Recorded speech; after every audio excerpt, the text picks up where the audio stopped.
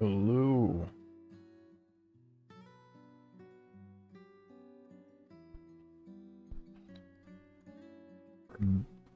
Back at it with the masochism. A lot of shit to farm.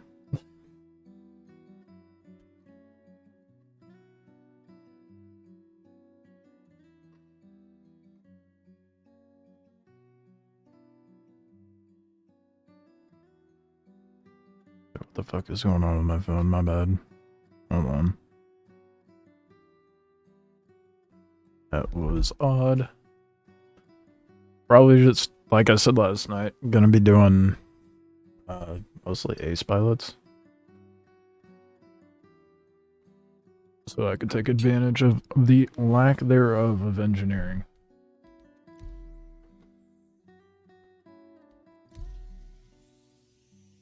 Damn, there's a queue too. Holy shit.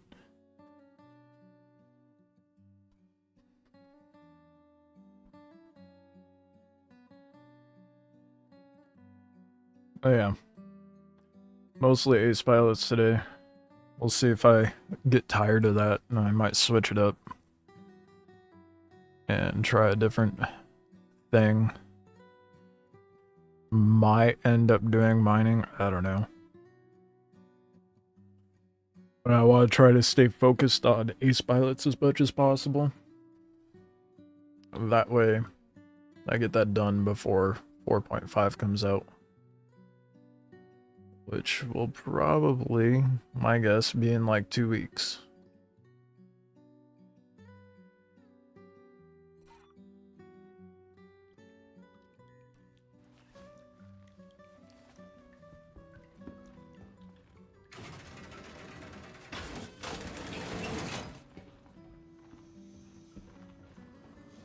Boy.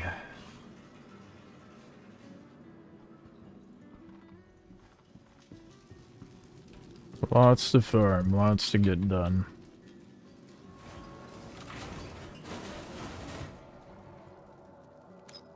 I didn't bother to check to see what everybody else's like stream titles were, and see like what other people were doing. Coulda. I probably shoulda. I don't know if I should have, but would have been interesting. See how many people are trying to work towards the Idris. I'll do that right now.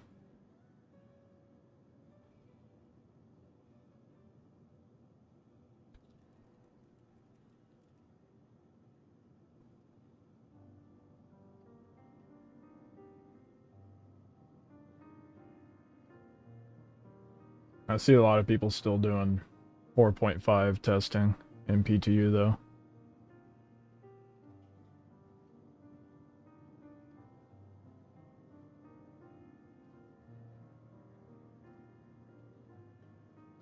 Oh, no, there is someone working on it.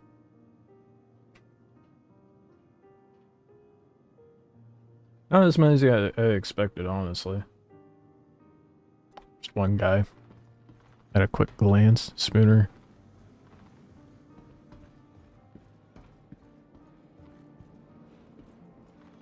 Yeah, Burks has been on PTU for like the last week. You can have fun with all that. I'll pass on that. I only have so much time. Rather waste my energy on getting the Idris. I definitely have no interest in being like, oh, the first to get the Idris. I just want to get it. All these other people are probably like, I gotta be the first one. It's content.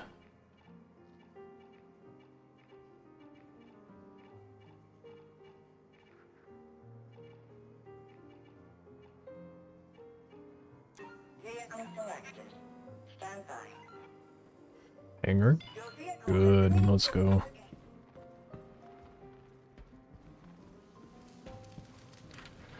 I'm gonna get the Polaris loaded up.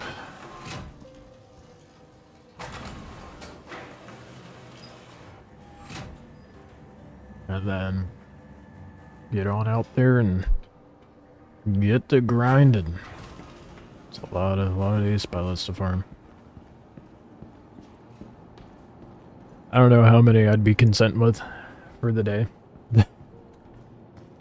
um, or how many to even expect.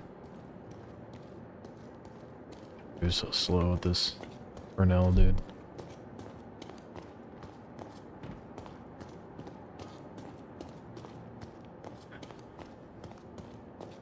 I think if I managed to get like... Actually, that'd be pretty sad numbers. I was gonna say if I get like 10 today,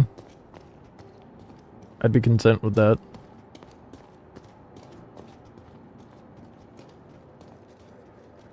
How the hell was my landing gear just sparking?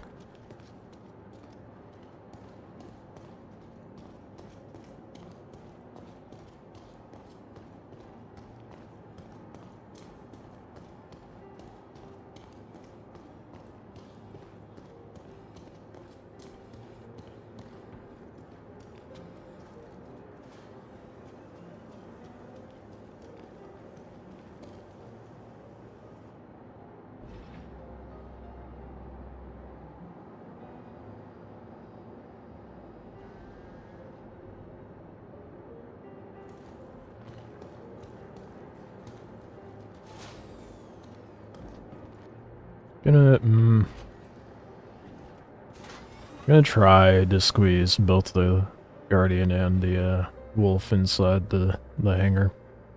I'll do the Guardian first. I'll see if I could squeeze the Wolf in there with it.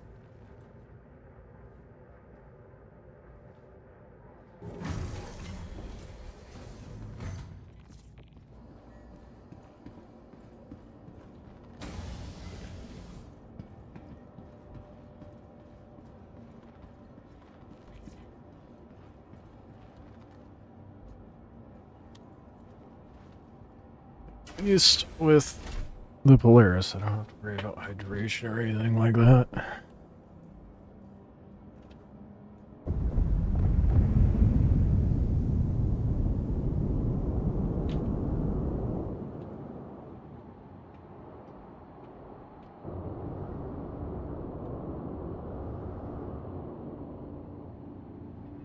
Is that high enough?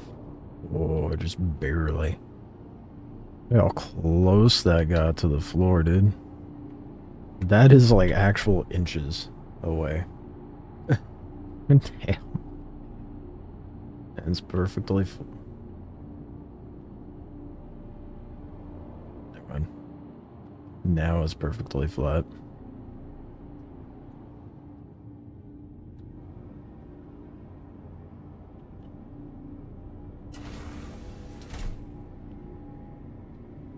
Alright. Open up the hangar and get my ships loaded. Be tedious. And hopefully at one time that I have to set this up. I'm gonna go double check that the hangar door opened just because I'm paranoid. I don't want to hop out and then not be able to get back in.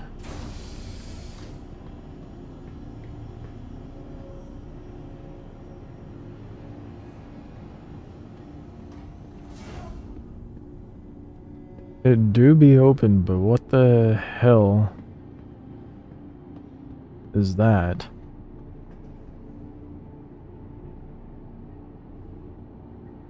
Oh shit.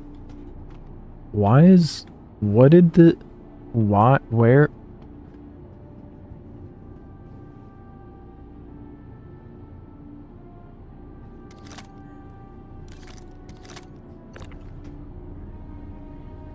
What is this? Why is it just pushing it? Why is it in my hangar, first of all, and how did it...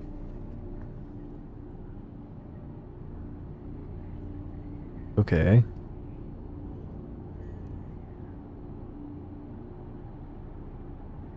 What? Chico Aura's PDC monitor? What is that even off of? Where did it come from?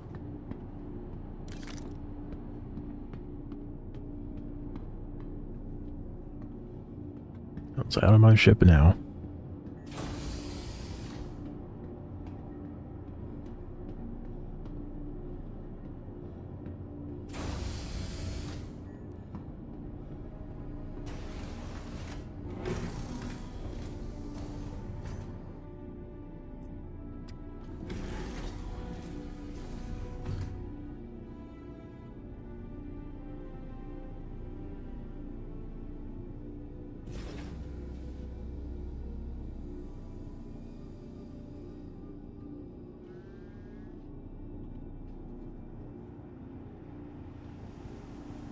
what a random thing to be hanging out in my hangar at Obituary.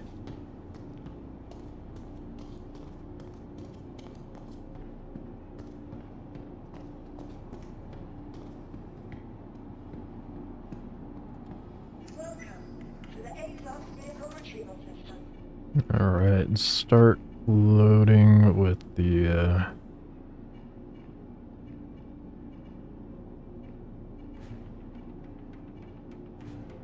Guardian.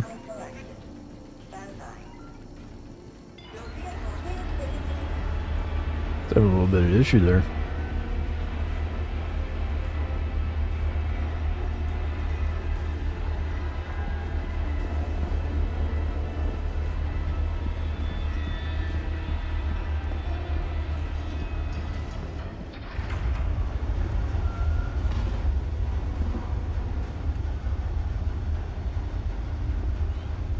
Oh, we have 49 helmets to go. And honestly, I have no idea how many medals. At some point, I should probably go to Levski and grab the medal, at least see what medals I have. I should for sure depot them at Area 18.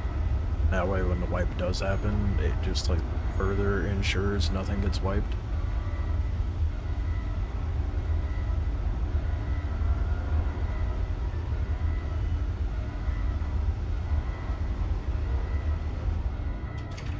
I think I have like 1 or 2 over at Levski. I'll just call it 1 for now. So I've got 28 platoon medals and 49 helmets to go. But since I'm going to be hyper focused on that, hopefully I only have to worry about doing that today. If it turns out that I mean, I guarantee I'll have to do ace pilots for at least a couple days.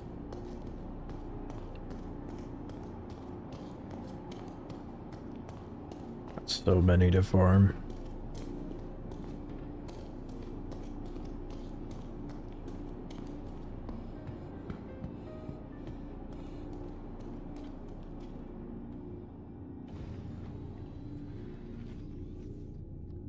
But I'm gonna do it.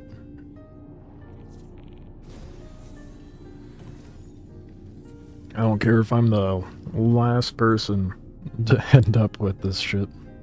I know there's gonna be a lot of people that end up with the Idris before I do, but that's fine. They can have fun with their race.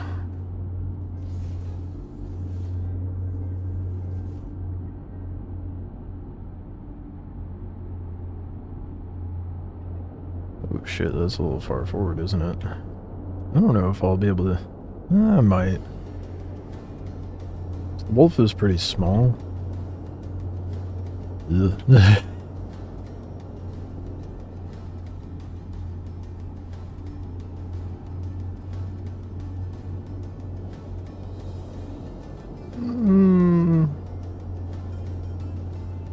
I think I can do it. I think I can squeeze it.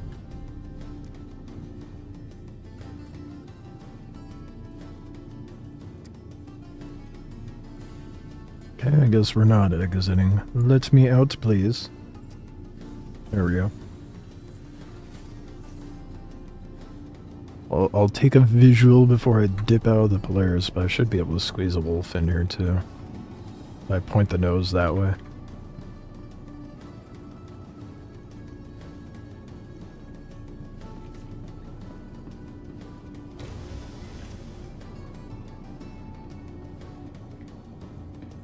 And then I will be good to go, and it'll be smooth sailing from there, or so I hope. Knock on wood.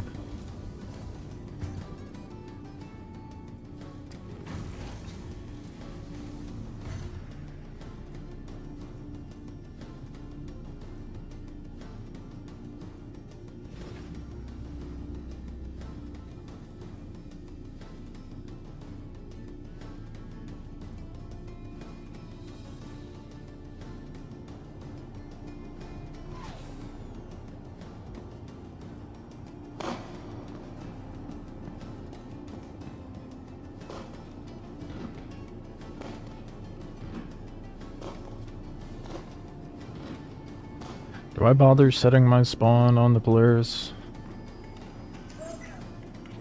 Or do I just keep it here at a obituary? That way I don't have to fly all the way back.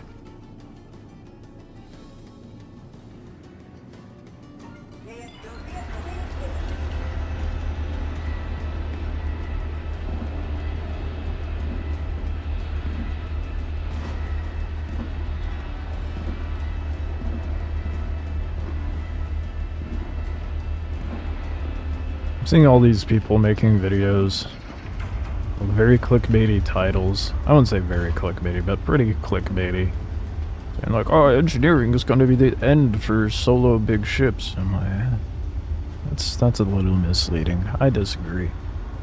I don't think it'll be the end. It'll just be a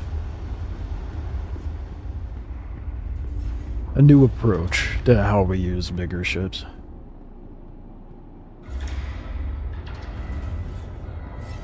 You can. It's just, you know, it's gonna be a lot more involved. And there's gonna be a lot more limitations.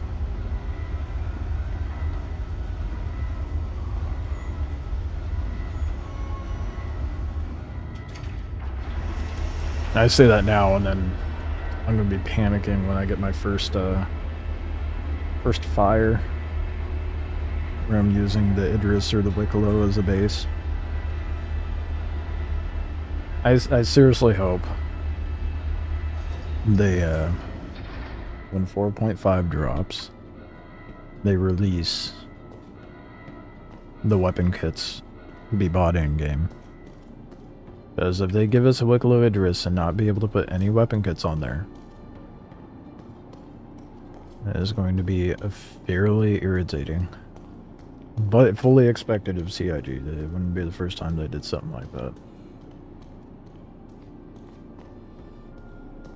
Oh, you farmed a Wikelo Idris. Now give us $300 so you can put a laser on the nose.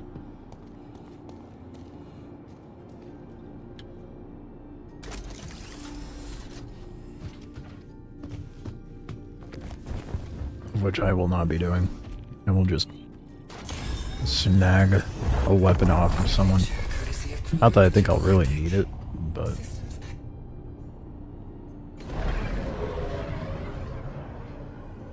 it behoove me to have weaponry on it, other than, you know, the manned turrets.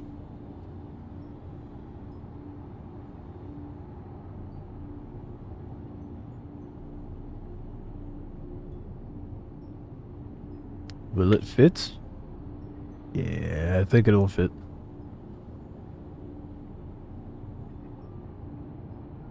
Oh yeah, like a glove, dude.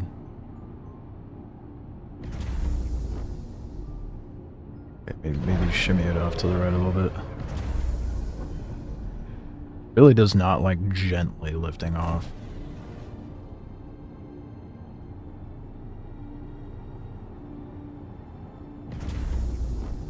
There we go, that's a lot better.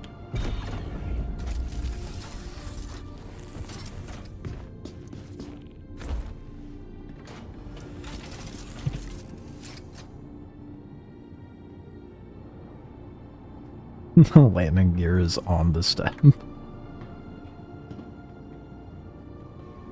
Look at that, there's even, I could even fit a golem or a salvation in here too, if I really wanted to. Wrong way. You remember the bridge is opposite of the switch for the hangar door.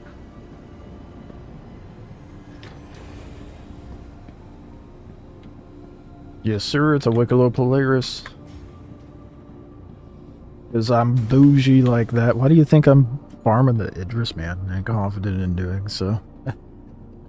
Wikelo Polaris, of course I have to get the Idris. I didn't spend $900 on a ship. I'm sure shit not gonna spend more money on an Idris. Put it in game? Hell yeah, I'm gonna farm it.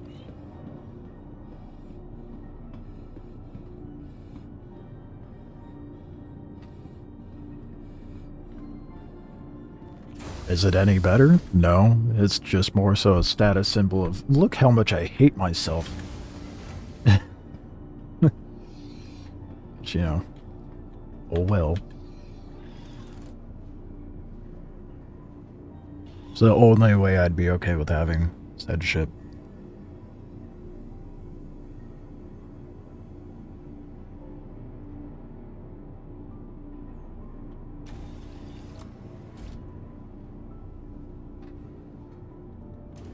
I'm excited for the Idris. I am not excited for how long this is going to take.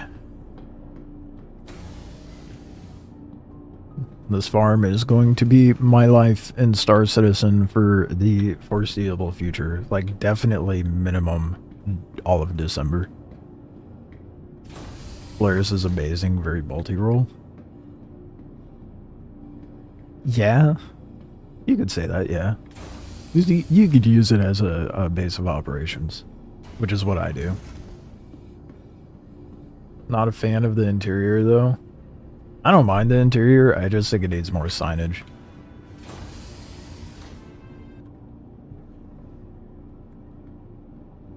It's very bland.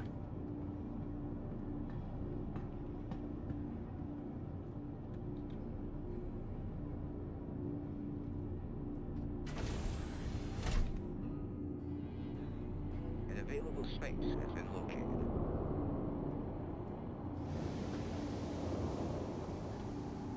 Yeah, I should probably have grabbed contracts before calling for the hangar to open. Whatever. Let's grab them now.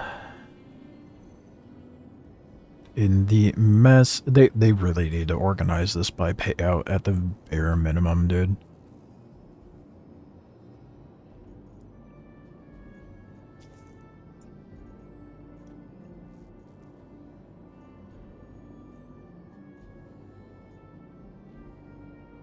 So I hate having to sift through.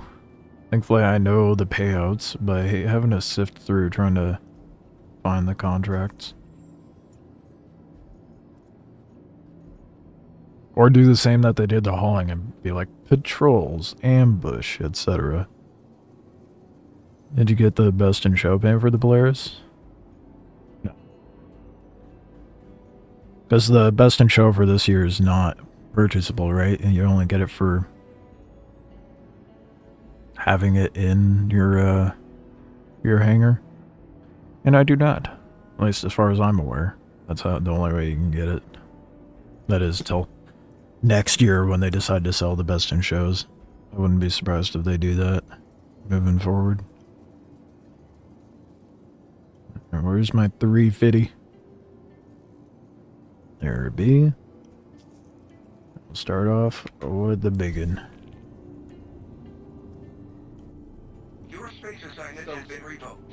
To acquire a new assignment, please contact EO Services again. A headhunter's gotta have eyes on our turf. I thought if you earned it in-game, you still get it. Nah, we're talking CIG. What do you mean?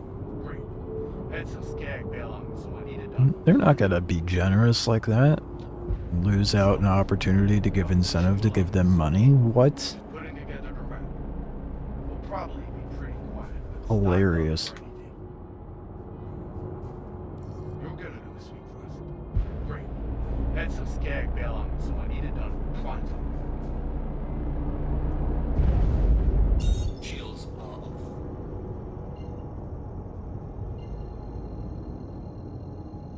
I kind of wish, though. I mean, I prefer the Wikelo paint, so it's not like I had to put it on, but the best in show paints are pretty sick.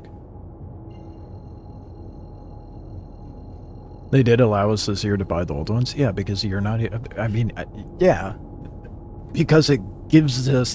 But there's no longer an opportunity to get the best in show paint. The old best in show paints, right?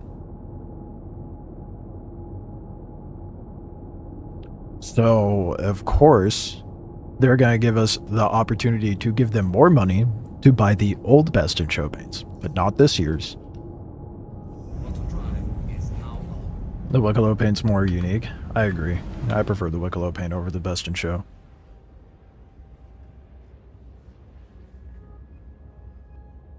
This was the first year that they ever did this? Yeah, I know.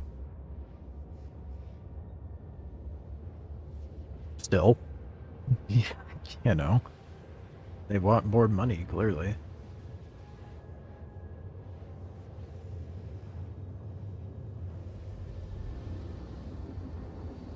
CIG is trying to do everything they can to rake in more dough. That's all there is to it. Oh, look how gracious they are to allow us to buy these paints now. It's a very much not the way I'm looking at it. The way I see it is like, oh wow. They really are trying to scrape for more money. I mean, with the weapon kits too. I don't fault them. It doesn't upset me. I'm sure there is some Spectrum thread though, where someone's like, oh, I spent $1,000 for this ship paint. Well, obviously that's an exaggeration of money spent. But someone is probably salty somewhere, thinking that they had exclusivity to that paint because they spent money. CIG pissed off a lot of people selling those. Called it. Called it. If people just... the people in this community. So you rather them just only give the owners and not allow a cheap micro versus... Did I ever say that?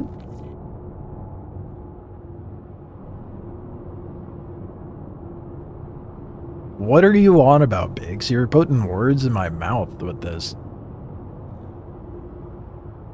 All I said is it's another opportunity for them to make money. I even followed up with that by saying I don't fault them for it and it doesn't upset me. What are you on about? What? Like, what? At no point was I like, why the fuck are they doing that? No, I'm just saying that people are going to be salty. Like, that is such contrast and in confliction of what I was just saying. I don't give a shit that they're selling the best in show paints. I'd much rather that. I'm just talking shit. Because now they're up for sale, and I don't care about this year's best in show. Like, what? I don't even know where you pulled that. I don't... Okay.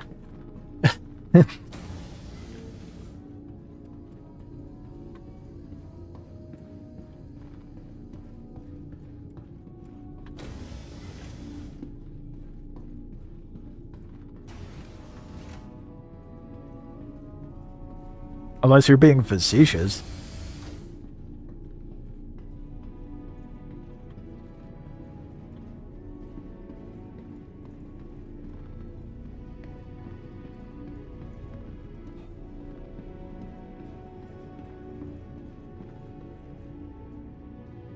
Those paints were never hundreds of dollars unless you bought them on gray market. How else were you able to get the paint though? To spend hundreds of dollars on ship. To have in hanger so you were given paint. I.e. paint being hundreds. Now that is no longer the case because they are selling them, which I think is perfectly fine. I think it makes sense for them to sell previous year's best in shows and only have the current year. Although, you know, again, someone on Spectrum is going to be upset about it. You don't consider that a paint cost?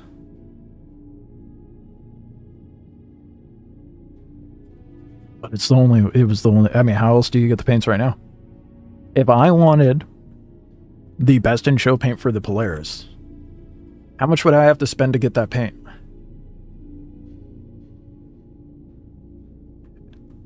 I hate to say it, but Scott, you're using girl math right now. Because I can earn the shipping game.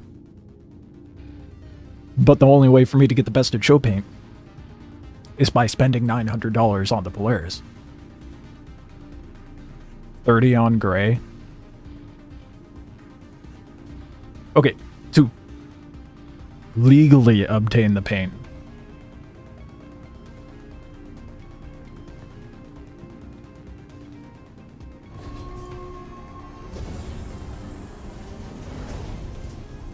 I'm not taking gray market into consideration because that's not CIG. That doesn't count.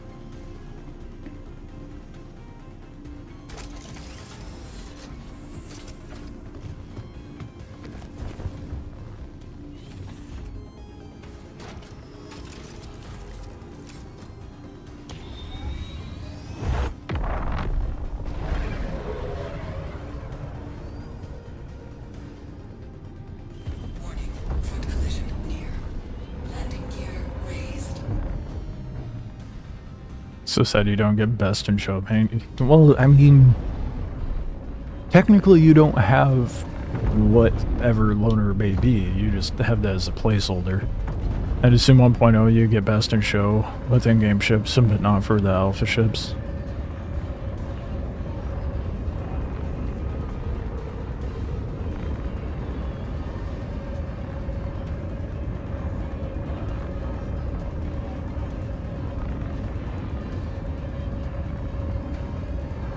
There's a reason AUEC and not UEC. Well, yeah. Yeah.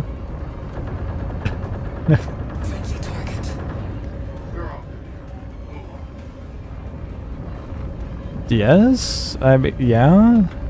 The Bakes, you kind of on one today. Yeah. I mean, no one's in a disagreement with that.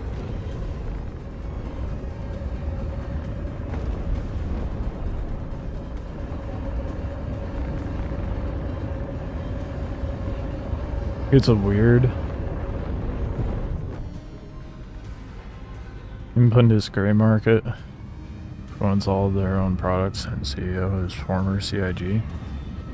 Inbound. Well, I mean, former CIG doesn't count, so still not CIG. Someone just saw an opportunity and ran with it. Push on, okay?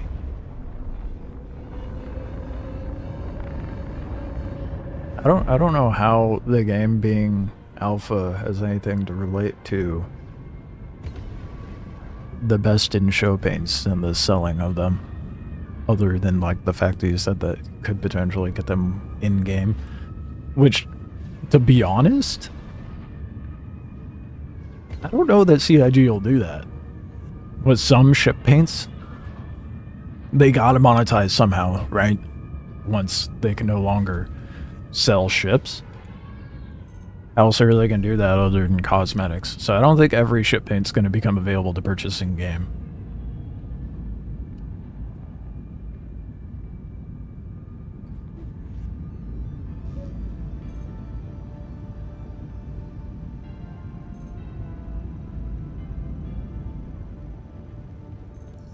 Let's keep it rolling.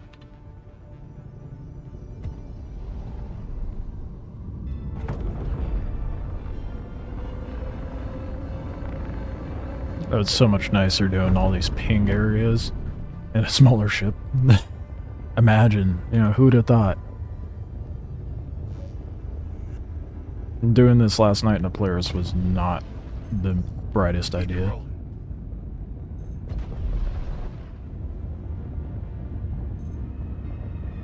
He needs to buy paints when we'll be able to customize our own, like CIG promised.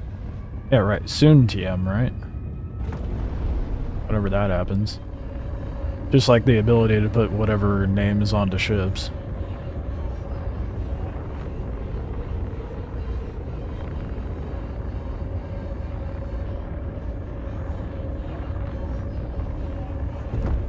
Only do that with real money spent ships right now.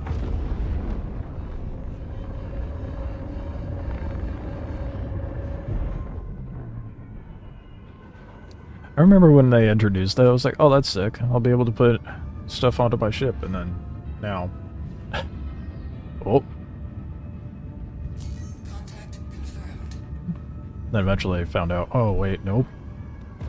It'll be available at Cousin Crow's eventually. What happened to my pit? Oh, I'm not targeted on it, that's why. That was all our scans.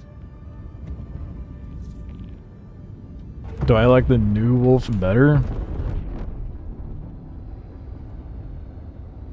I'm not picking up anything. I wasn't tripping. Hold up.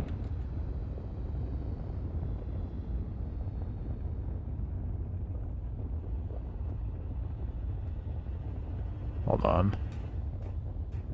I thought I was tripping yesterday when I was looking at the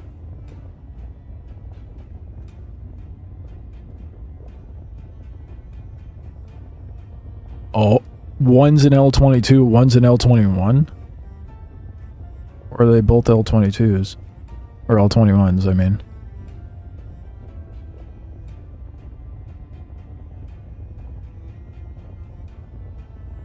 I gotta look at the L21 again. Hold on, I'm gonna look at the roadmap. I like the L22 better from a design standpoint. Oh no, they're L21s. Yeah, those. Yeah, they're L21s. Never mind. Don't mind me. But I like the new Wolf from a design standpoint. I mean, it doesn't have the fin. The wing on the tail looks better. Handles better than the L21. Granted, you know, it's slower.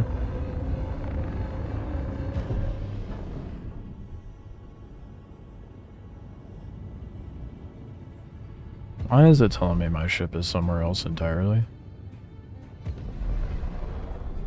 Oh fuck, it's doing one of those things today.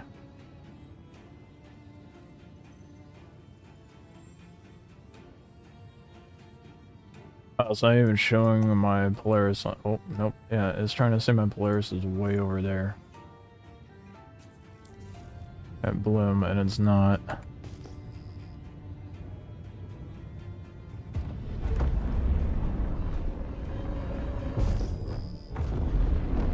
They really gotta fix that shit, dude.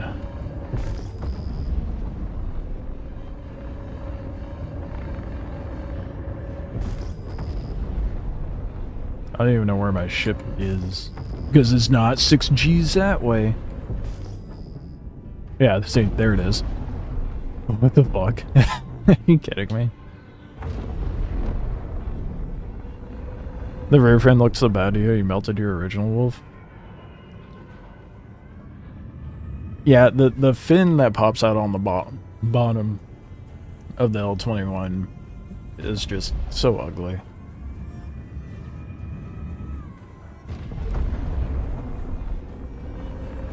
Clearly by the mass amount of people that were like, yeah, I don't like that. And then they released this without a fin. I love that in the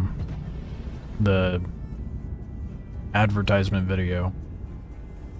They were like, yeah, we reduced the fin, and it went from fin to bump on the bottom. I'm like, yeah, right, reduced. Okay, that's an interesting word for remove.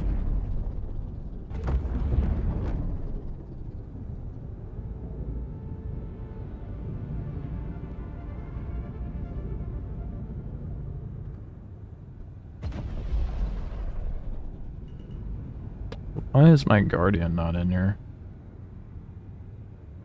Bro, what?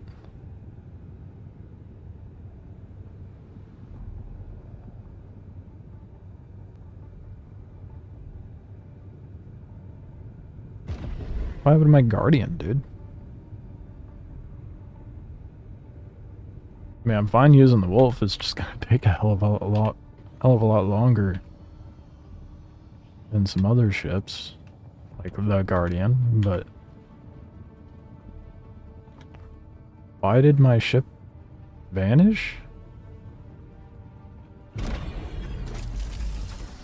Wikelo took it. Yeah. It's the Polaris tax, I guess.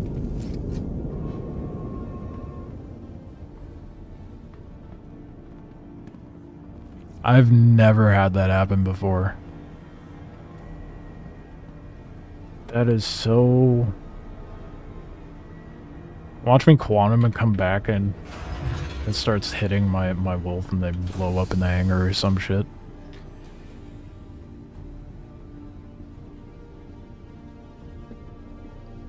Wonder about Squadron 42 launch. It said that completing the campaign will reward you an F8. Yeah, and UE credits for PU. Does that mean it'll be a new way to get a starter pack?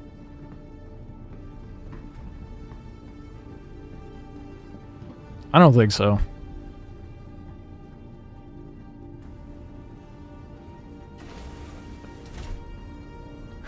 I think it's just a reward for those who play Star Citizen as well.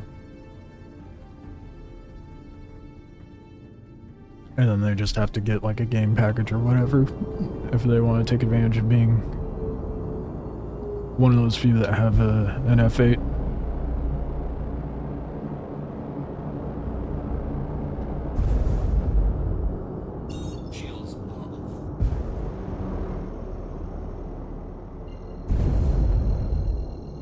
Which I don't have an issue with. I mean, they are selling 2 games. Just because one gives you a reward and another one doesn't mean you should get a free game package.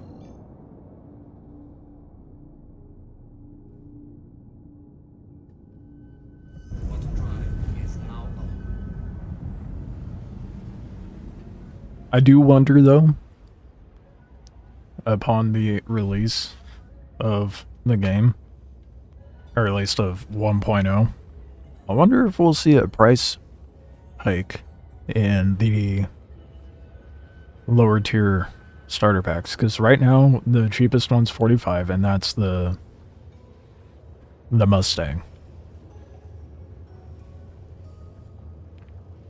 If you look at the other starters, like the Cutter, the Salvation,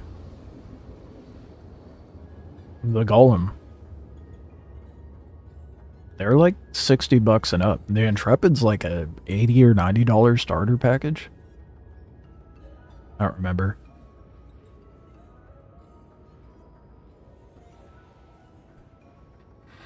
So it does make me wonder about overall price points.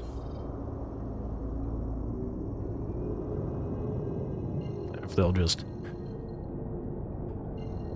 keep, yeah, the Mustang and possibly the Aurora at a $45 price point for people to get into the game, or if they'll do a price hike.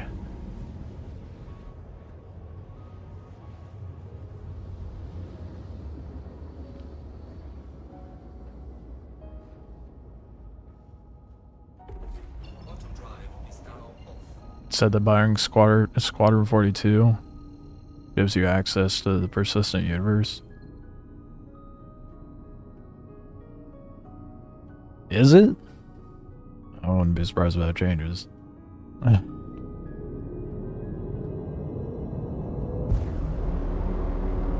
don't know if that's like kind of a whatever floats their boat, man. If that's how they want to do it, more power to them. But I wouldn't hold my breath.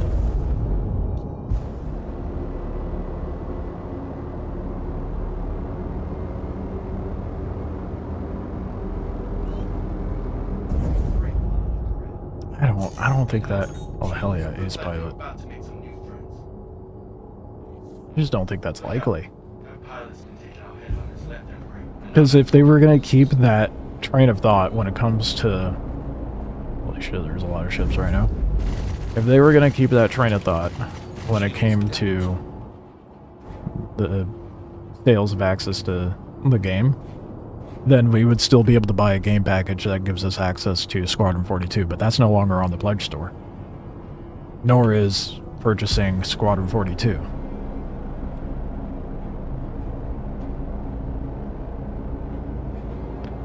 So I feel like that's tentative. I don't know if that's will remain that way.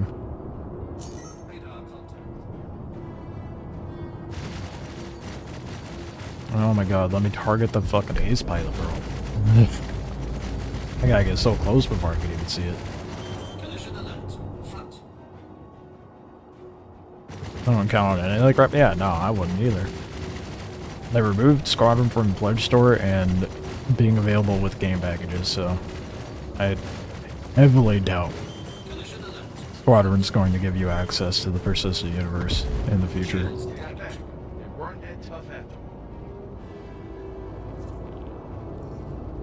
I hear those Ace Pilots sometimes carry Wikelo. Collision alert check. Body before you break down. Collision alert. Front. God damn, something is behind this ship just lighting it up. Let me go get my Ace Pilot. Maybe they'll sell 2 packs on it. One with single player only. The other with that. I think there's 100% going to be a bundle when they release Squadron 42. They'll have like a discounted bundle where you get access to both. They're like, instead of spending $100 collectively for the two, you'll spend 90 or something like that.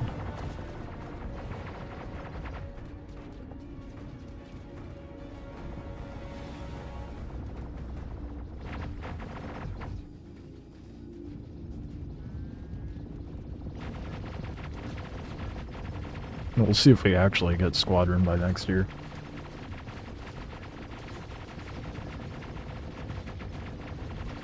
Oh, please don't shoot me. Oh, man. A lot of that spray hitting real close to me, dude. We're just gonna ignore that hammerhead for now. And I'll quantum out and then back in. But let me loot. Oh, damn. Not the battle I wanted to see. That's fine.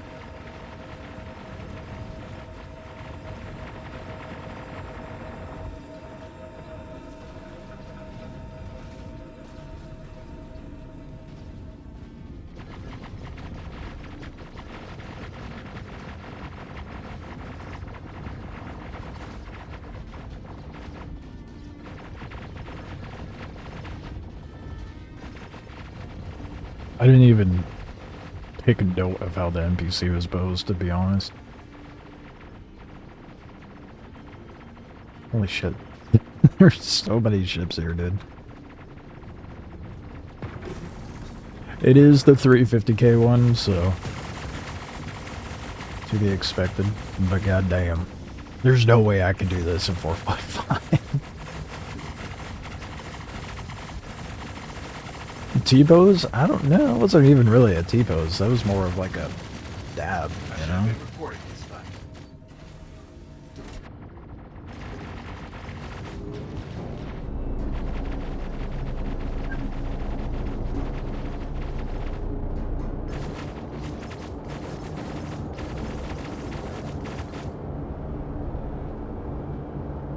God damn, the hammerhead is lighting me the fuck up, dude.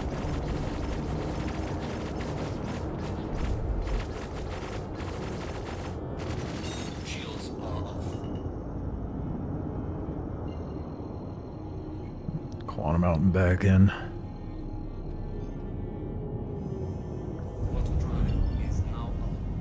There's a big chance we get Squadron 42 before GTA 6. That's what I've been saying, dude. I don't really care about GTA, but with how long it's been delayed and the amount of times, like, I honestly think if we don't get Squadron before, we at the very least will get the same, both of them at the same time.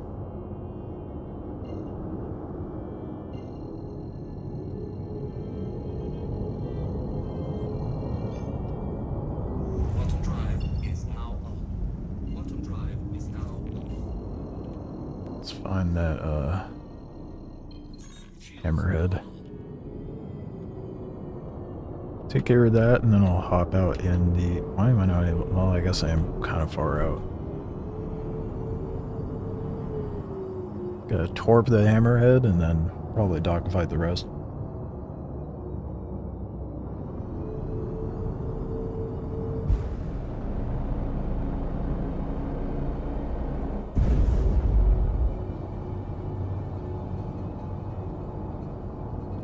If Squadron 42, that one doesn't make a lick of sense. What? If Squadron 42 even has a little bit of open space gameplay, it'll replace Star Citizen for you? First of all, I don't think it will. Not nearly to the caliber that Star Citizen has. I think it's going to be a very guardrailed storyline that we're able to go experience.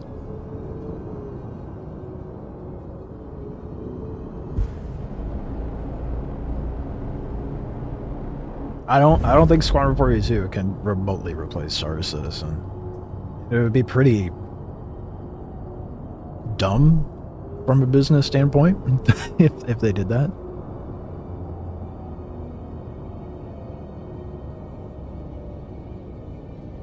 It does. You backed CIG for Squadron 42. Star Citizen was an afterthought. I don't see it having that. I don't think it'll be the same flavor. It's not going to be the same caliber whatsoever, I don't think.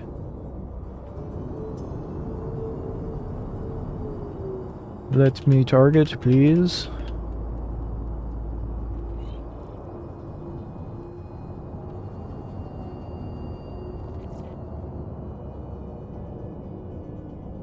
Can't see any of the ships from this far either. Oh.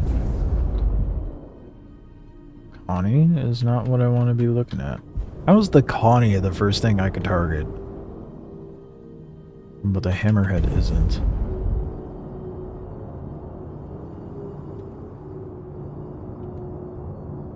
This is one stealthy ass Hammerhead. What the hell?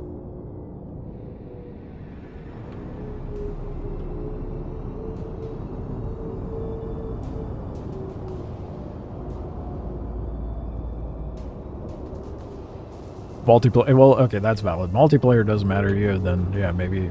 There we go. There is the one we want. Let's go torp it up.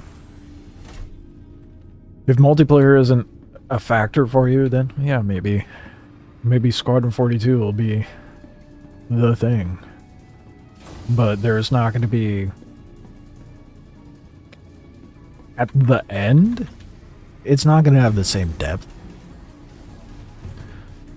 I think it's going to be more of an introductory thing to the Star Citizen universe because, I mean, have you looked at the sheer amount of star systems we'll have available? Let alone the lore that is trickled into the game via... I mean, look at the narrative stuff we've gotten this year. I think eventually it'll have more depth than Squadron. Eventually.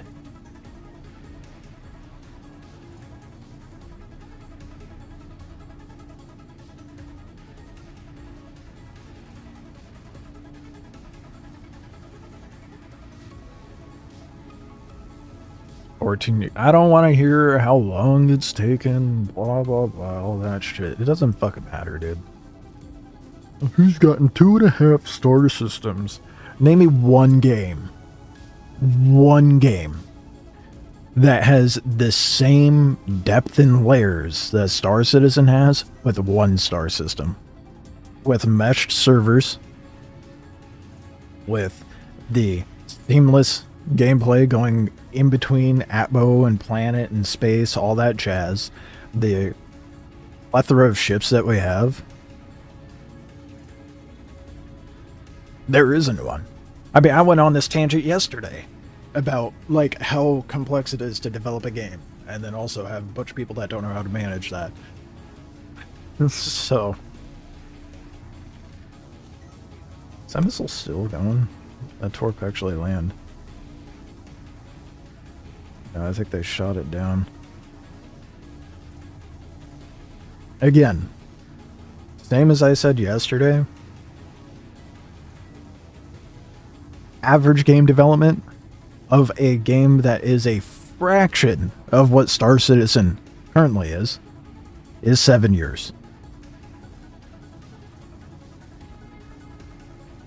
So the fact that they have what they have now with mismanagement, 2.5 star systems, I don't think that's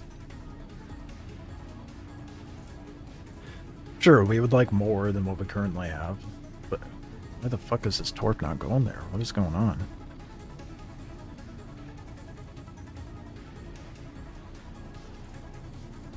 It could be waste so many torpedoes. I'm saying that systems in a single player game like Squadron 42 would be good for you. Yeah. And that's a completely different... That's a whole different gambit of things to deal with. You say 14 years, you bring up the length of the time, while they're developing 2 games, mind you. It's just not targeting the fucking ship, bro. What the hell? how...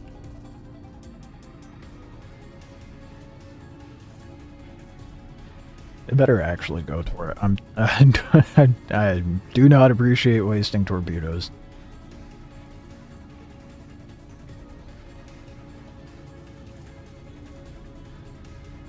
Okay, cool. Lovely. Alright, yeah, that's fine. That's cool. Just torpedoes aren't locking. That's fine. The fuck is that, dude?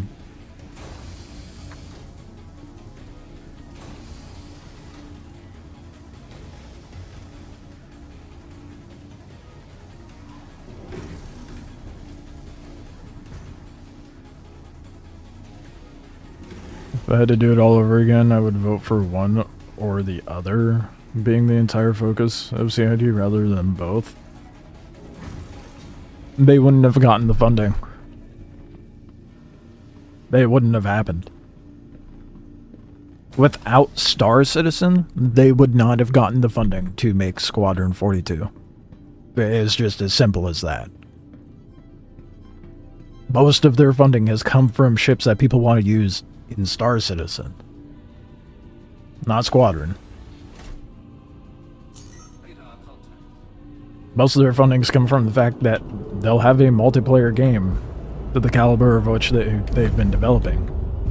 Not Squadron. Squadron's definitely a big factor for people, but the biggest draw for money and people's interest is Star Citizen.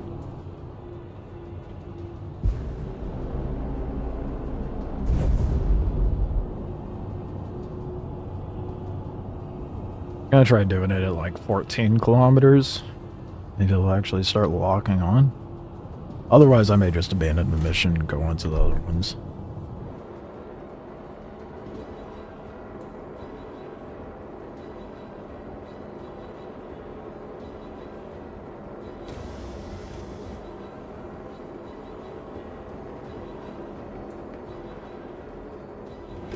Better start working.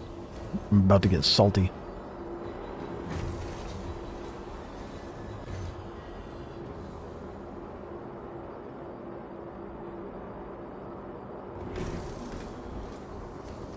As far as we know, only Star Citizen devs are able to get funding. If they want to. Oh, we actually got targeting noise. I don't know what I'm targeting. Is that the hammerhead? It is the hammerhead. Please, actually hit the hammerhead. Oh my god, it's doing it. I'm also going right for an asteroid. That's not that. I'm gonna follow my ass, dude. We're for sure hitting that. Well, something blew up. I hope that was the ship I was aiming for.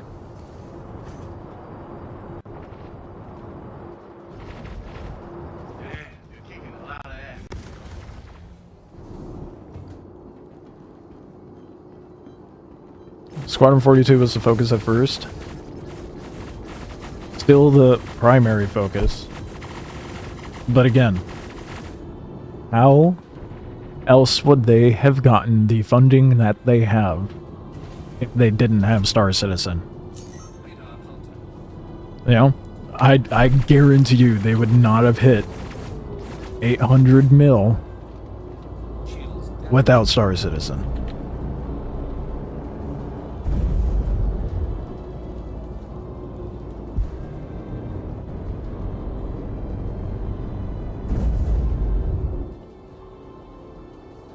I just want to make sure the hammerhead's gone.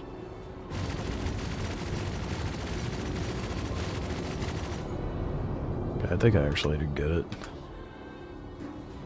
Alright.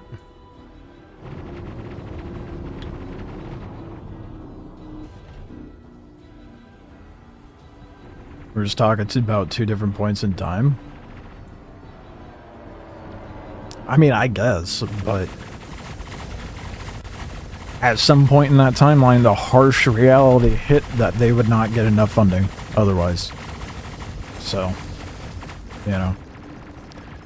To then be like, oh, I've been waiting 14 years for Squadron 42, but it was a necessary evil for them to put some priority into Star Citizen's development to make funding. I mean, it's still the same conversation, regardless. Not to mention Star Citizen being like the brunt of the testing field for them to produce Squadron 42.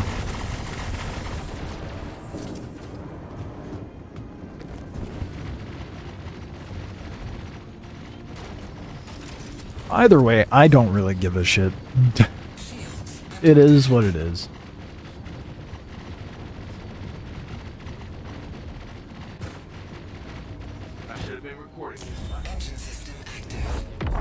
The Connie just crashed. That's hilarious.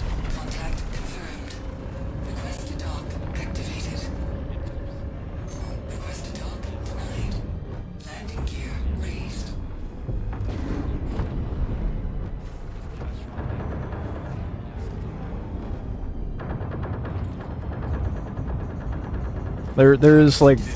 There's just no sense in making it, like, wasting the energy to be upset about any of it, or be like, I want this. You know, it is what it is. Development's gonna take the time it takes. I couldn't care less about the finer details as to what's going on. In regards of, like, whether we should have Squadron 42 or whether they should be bothering with Star Citizen. Speaking of different points in time, the campaign of Squadron takes place in 2945, 10 years prior to the current year in Persistent Universe. That is true. And I think that's, you know, going to be the prologue to what we have at our hands with Star Citizen. So, to further that conversation about, you know, depth and story and a rich universe, all that jazz, they coincide.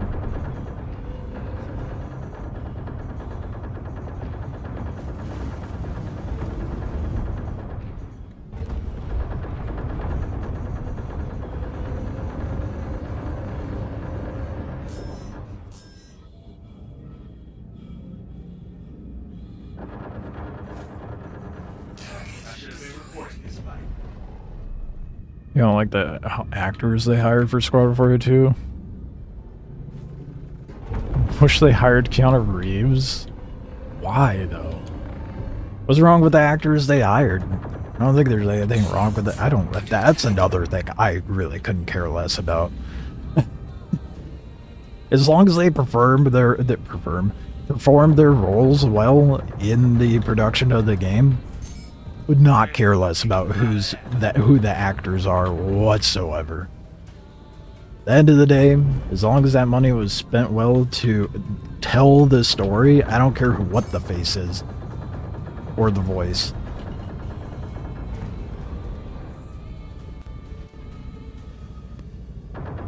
But that's also coming from someone who doesn't really watch or care about TV shows or movies.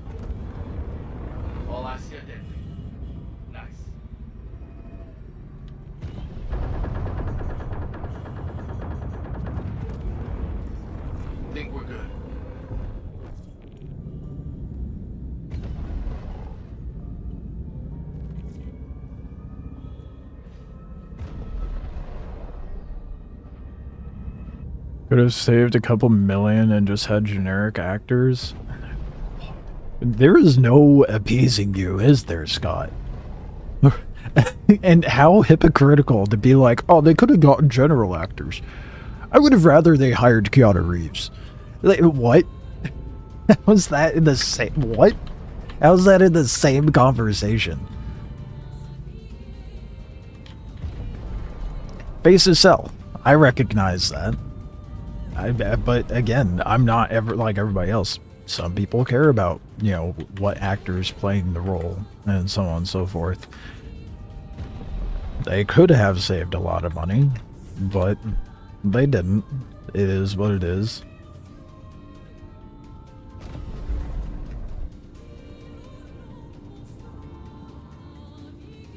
It's just, yeah, okay, then what, we can't have banter? you can be sarcastic all you want. I'm gonna talk shit. You said it. But, I mean, like you said, it's just chat. Banter is allowed here.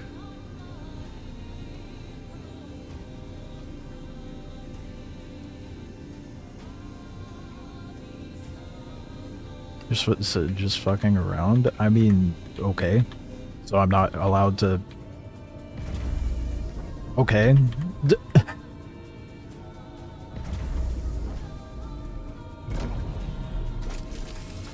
Oh, alright. I don't see how that doesn't go both ways, but alright.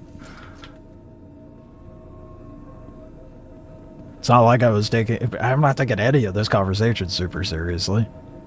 I mean, don't take my theatrics to heart. Chris was lucky he got all those actors during their lull.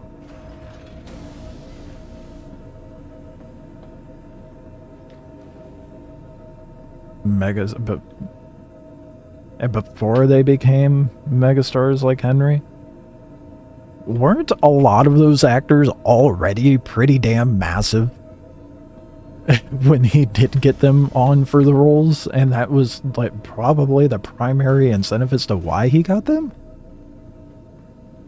I don't even know who the fuck Henry is. I'm gonna be real. That's why I said most. But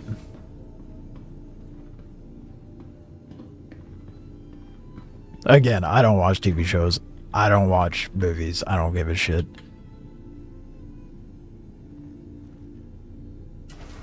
Your critique is the actors are so lethargic, it's hard to watch. Watch what? You haven't seen the product yet. You've seen little teaser trailers. Little teasers. How would you... What do you have to go off of that they're lethargic? And it's performance capture. What? Collision alert. Front. Collision alert. Fly. All others made their names way before. That's what I thought.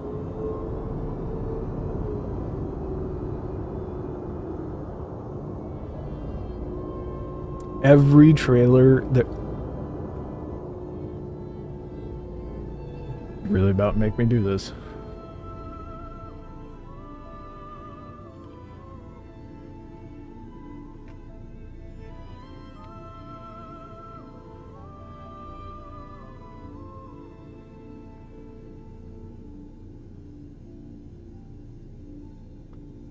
Trying to find...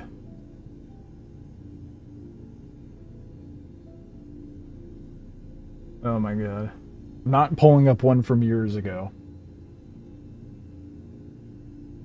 We're not going to watch the whole thing because it is... I'm thinking of the I Held the Line video. Because that's probably the most representative of what we have to come.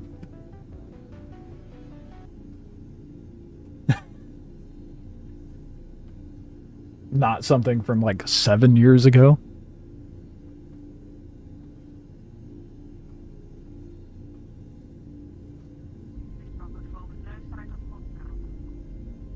Where's the jump ahead go?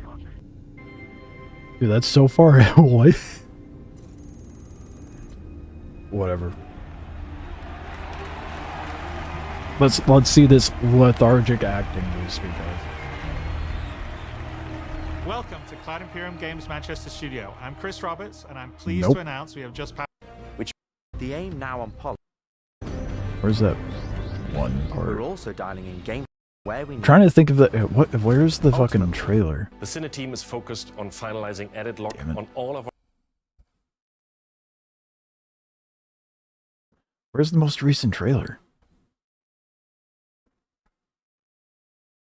I don't want to watch that whole last 26-minute video of that shit.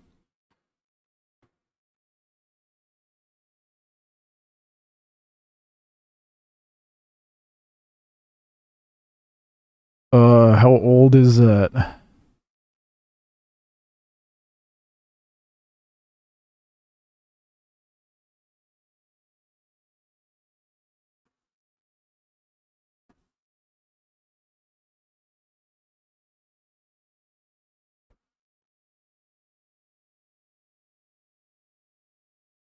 They did the mocap for Squadron 2 before they made a comeback. Tell you what movies, TV shows it did. Imagine if we had Admiral Shane Gillis just sitting there. Dude, that would be hilarious. Can you imagine Shane Gillis in any bit of Star Citizen or Squadron? That would be diabolical, dude. I'm trying to find the trailer I'm thinking of that was most recent.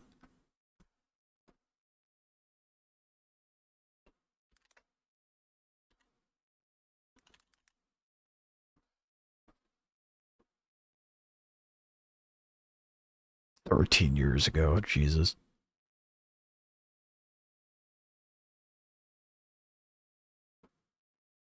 "7 years ago." Where's the one? Is it in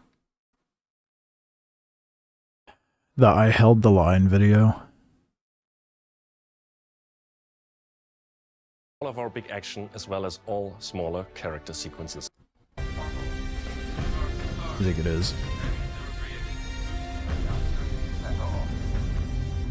Okay, I think this is the part that I was thinking of.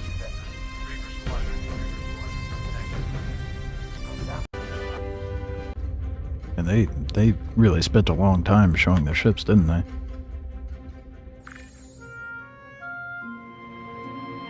I know I just wrote you, but a couple of hours ago, proximity sensors on the other side of the jump got twigged.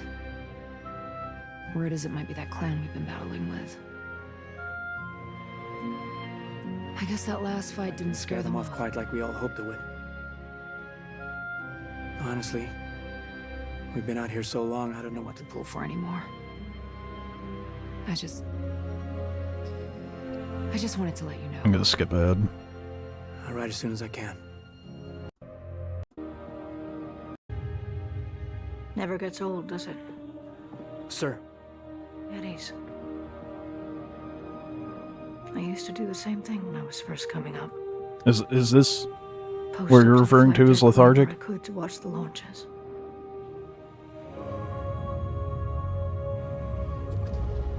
Have you seen the F-8s up close? No, sir. The thing's a beast. Nimble, too. 12 maneuvering. This is what you're referring to as lethargic. A very casual conversation between two people that's giving... Okay. Thrusters and 3 mains, it sure sounds like it. Sir. Do you want it to be like anime? What? Like, I don't... Captain McLaren to the bridge. Captain McLaren to the bridge. It's whispered and cringe as fuck. You said Expedition 33 was too emo and bad. I don't care what you say. I saw you apply to the Flight Academy again. Yes, sir. Keep your head up. It's not even whispered. Took me a couple times before. They're using their inside voices. Thank you, sir. You want... What do you define as good at... Dude, you boggle my fucking mind. You boggle my mind. I don't... You were like...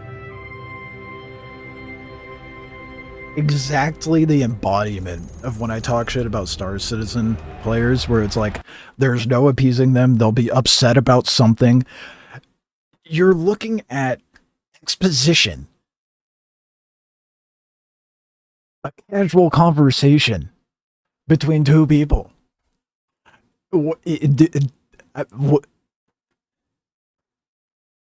Instead of someone being like, what? You want them to be like, naughty? Like, so fucking exaggerated, like anime? Like, what are your standards? Different standards. Yeah, you don't have to tell me that twice. Can't even fucking play Expedition 33. I'm done with this. What? No, just better at... What was bad about that? Had an ex that had these kind of standards. What about that was bad acting? Because that looked like a normal fucking conversation to me, which is what that scene was. So, in what world is that bad acting? Unless you're trying to get them, like, super exaggerative anime-esque.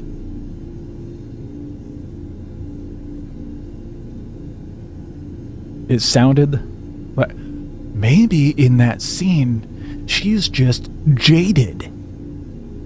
You know? About to lapse into a coma.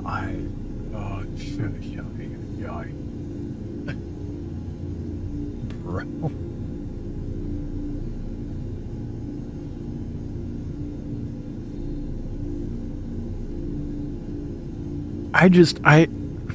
It sure sounds like it.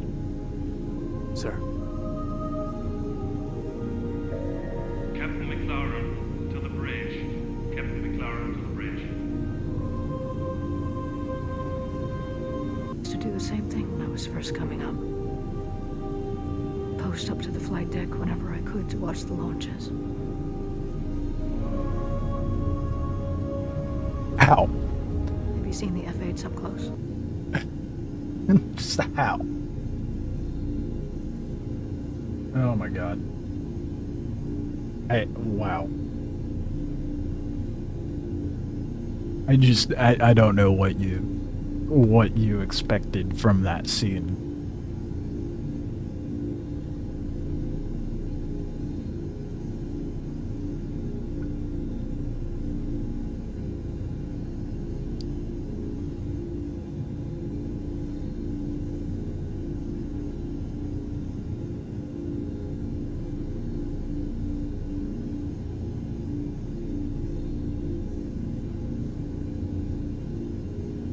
So now, it's not bad acting and it's bad graphics.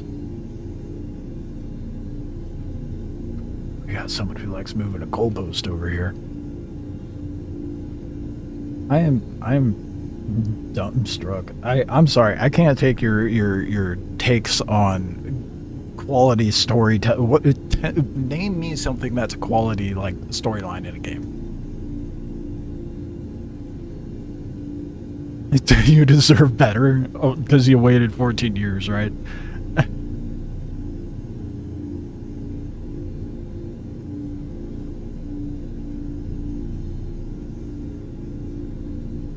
don't know why I think it's cringe, man? That's how it hit you? Well, that's not a reason. It's bad because just is. I deserve better because I've waited X amount of years. Give me an example of like what good acting is within the same realm.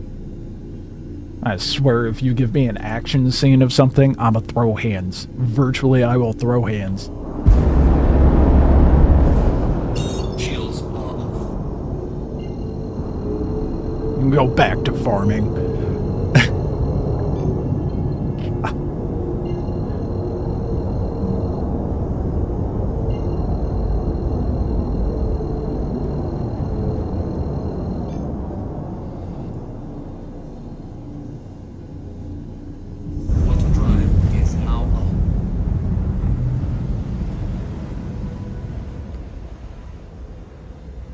You're gonna give me an aneurysm, bro.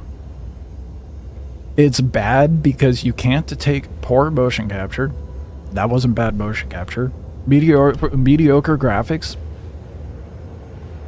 What unworldly standards do you have to expect? Well, I mean, considering the money they put in, it could be better. But they aren't mediocre by any means.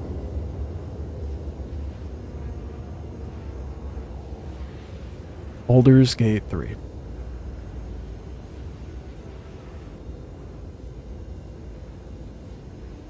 Oh boy. You can't tell. I mean, sure, voice acting was good in that, but the casual conversations, if we want to go spade for spade here, are just as on par.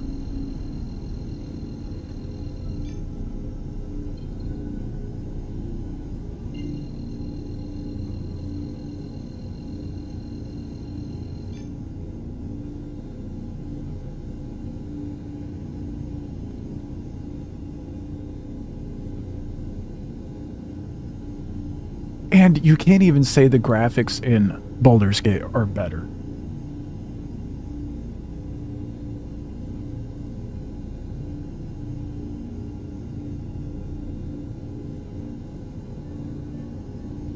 Oh, there's so much fucking... Okay,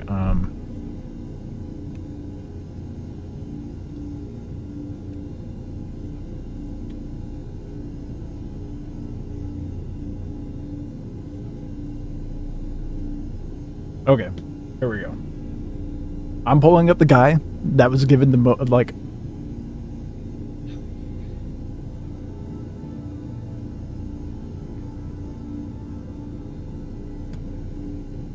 Oh boy. We really going through all this right now.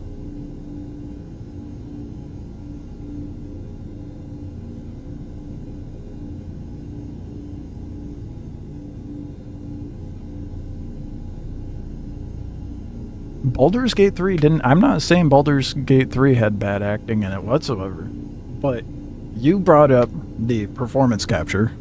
It's not just motion capture, it's performance capture. Once you include the face, it's performance capture. The graphics...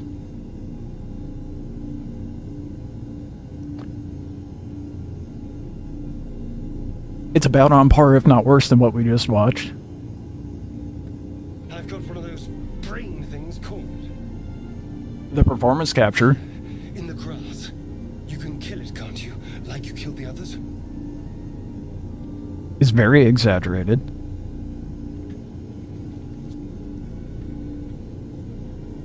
Look at that porcelain doll face going on right now. No emotion. Shh. Oh, there we go. Not a word.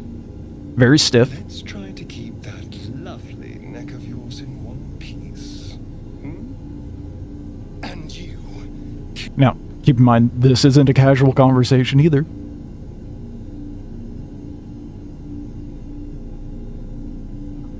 Dude, I swear, you're just trying to piss me off today or something. You gotta be rage baiting or something. You gotta be rage baiting. The goalpost just keeps moving. The second I point out something that's like, well, what about this? You're like, ah, but I was actually just talking purely about the acting, not the motion capture. But then earlier when I said the acting isn't that bad considering the scene, you're like, oh, maybe it's the graphics and the motion capture I don't like in combination with that. When there's nothing actually wrong with it.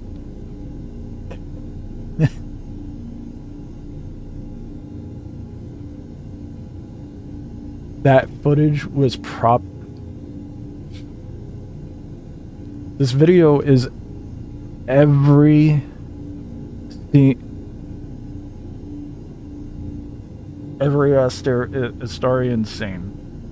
And to say it's from no, that is just how it looks in its current state. I know that because I played the game recently. I was playing it like a month ago. It's not. I'm moving on. I am going back to killing ace pilots. I am so at a loss of words with you right now.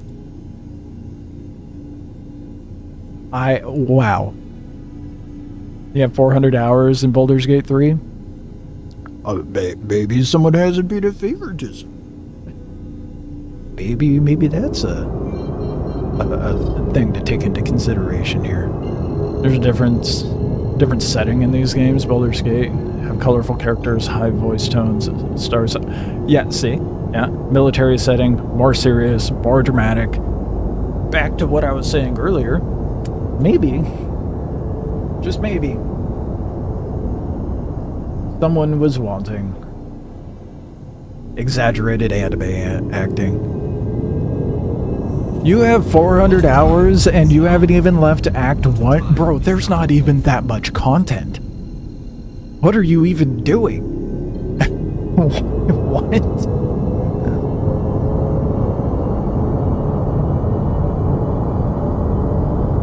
There is no way. It's cool to see you defend a single-player Squad 42 so hard, man. Much appreciated. And you try to say you're not rage baiting. Yeah, okay. I'm defending it from a motion capture and 3D artist perspective at this point. That's what I'm at. Knowing the process, knowing like what goes into making those models, those characters, motion capture ready, etc. Like that cinematic from Squadron 42 looks a hell of a lot better than what we were given in Baldur's Gate 3.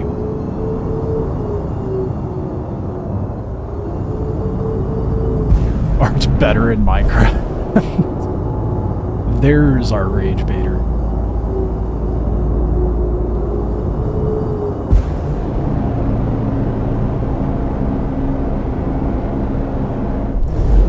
You started like 20 different characters. There's so many iterations to the game, still finding new stuff. Finish one of the playthroughs. What? Yeah, there's like you can do like 100 different playthroughs. I get that. Finish one. You know. Man, still in Act 1 of Baldur's Gate. That's crazy, dude. Oh, shit. Oh, back it up.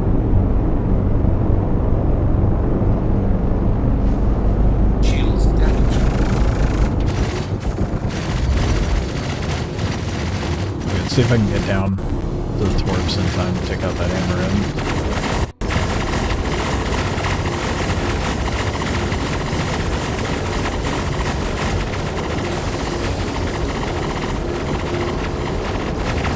If not, then I'll just quantum out and come back. Man, you had me out going on such a tangent. This is turning into a hell of a scrap. Audio coming out, that's fun. I'm gonna go on such a tangent. I'm at 50% hydration and not even having finished one. This is crazy. Going on tangents like that is gonna make me take way longer. Let me get this done.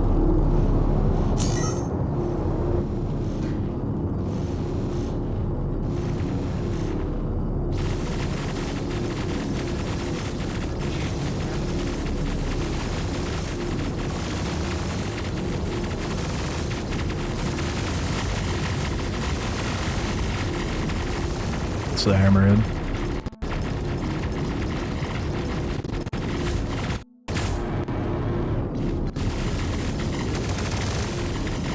Oh, come on. Why did it veer off? Oh, that's some bullshit. Alright. I'm just gonna walk on back in. Why is the audio get like this only in the Polaris, dude? I was doing this in mix too when it first dropped.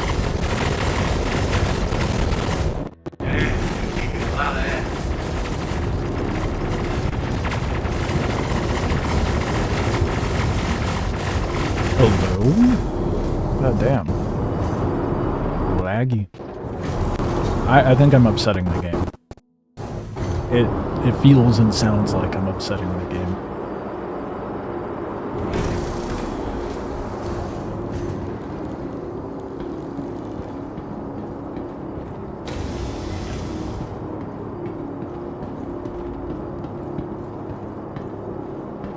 I'm just gonna ignore that most recent message in chat.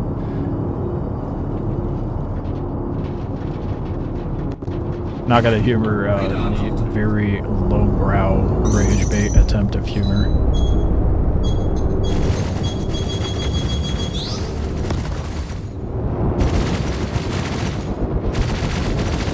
Not gonna bother with missiles either.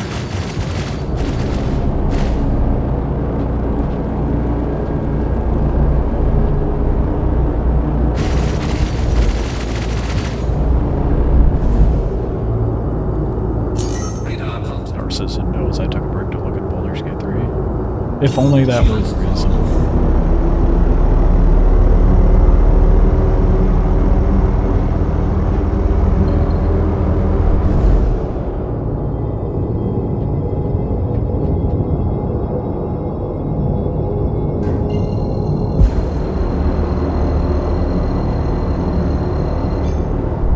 Quantum drive is I'm not talking about you with rage bait, Scott. Oh my god, no, I'm not being serious. My goodness. I love that, like, and it's not just you. There are people who are like, oh no, I just...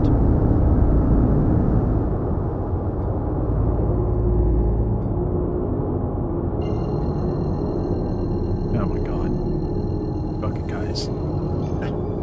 There's been multiple people where, like, they start, like, taking jabs with me, and then I like, call it what it is, or even, like, take jabs back, and they're like, wow, man, not cool. Oh, are you serious? Man, why are you so sensitive? I wasn't being serious. Okay, alright. I'm as the streamer, I'm not allowed to be facetious.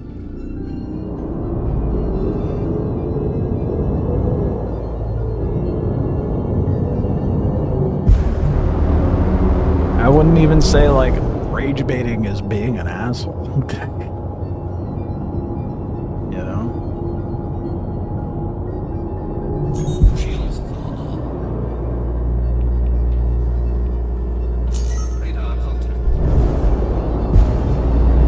You know, these targets are going to be way too spread out now. I'm going to spend ages trying to find them. Since I already got an ace pilot from this one, I'm just going to drop it and go to the next mission.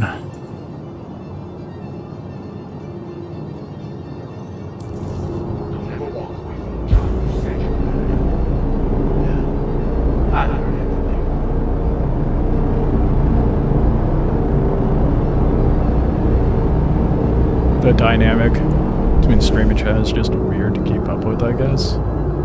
Video can be. Not sure in, like, what sense, but I suppose that's valid.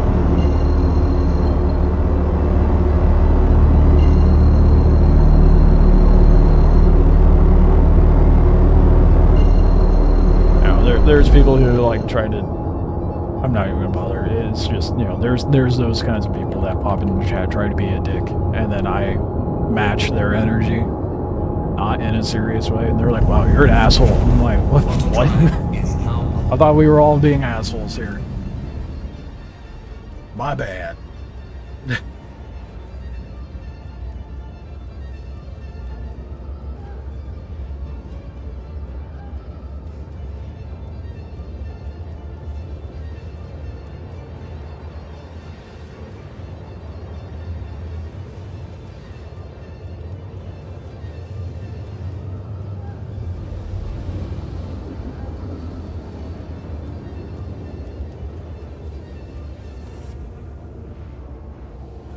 That's more so what I refer to when it's like, as a streamer, I'm not allowed to be a dick.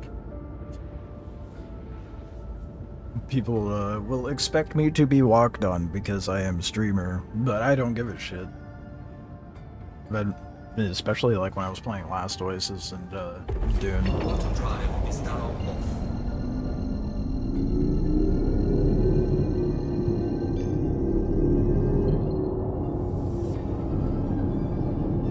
Right, he pretended to torch you a new one. I wouldn't more. It wasn't that bad. I didn't tear you a new. I gave you shit. I wouldn't say tore you a new one. I don't remember at all when and all everything was said, but I do remember giving you shit though. Auto drive is now off.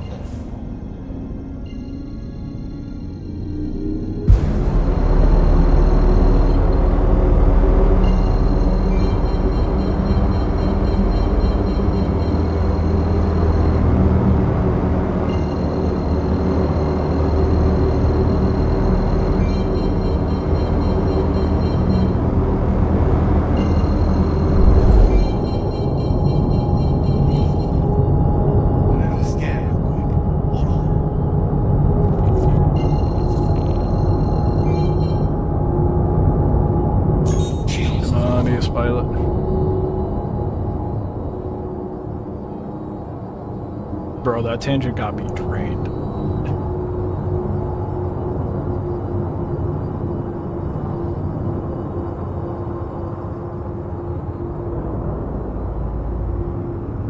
I have to go get some food here in a minute. that goddamn, that was a hell of a way to start things off for the day.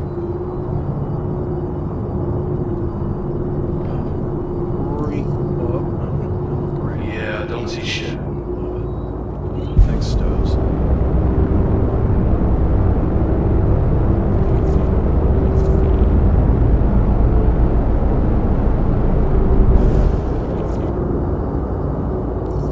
I don't see a damn thing. You know what has really good acting, Scott? Since I wanted to bring up Baldur's Gate in comparison. You would know if you played it, but Expedition 33 has pretty good motion capture and acting in it. Apparently that's too emo.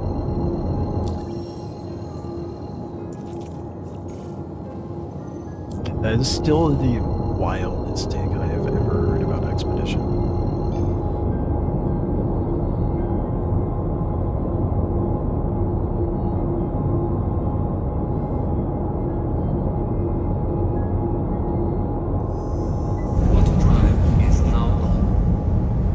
Yes, you need to give Expedition 33 a second try. And then we could talk about good acting and motion capture.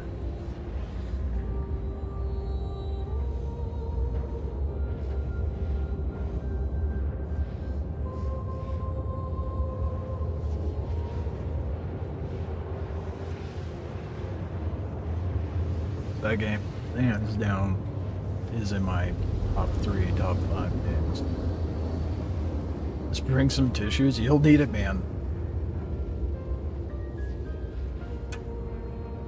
Man doesn't want serious dialogue, doesn't want, like, normal conversations during cutscenes, can't handle emotions.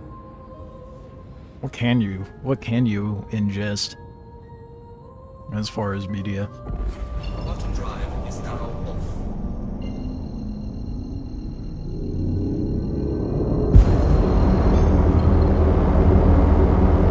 I don't know, man. I will be curious to see what you have to say once you've played through all of Expedition.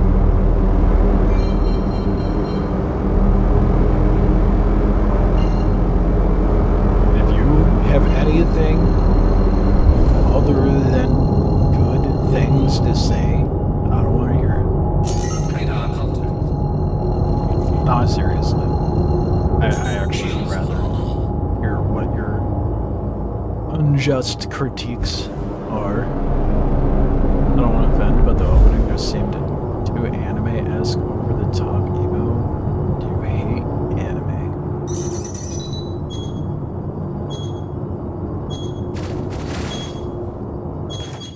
Collision alert.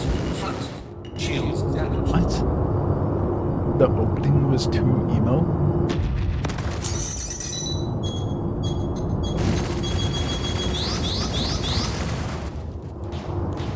And too anime-esque?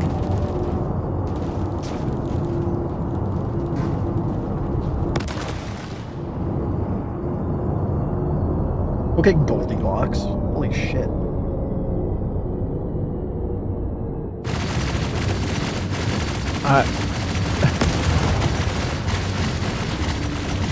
Only played an hour.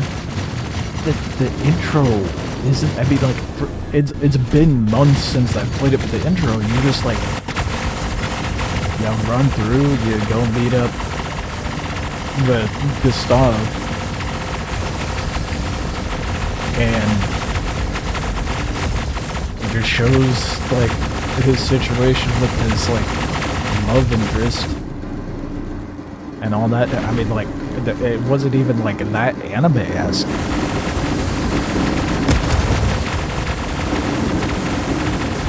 And yet, man, that Squadron 42 trailer, oh, too lethargic. Makes no sense to me.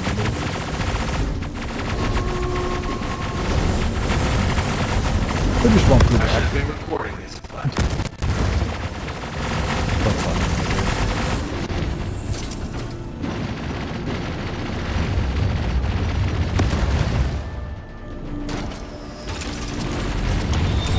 don't even think the opening was that emotional, honestly. Landing gear raised. Oh shit. Systems disengaged. Are they? Why is... Your adventure, courtesy of Kruger Intergalactic. Systems active. Wait, why are my systems shut down? Oh, that's bad. That's bullshit. 100% distorted. Confirmed. That is bullshit. Okay, I guess I don't have a wolf anymore, because that's gonna blow up.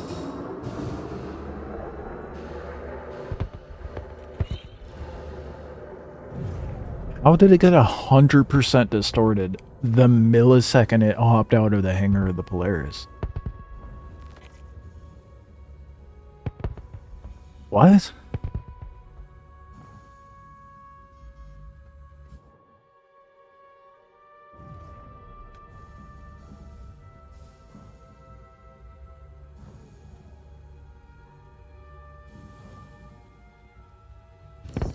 This is turning into a hell of a scrap.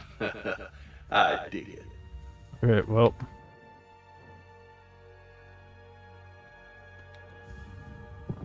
In that case, I will just float my way back to the Polaris. Hopefully it doesn't blow up by the time I get there. I'm gonna go get food and try to re-energize myself. Right back.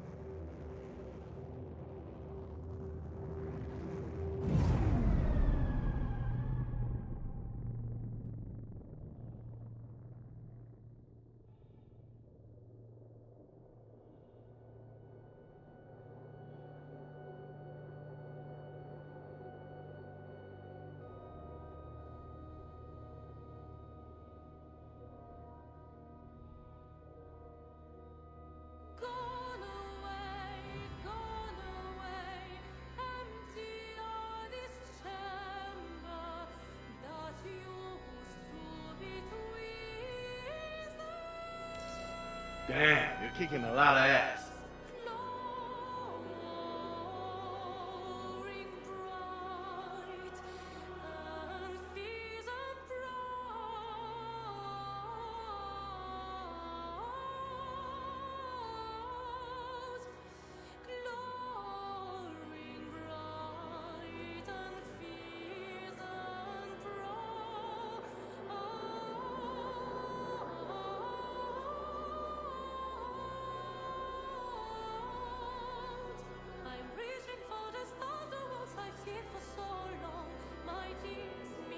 I should have been recording this fight.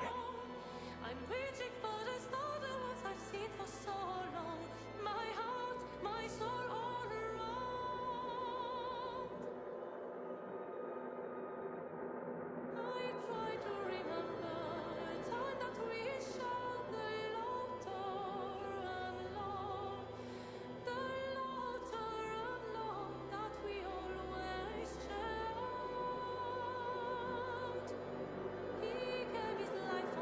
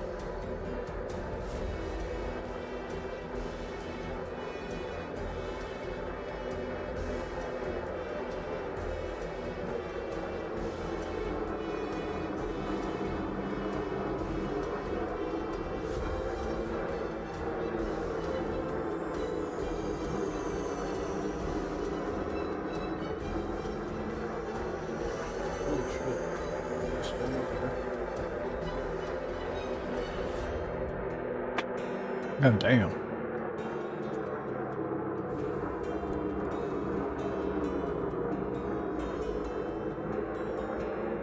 Oh no.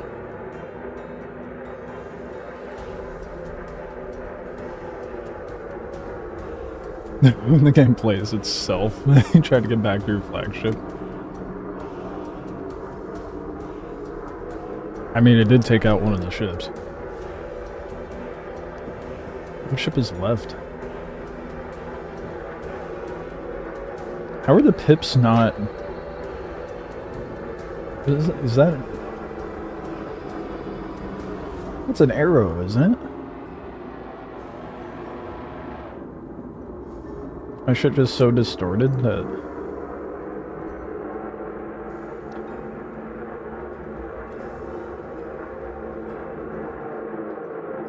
I don't know. I'll take this this opportunity to eat. And what up more to...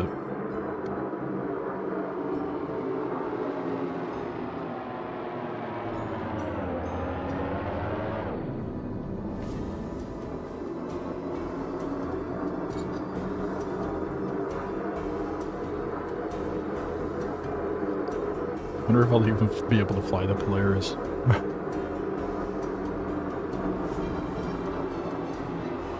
The amount of distortion it's hitting it with.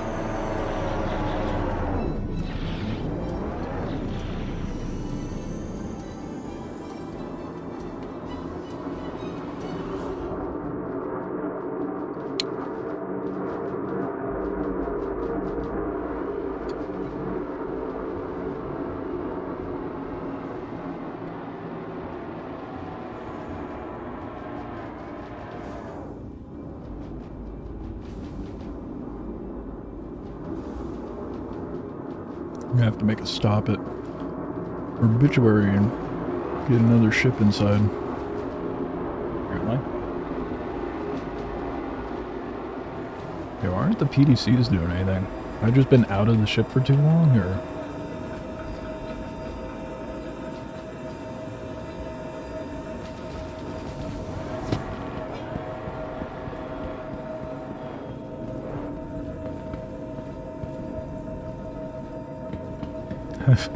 How much distortion has this arrow been able to do to me?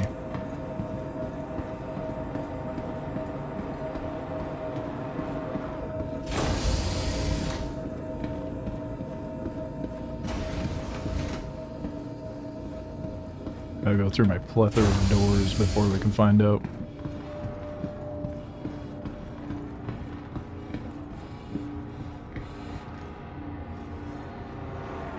Shields damaged. Oh, the shields are still up, so... Radar contact.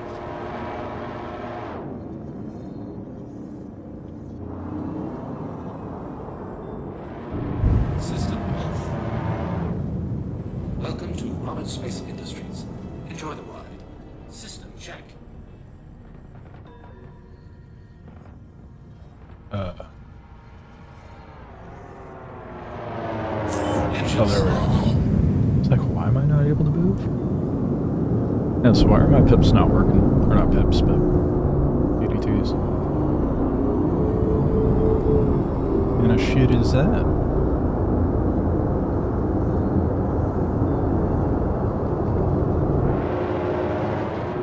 There we go. Something, yep, now they're firing. Okay. Oh, wait. Since I don't have a choice. Eat my ship. Okay. You know what? I'm just gonna go back to Obituary.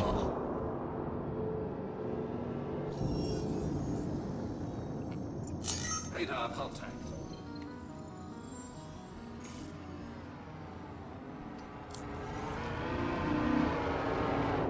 Or not.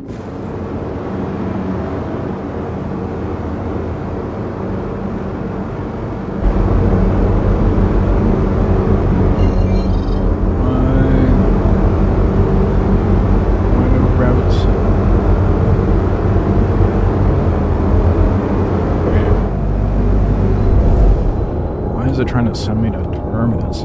I'm trying to go to Obituary.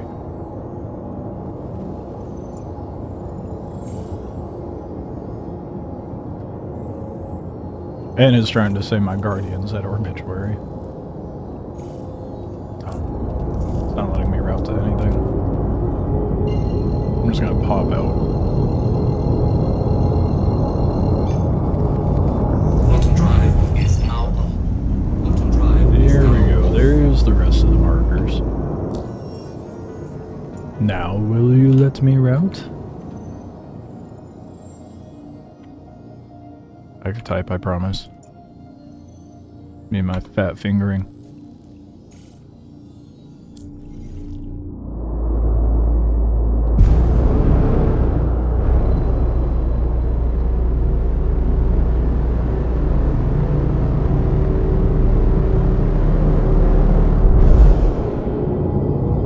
What? It's trying to say... Bro. It's trying to say my wolf is out at Obituary. What do you mean? Bottom drive is now up.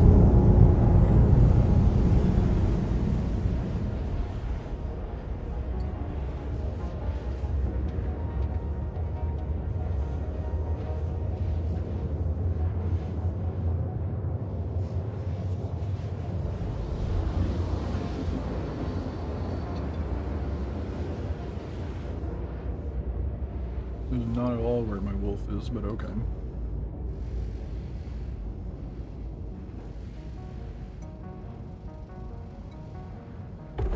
Bottom drive is now off.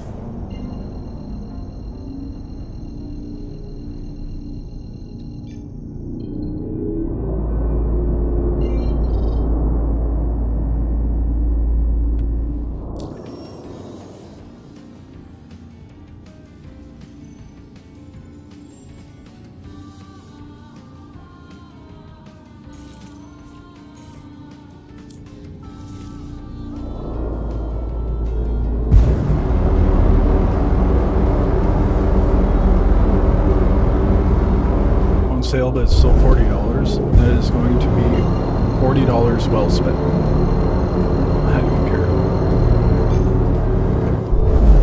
Bottom drive is Such a now good off. story. Bottom drive is now off.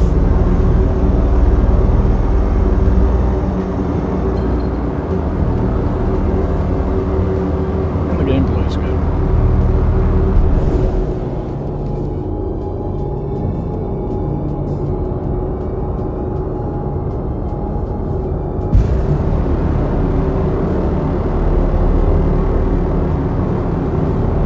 It's a pretty long game, a lot of content.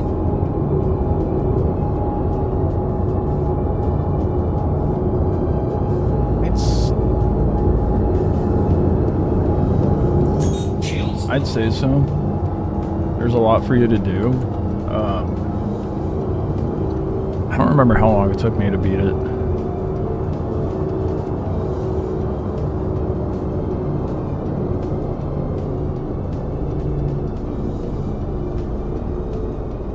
Yeah, it's about average game length.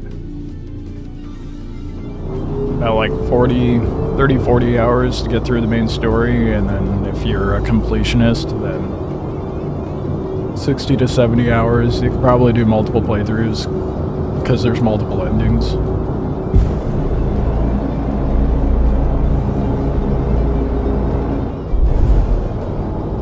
But you know, $1 an hour for entertainment.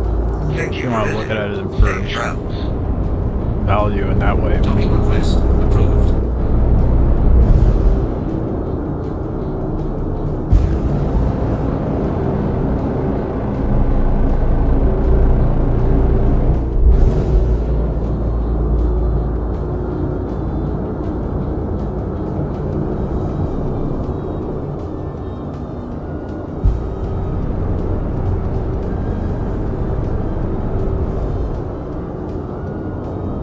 Mostly play for immersion and exploration. Yep.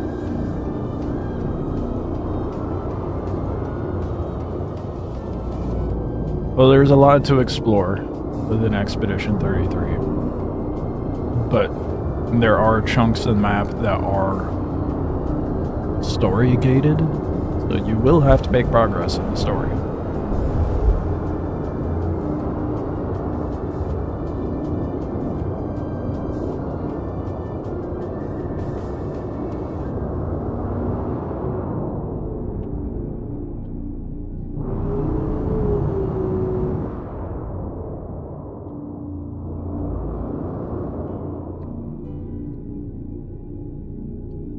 You need to finish a game, bro.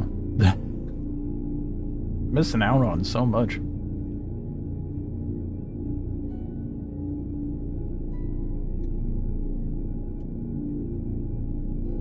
Arrival complete. Welcome. Engines are off.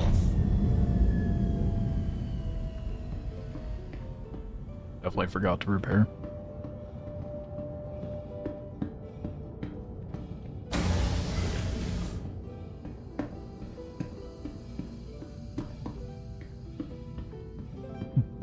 Save game, come back to him later and play more. As does anyone with the game, but...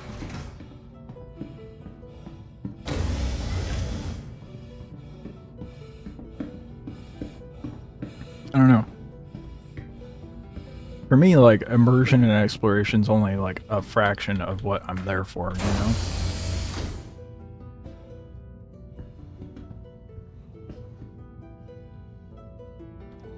Oh. Excuse me.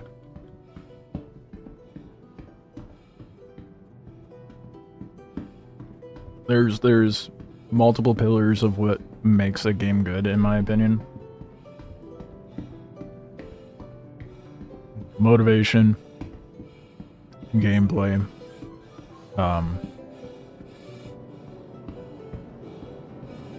storytelling, art, audio.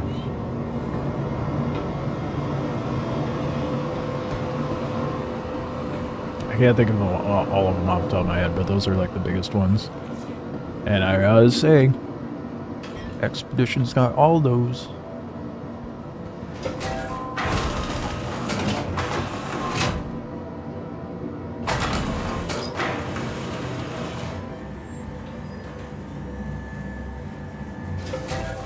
Beating a game feels like a loss to you.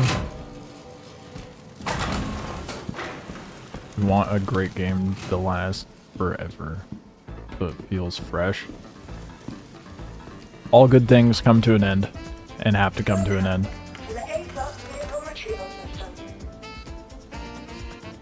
It's like those people that are like, oh, there should be more in this universe of whatever TV show or movie. And they keep making sequels and keep making sequels and keep making sequels. Sometimes it's better to just wrap it up.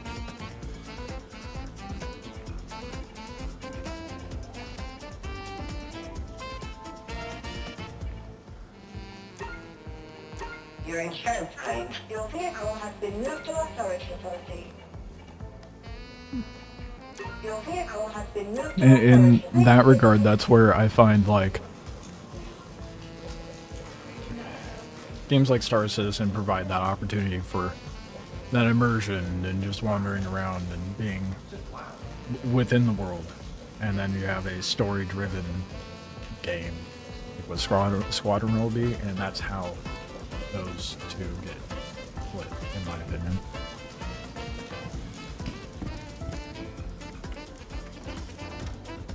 I haven't played Red Dead 2. Welcome to the ASOS vehicle retrieval system.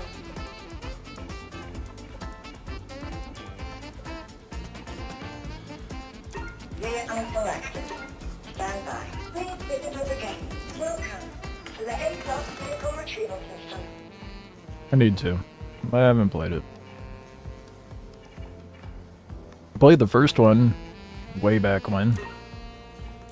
Your insurance claims. Never got around to playing the sequel.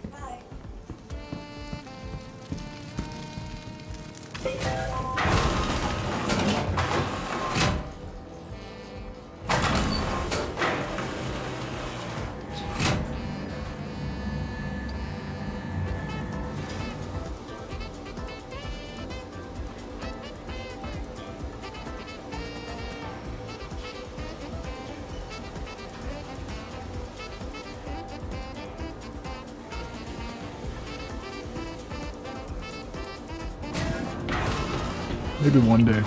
My backlog is ever growing.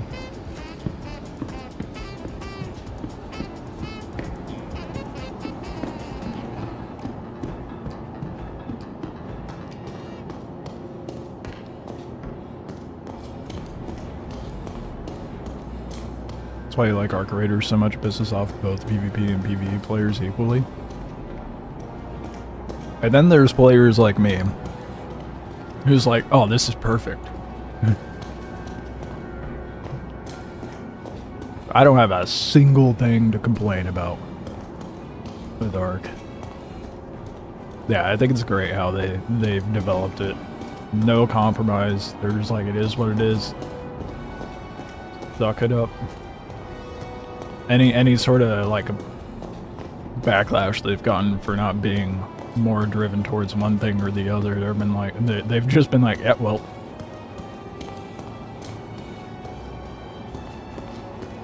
you get what you got.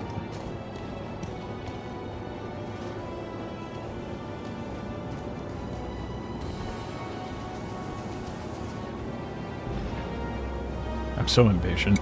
If I don't see any sign of the elevator coming down immediately, I spam the button.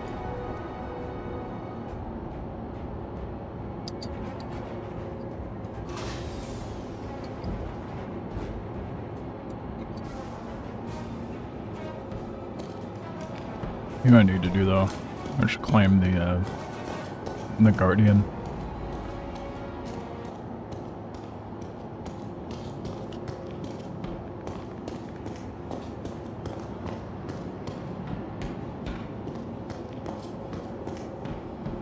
You don't understand people wanting about toxic PvP when the title of the game is Arc Raiders.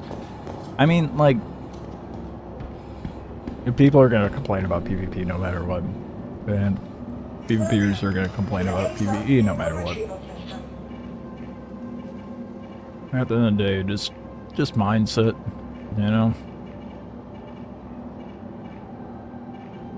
You go into the game with some sort of prior notion of how it will be rather than just taking it for what it is. Your insurance claim has been set. Your vehicle has been reached. Someone's bound to get upset.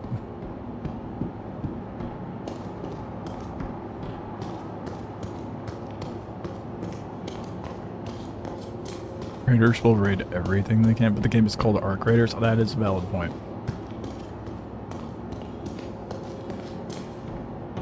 I mean, lore-wise, we are technically all on the same team in Arc Raiders.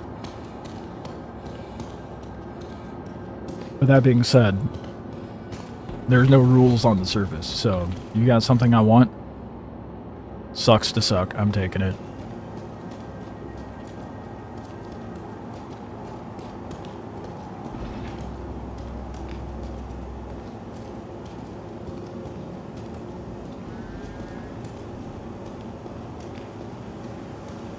I gotta repair the Polaris before I lift it up again. Shit.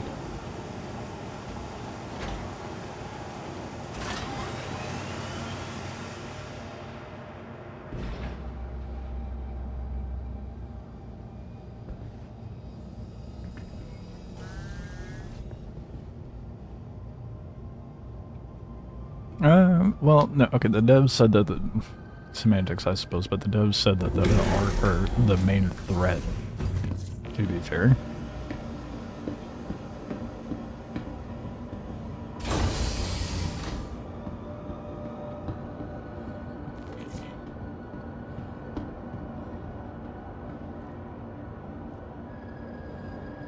Oh my god, you guys are just rabid for some sort of disagreement, I swear. There's no middle ground. It's so funny.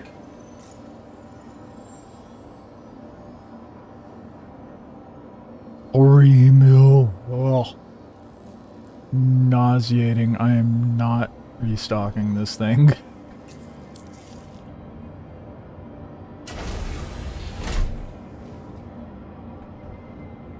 Just debating? I mean, there's no debate to be had if we're being honest. End of the day, no matter what anyone says, regardless of their opinion, Arc Raiders is a PvPvE. Well, I'm not saying there's any harm in it. It's just, I don't know. There's a lot of debate today in chat as opposed to other days.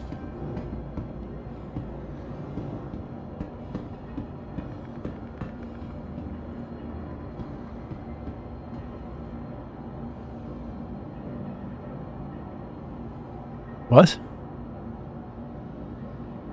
What are you on about, Solar? Never seen Arc Raider being only PvE? No one said it was? Yeah, PvP. I said it fast, I'll give you that. PvPvE is what I said. Say that 12 times fast. I've had to say that a lot in videos I've made for previous games. I've definitely gotten used to it at this point, thankfully.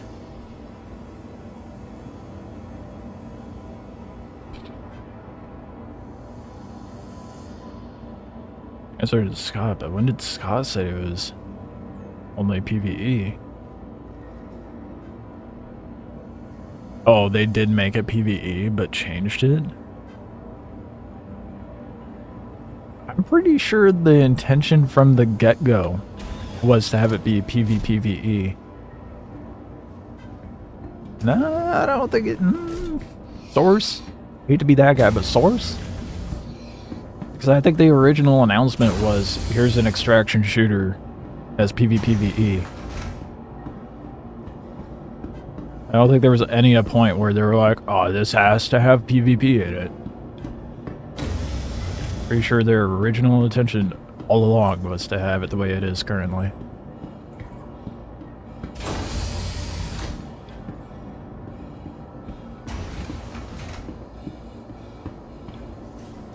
Yeah, I'll do a quick search.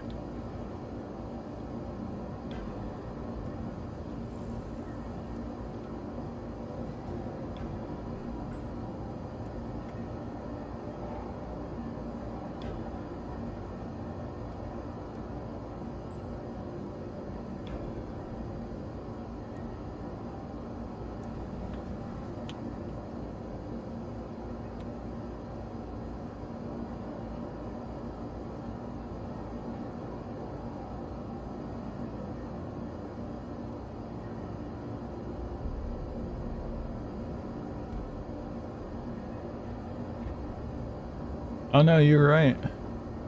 Wow.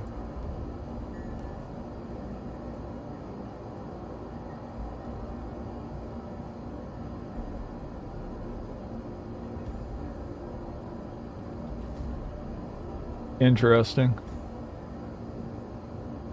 Well, they didn't make the wrong move. I'm not saying you would lie. I'm just asking for evidence because I'm not going to just take someone's word for it.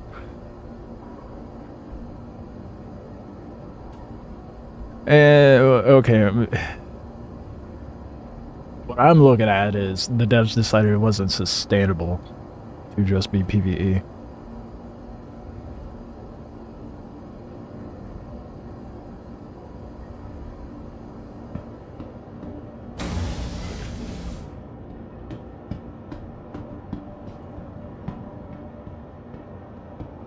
Feisty folks today, dude.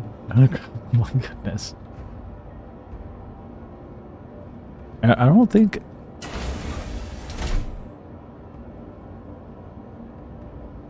Yeah, they never made it PvE, but they did announce it to be PvE. And then pivoted. Little bit of a finer detail, I suppose, but... important distinction to make, I guess.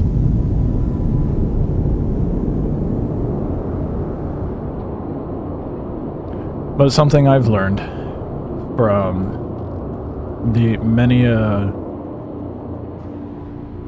like PvPvE looter games and survival games I've played, it is never a good idea to make PvP dedicated or PvE dedicated servers.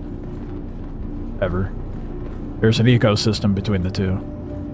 And if you're thinking about having both PvP and PvE available in a game, you just gotta figure out how to properly balance that and make an ecosystem to thrive off of that. Yeah, there's a lot of people that are like, oh, we need... Dude, when Pyro dropped...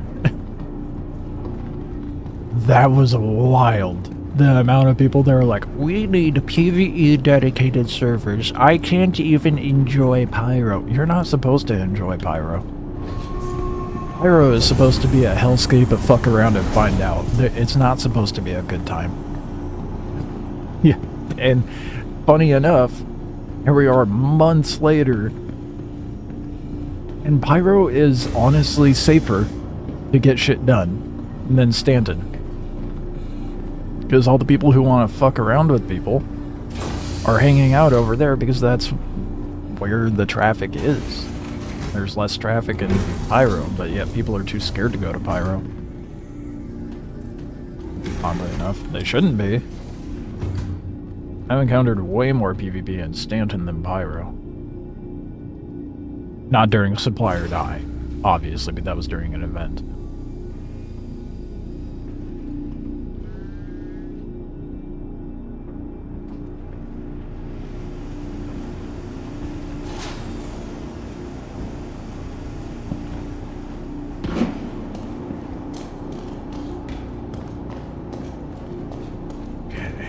Let's see if it decides to eat my my Guardian this time, even after loading it.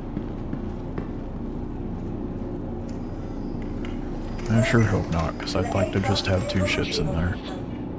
As a just in case. I don't want to have to make another trip back here just to get my shit done.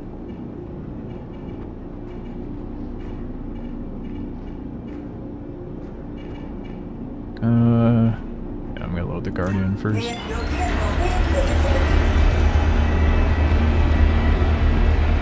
Gonna have to get used to cannons anyhow.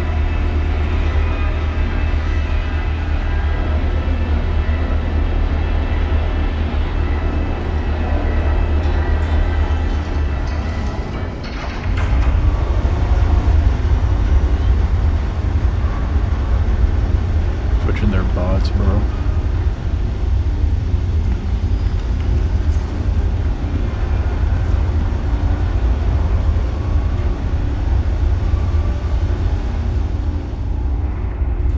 Yeah, I wish more devs incorporated machine learning with their NPC AI. Can you imagine how Star Citizen would be if the NPCs had that sort of logic behind them?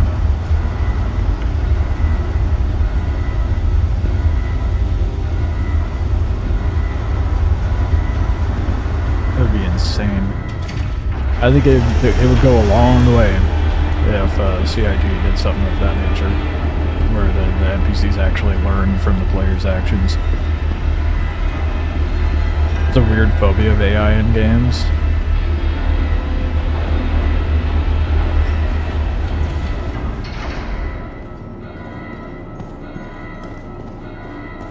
I think there's just a phobia with AI in general. Would it have been that different on the ARX AI if the game was developed as a PvPvE? I don't think so.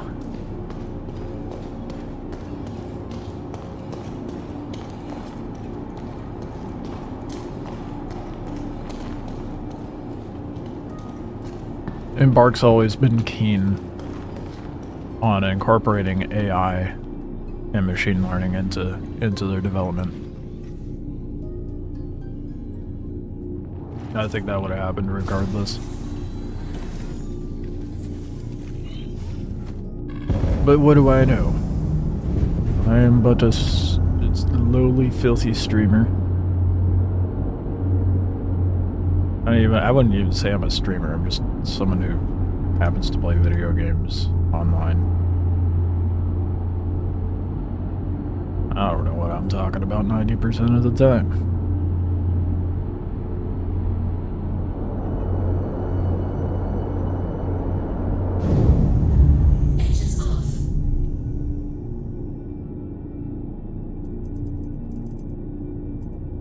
The default really should be exiting out of the front, not going to the rear.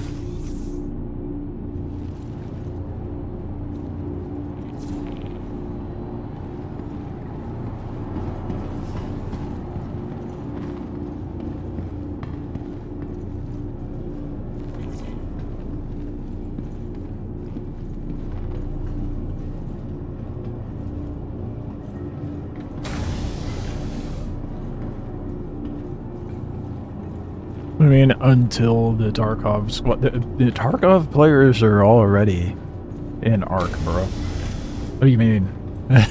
Until it's already happened.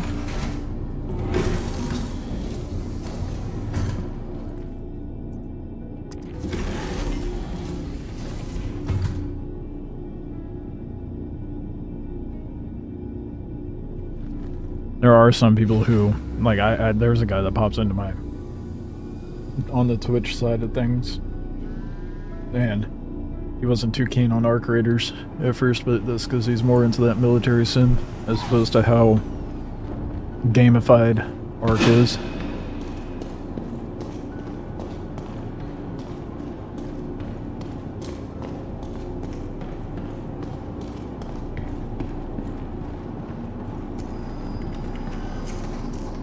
They're already in, but not necessarily on your session. What is even your point? What? Wait, what is it even? Okay.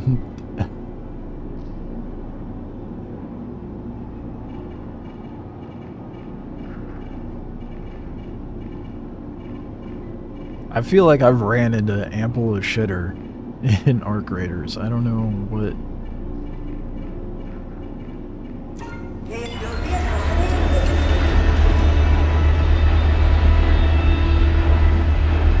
I don't know what impending doom you anticipate from Tarkov players going into Ark or being in the session.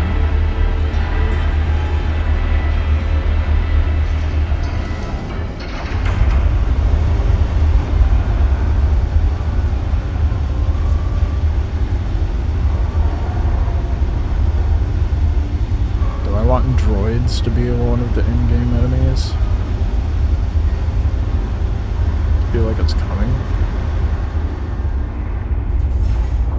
What, Star Citizen? I don't know if droids would be an enemy.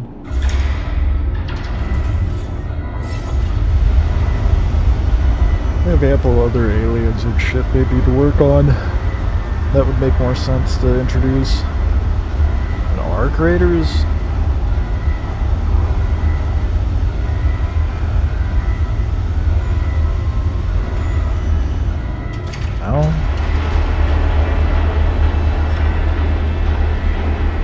The droids that are downed around maps? What are you referring to as droids?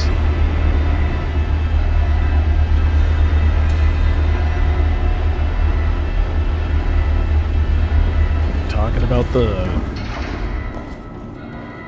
Barons? Human like it. Oh, yeah. Right, those are things. Yeah, but those aren't... I don't think they'll be an enemy, because they're destroyed alongside of all the... I think they were a target of the Ark, not an ally. I don't think those would be enemies.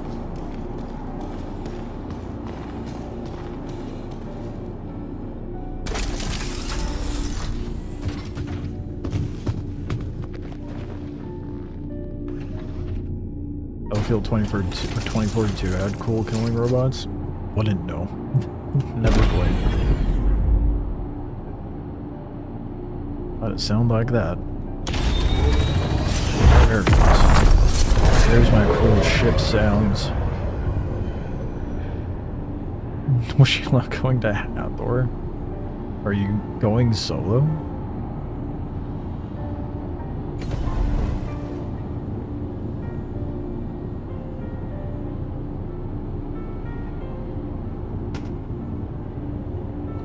It would be cool to not know whether it's player or droid. I just don't see it happening.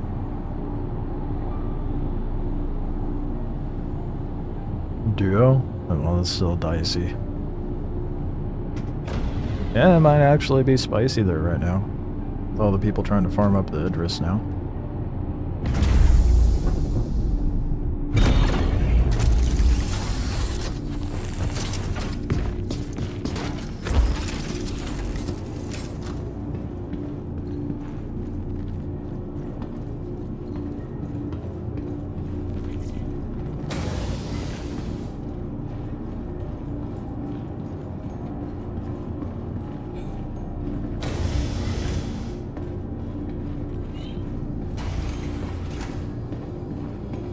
I probably should probably depot that while I'm here, huh? Just in case. I'm gonna do it real quick. The amount of time it takes to do this shit is ridiculous. I cannot wait until we have a more polished setup for getting loaded up and ready to go.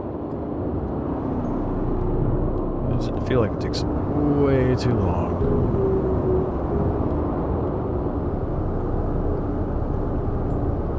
To get this thing kitted out and ready.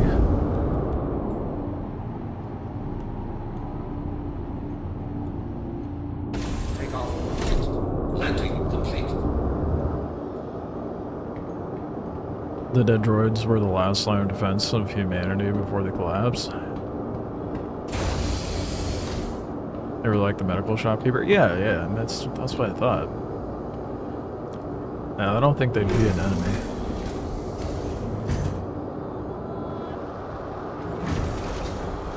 Kinda wish for more than spider-looking robots.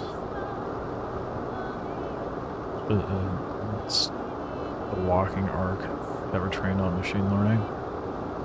The flying ones are trained on it too. It's not just the walking ones.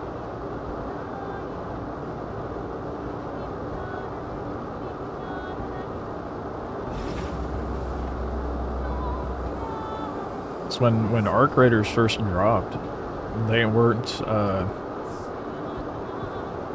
very keen about going inside buildings, but now they rip in there if you're trying to use cover. Are you sure about that?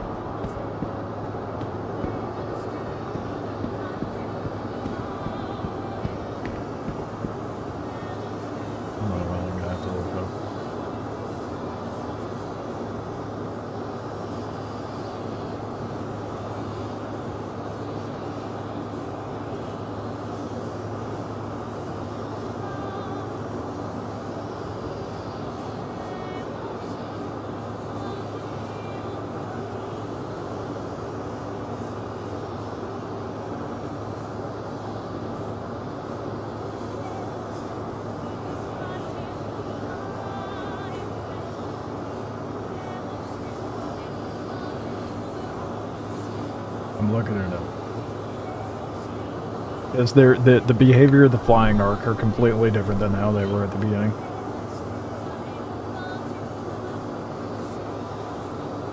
Walking, climbing, and flying dynamics. That's what it says.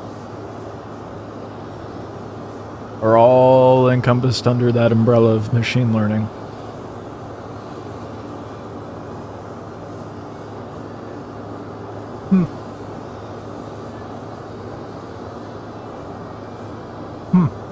Interesting.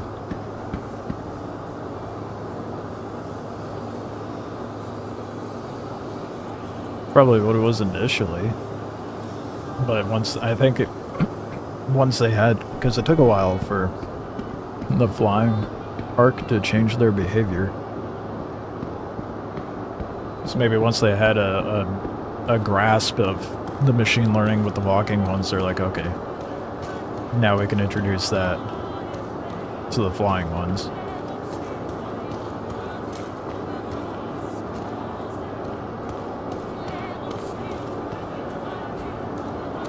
Yeah, that makes more sense.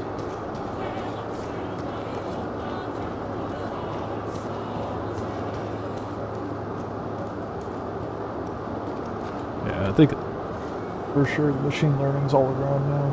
I need to play Ark again. I've been neglecting it. Not enough time in the day, dude. Got way too many games, way too little time.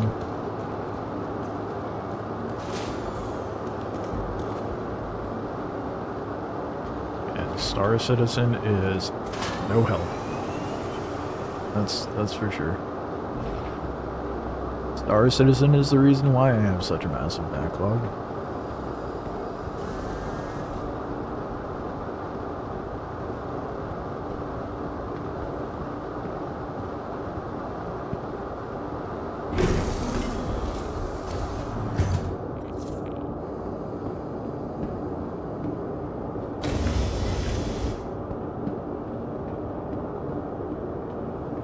try to get some more ace pilots and not have any more setbacks, and hopefully everything works as intended. I know, a tall order for Star Citizen. But I can dream.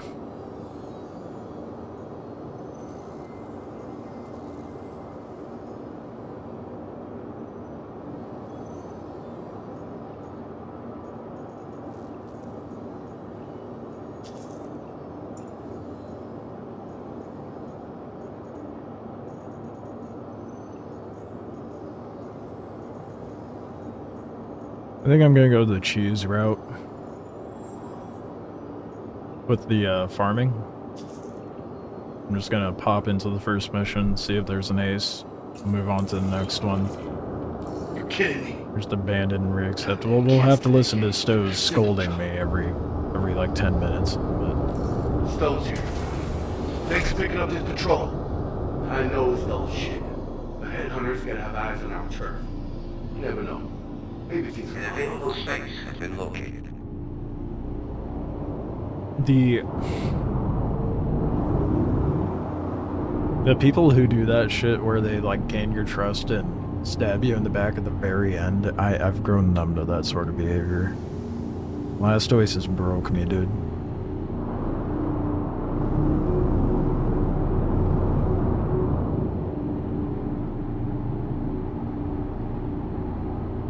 There's an audio mission, or audio option for the mission giver.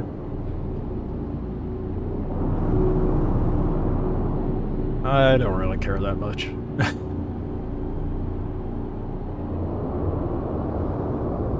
It's Stowe's. I'll be pushing you along this week. It's not Putting it that under the wrap. intrusive, so... We'll probably be pretty quiet, but stock up for anything.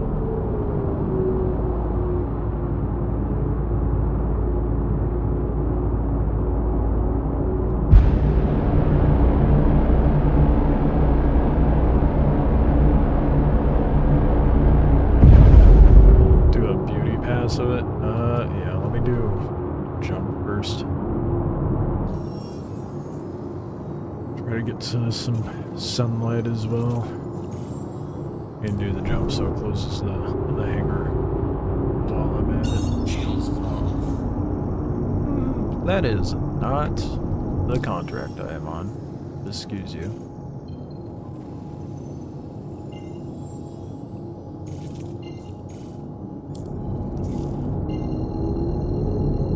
Your space assignment has been revoked. To acquire a new assignment, please contact EEO services again.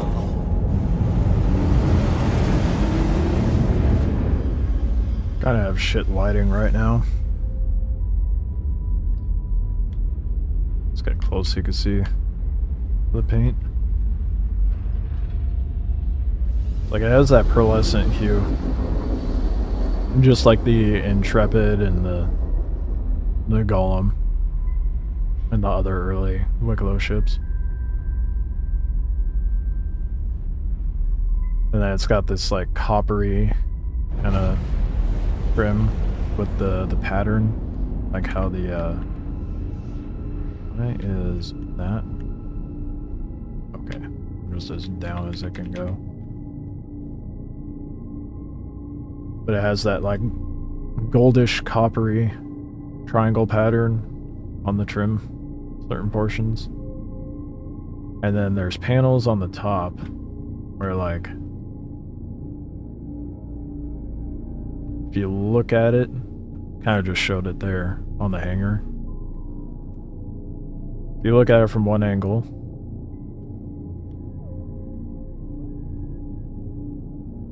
these will be like that old, like kind of faded coppery color. And then if you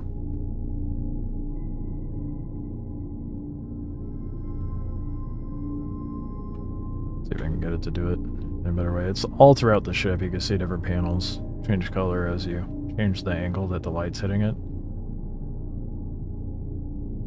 So now those once coppery kind of colored panels are now whitish.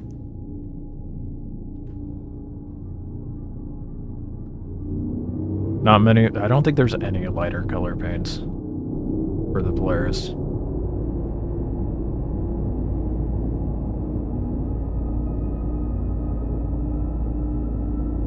I think the lightest one you can buy is like this cool gray, kind of bluish gray.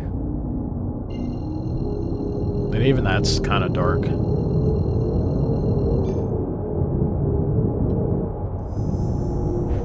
drive is now on. Bottom drive is now off.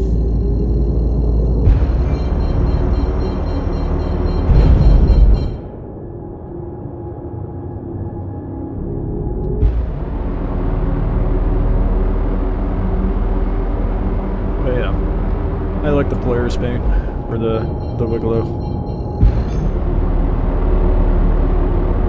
Not enough lighter paints for the players whatsoever. Mark up while I do this scan. Yep, no ace pilot on this one. Shields are on.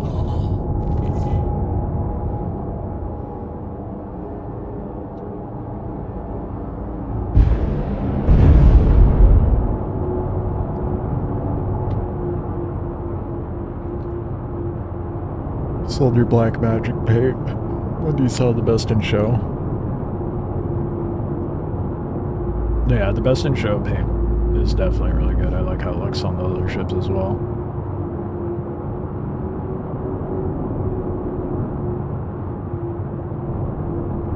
I've only seen the...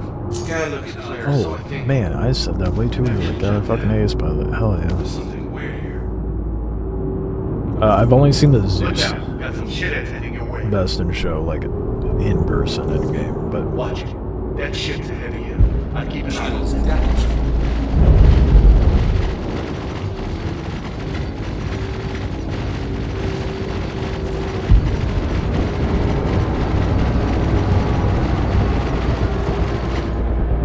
Radar contact.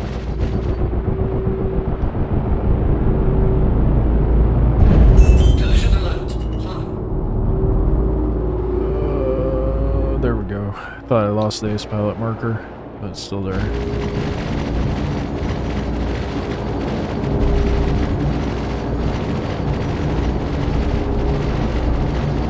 When in doubt, choose down, man. Gotta take advantage of this over the next 2 weeks.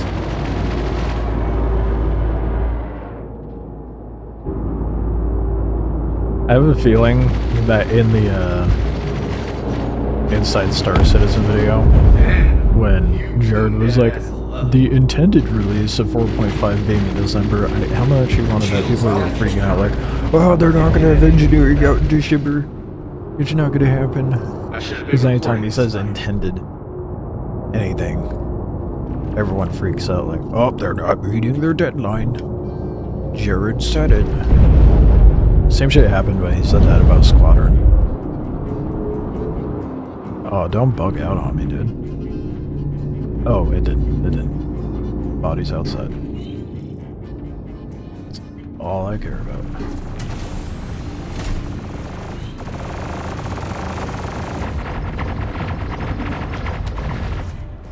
$47 more pilots after this one. This is turning into a hell of a scrap.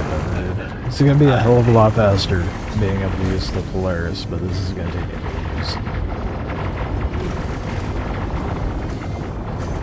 Screw the deadline in your opinion? No, I agree. Like, to some degree, there needs to be a deadline. And they need to, like, have that as, like, a bit of pressure on them to beat their goals. But at the same time, if it's not ready, don't ship it.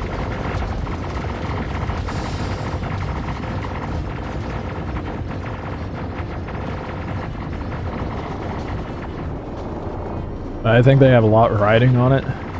No, not like the release of engineering, but just actually meeting their deadlines because of how jaded people are with how long development's taken.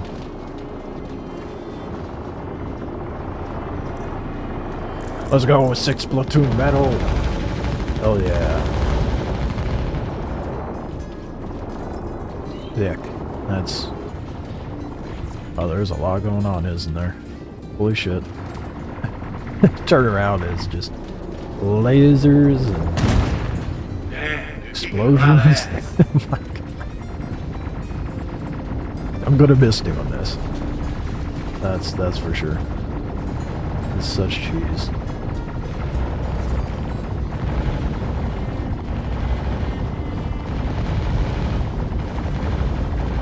How many is that now? 3. So 27 platoon, possibly 26. Maybe check how many I have at Levski. I'm not gonna count those ones. So 27 platoon medals, or 28.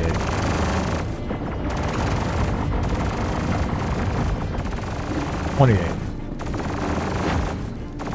27 if I do include the one at Levski.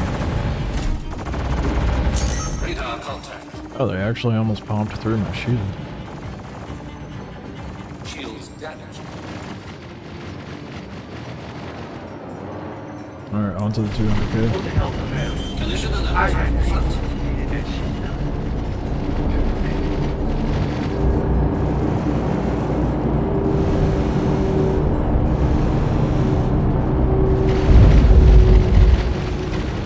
Shields are off. For sure gonna take me ages just to farm up these helmets and stuff.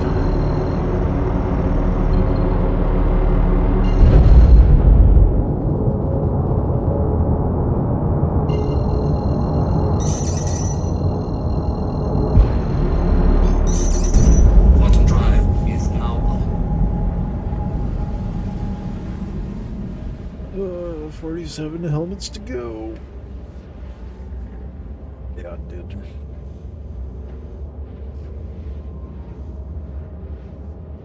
I don't want to think about all the other stuff I need to farm as well. I'll be impressed if I manage to farm up the Idris by the end of December.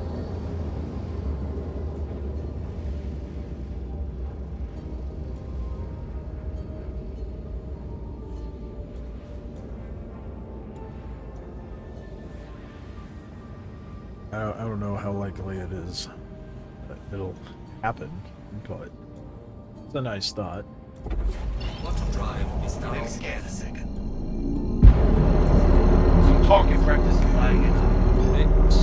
Radar contact. Not an ace. In fact, that is a very little ship. Why is there only one here? Well, Shields are on. on to the next mission. Downside to doing it this way, I'm not making money, but that's okay. Don't ever walk away from the job you said you were gonna do. Shields I'll walk away from all the jobs I want, I learned so that from day one. unless you start paying me in ace pilots, I'm gonna walk away from all of them.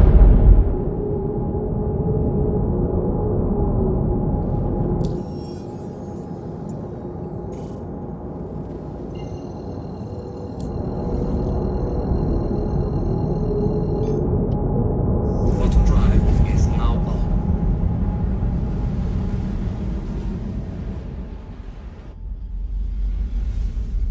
Easy far, thankfully.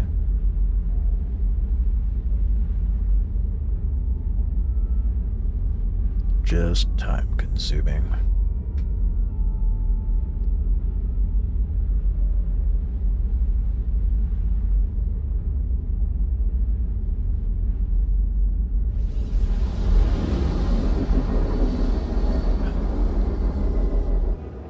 I am questioning my life decisions with this grind, though.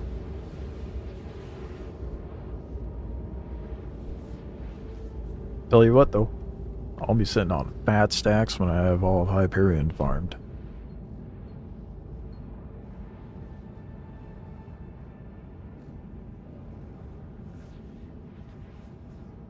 That pays out like what, 698k? Drive is now off. All 7. Well, no.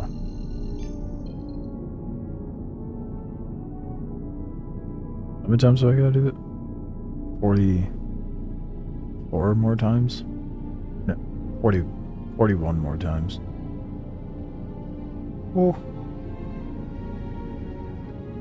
I'll have a visual 28 mil in addition to what I currently have once I'd have all the Hyperion farmed.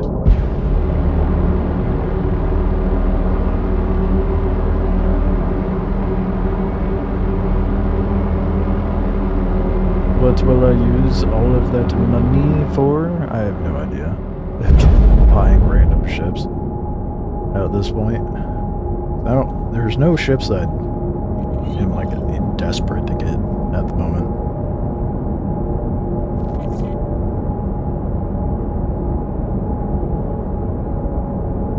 Radar contact. I do eventually want to purchase all in-game ships. Eventually. Shields are on. Let me guess, no ace pilot. It's not updating either.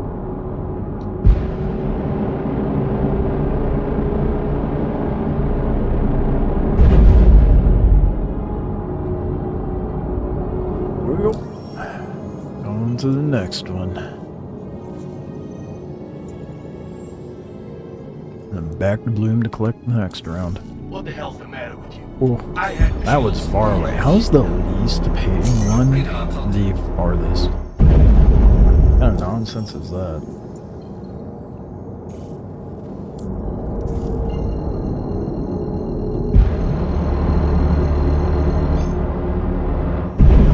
Bottom drive is now on.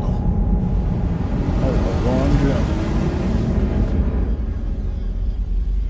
For this patrol to only pay 74K? Ridiculous. I think they should take that stuff into account as well. Like the smaller payout ones should keep you at a closer proximity of, say, Bloom. Then the larger payouts should extend further out into Pyro. That would make sense, but it do be CIG we're talking about. There's a lot of things they've done where I'm like, why are you doing that? Especially as of late.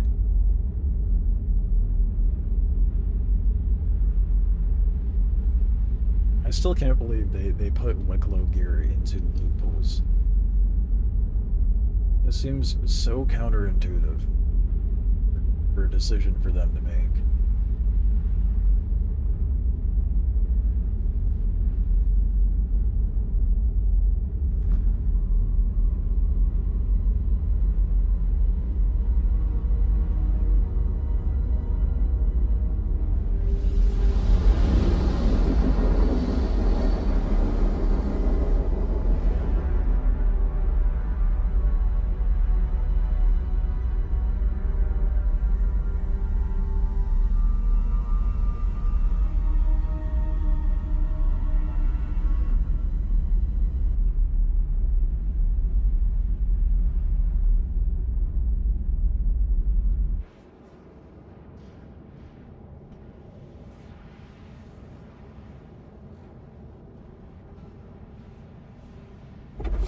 Bottom drive is now off.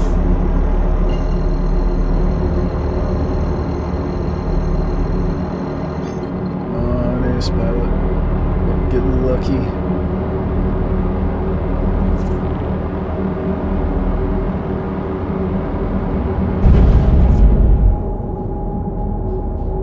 Radar contact. No ways. Yeah, dingus, dang it. Here's the routine. Sorry, Send for a second. Go to each one and take a look at any Shields on. No ways. Howdy.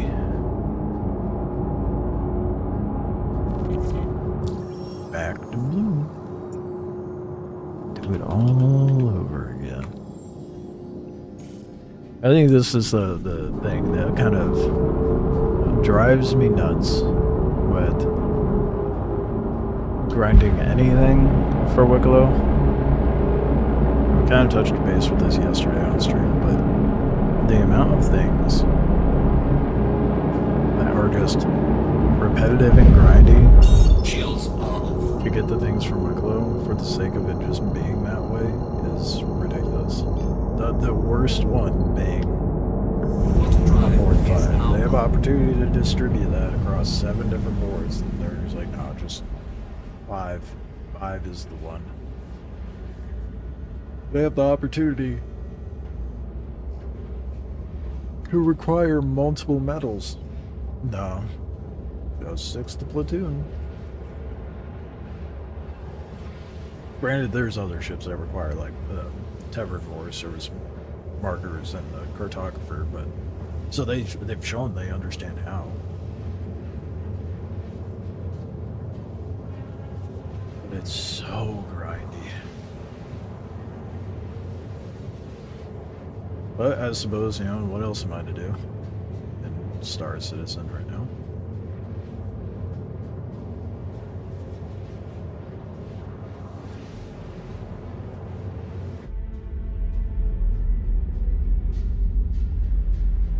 If it weren't for the grind of Wikelo, there'd be very little incentive to do a good chunk of the new stuff in the game.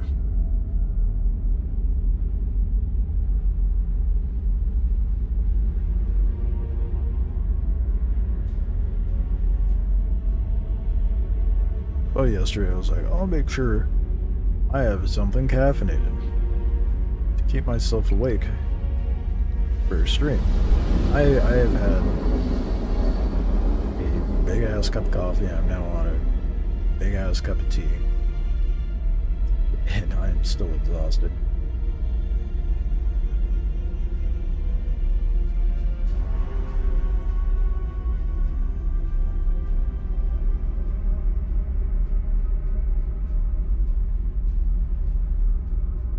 How many more helmets did I say? I need 47.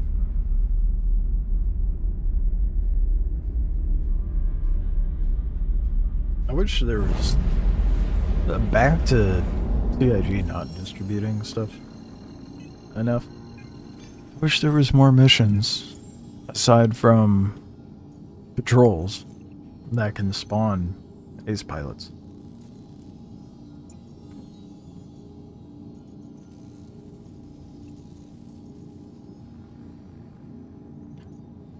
Having such a limited scope. Kind of annoying.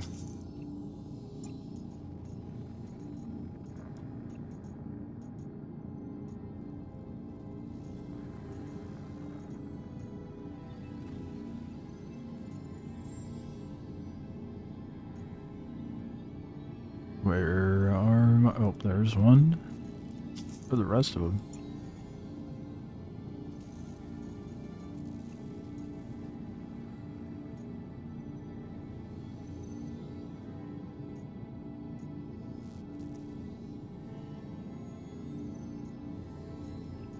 There's the last two.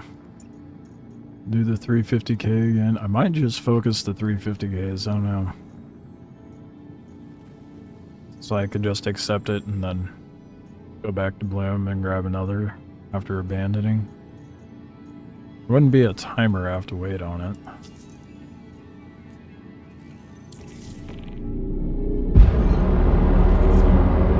You're kidding me? Goddamn kids today can't even finish a simple job. Stowe's here. Like the contract said, we got a line on some threats I need to do. Parties that were traveling to this area. So we want you to jump in. Alright, the 350k has been good to me so far. It's Stowe's. Let's see if I can I'm get pushing you along this week. ace Put it pilot on the together first around. one. We'll probably be pretty quiet, but stock up for anything. You're gonna do a sweep for us. Great. Had some skag bail on me, so I need it done pronto. Stowe's here. Thanks for picking up this patrol. I know it's dull shit, but headhunters gotta have eyes on our turf. You never know. Maybe things will pop off.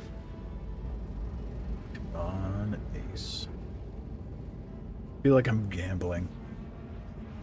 I'm playing a really shitty game of blackjack. I'm always trying to get that ace.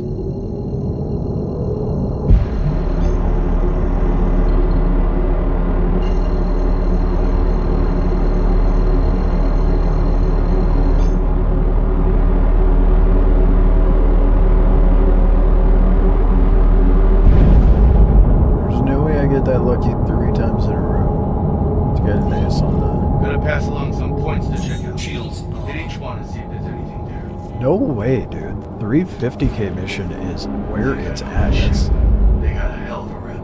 no Better watch yourself. control. There we go.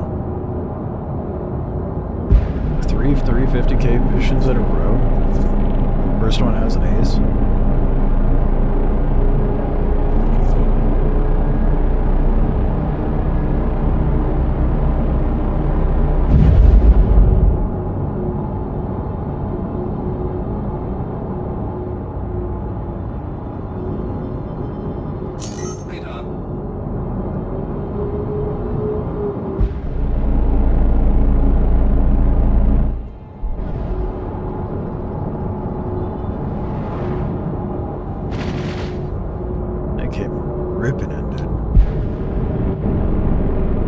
Cracks me up how the NPCs will sit there and nav mode their way in.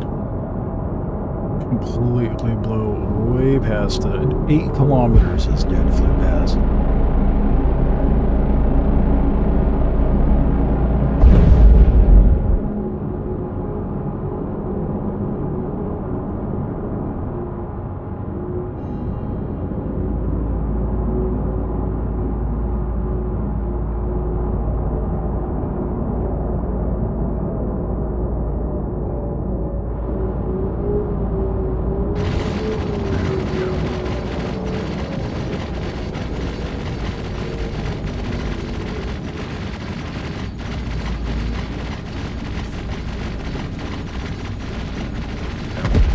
Isn't even trying. I thought they were gonna kill you for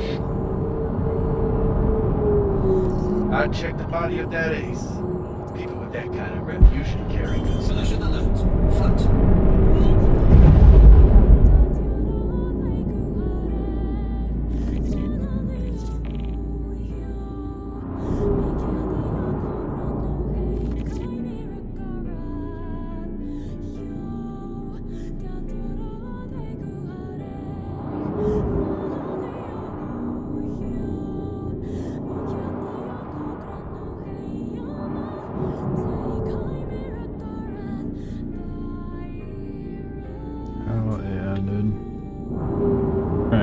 To the airlock. Let's go. These 350k missions are apparently very, I say this now, but very lucky for me to be getting ace pilots on the first marker every single time.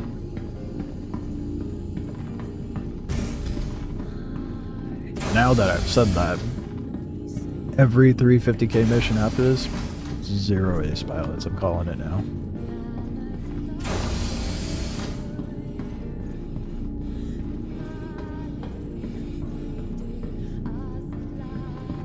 Since I'm only 2 Gs from Bloom, I might just pop back to Bloom and grab another 350k.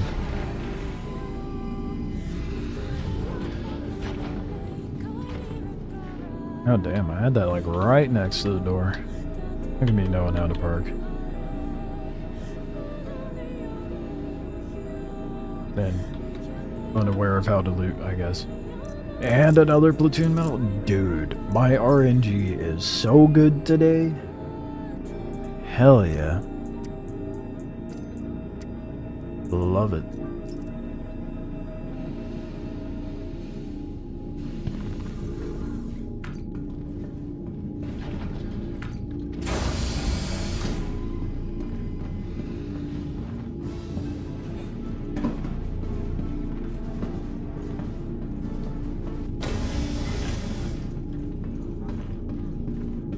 So that's what, 26 medals and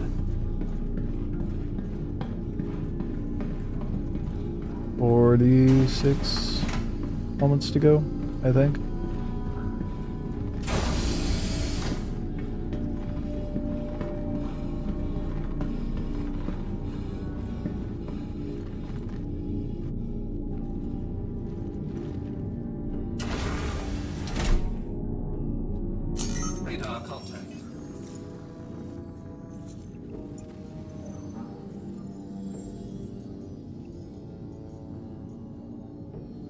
Surprised so many are popping up this far out. Don't think I'm gonna see the 350k where I'm sitting though. No. Yeah, I'm gonna have to go to Bloom first.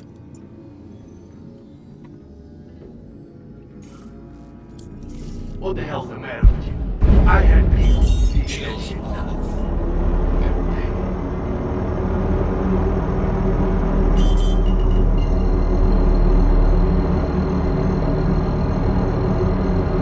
Alright, let's see how well this RNG is. I already jinxed myself, I'm sure.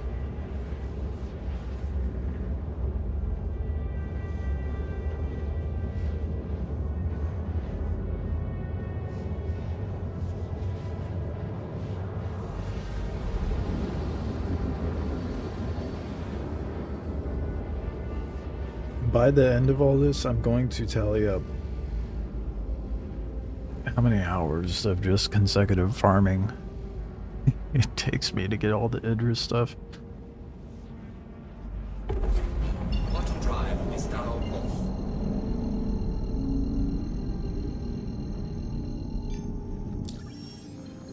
And if I can be organized enough, I will try to figure out how many hours for each resource as well.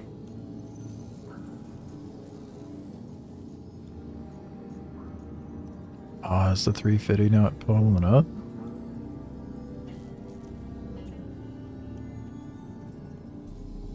It doesn't automatically come back.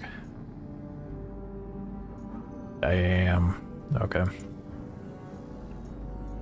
Well, I'll go check the other ones, and then by the time I finish the gambit, I'll have another 350.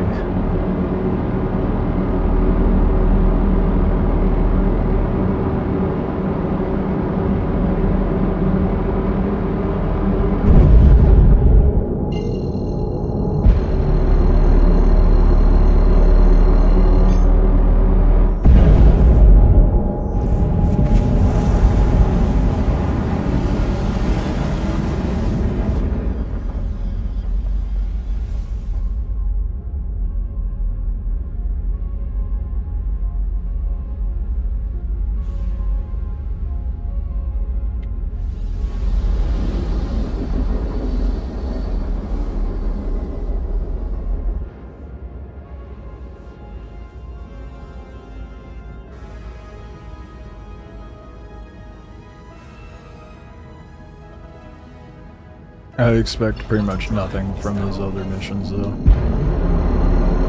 They've not treated me well.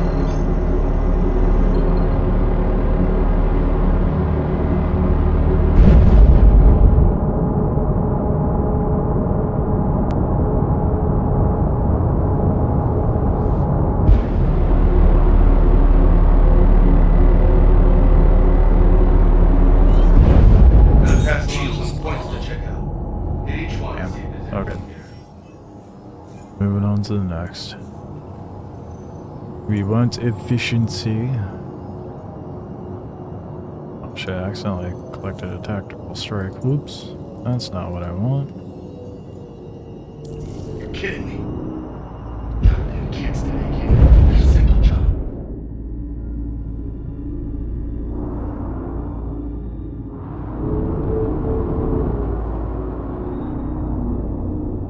Shields are off.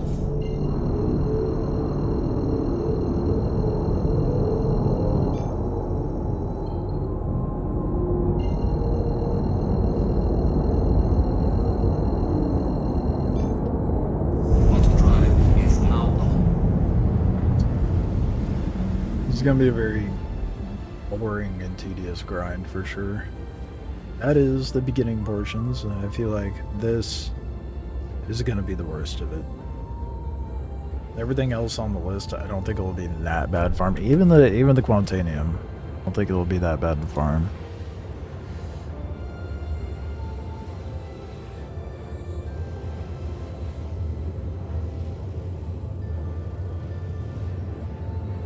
Yeah, everything else will be a hell of a lot more interesting.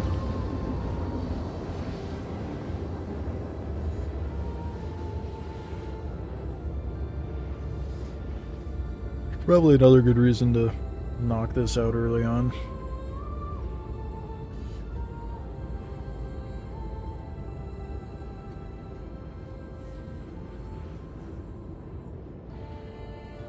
the annoying garbage out of the way first. That way I could just chill and enjoy the not so grueling not so tedious tasks.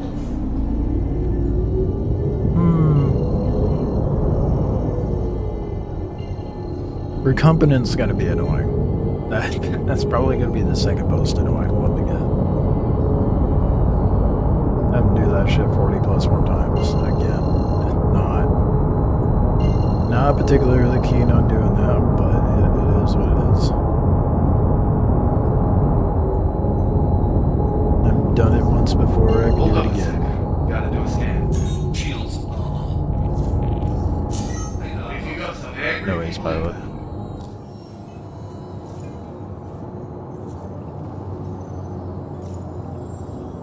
Back to blue.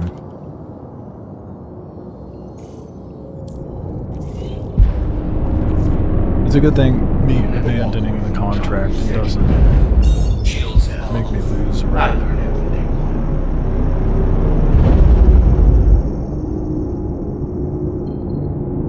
Where the hell's Bloom? I was looking at it already, wasn't I? Oh, that's Pyro 5. Am I blind? It's not letting me route, so...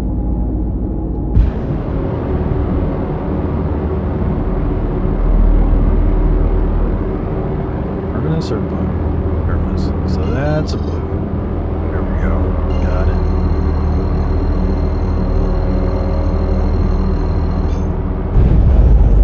Auto drive is now on.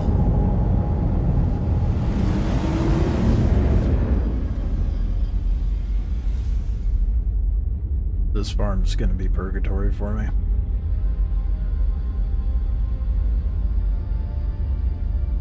This is definitely my purgatory.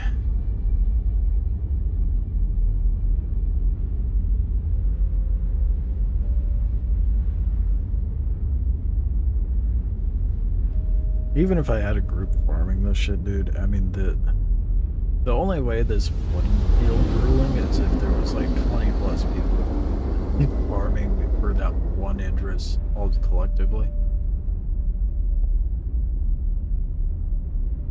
Even then.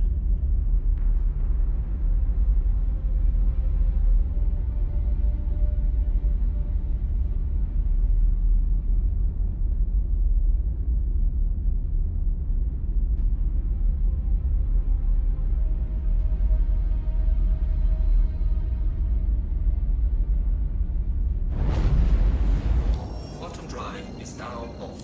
Gotta get the worst of it out of the way.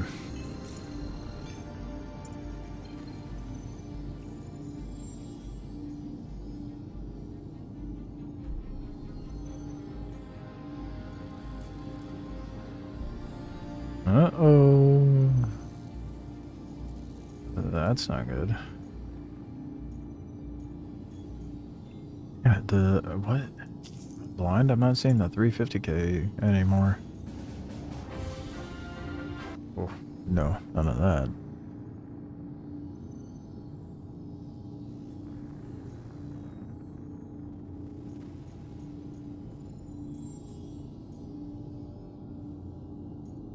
I praised the 350k too much.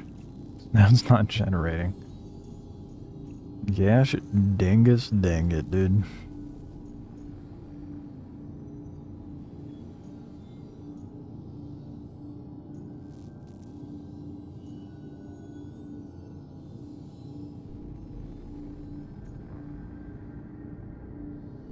Damn. The 350k and the 70-something K aren't generating now. Right? Well, I guess I will try my luck with the other two. Just those. I'll be pushing you along this week. Just putting together the route. We'll probably be pretty quiet and stock up for anything. You're gonna do this week, Great. Had some skag bail on me, so I needed to Drive front. is now on. Bottom drive is now off.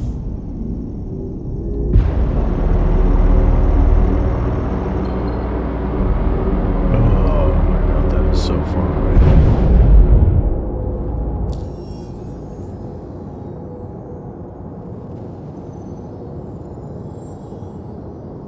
There's a solo Polaris firing torpedoes at Hathor. I don't know what you would do without Idris torps. Take a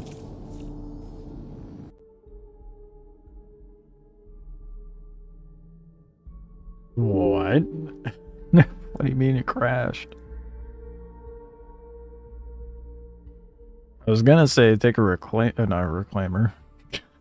A retaliator out there and torp the fuck out of it. Or even just using an Ares. Where do you find 6 platoon medals, ace pilots, or you can find it as loot in certain areas in the blue boxes. I've found them at the QV station, Onyx. Onyx is less likely to be pristine, but I've found pristine medals in the main loot room of the QV stations, but your more guaranteed route to go is ace pilots. I've managed to farm up 3 or 4 of them. 3. 2 today, 2 yesterday. From ace pilots. Or was it 1 yesterday? But you'll also get the war service medals. I haven't seen a cartographer medal on an ace pilot in a while.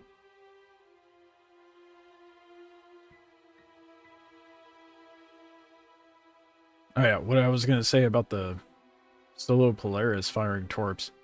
Take an Ares to it. Welcome to Rollins Space Industries. Enjoy the ride. System check. If it's solo, it's not gonna do shit. I just made a crash again, didn't I? Wow, okay. Do not click the objective on the star map. I forgot about that bug.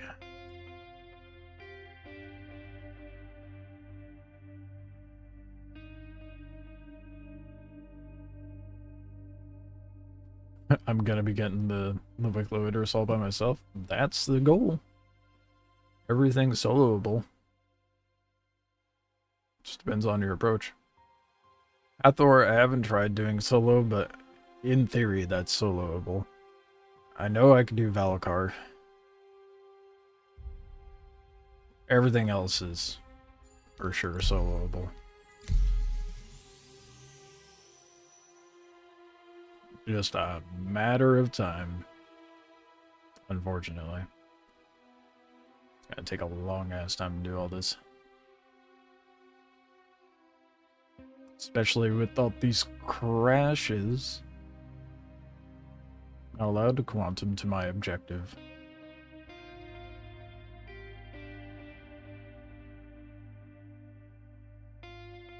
It's been a while since I ran into that. Forgot that was a bug sometimes. Trying to set up a route that way makes it crash.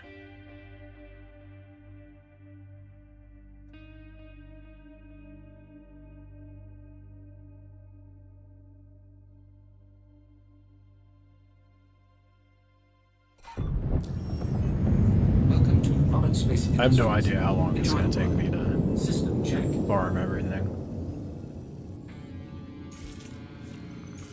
Like I was saying earlier, it'd be nice if I could manage to pull this off by the end of December, but that depends on multiple factors. How much time I can put in being the main one, but it depends on what happens with work. What do you use to kill the Valakar? I prefer the Fresnel. A lot of people like the Pulverizer because it packs a punch, but the Fresnel has better range and better conservation on ammo. I don't bring an ICTY, I just use the Fresnel. Go up into the main building, sit in the airlock, pluck away at it. Because once you spawn, once you get the specimen and you're done with the whole, the alarm going off and you've spawned the specimen, NPCs no longer spawn, so that you just clear out the remaining guys, and then hang out up at the building and shoot at it. ICD only has 200 meter range. I don't know why the Fresnel has such crazy range when it in the description it says 50 meters. I think. I'm pretty sure it says 50 meters in the description. But it lands the shots with the Valakar from being so far away. Yeah, 50 meters effective range. Simply not true. Hopefully they don't address that anytime soon. But yeah. And I'd say take about 30 mags of Fresnel ammo and you're set. That includes all NPCs, potential PvP, and Valakar. And you'll probably have ammo left over with that amount.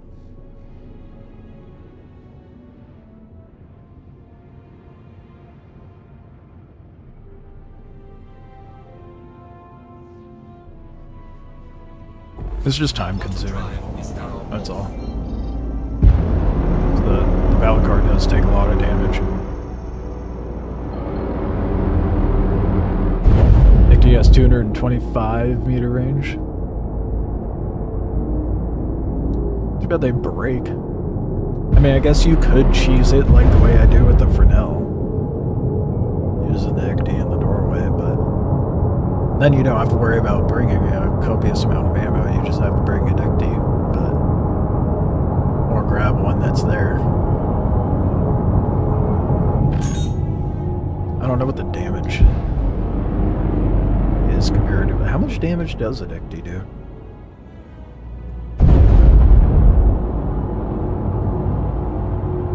SP viewer says Fresnel has 4,400 range. You can repair XD with a tool. True. It's just effort. Kind of ironic considering I'm like, yeah, just sit there for half an hour and shoot the apex. Yeah, easy.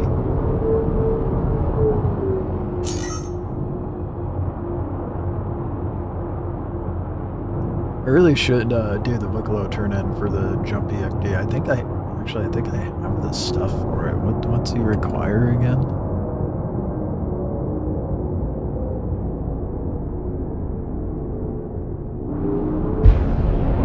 Coasting, I'll pull up the list.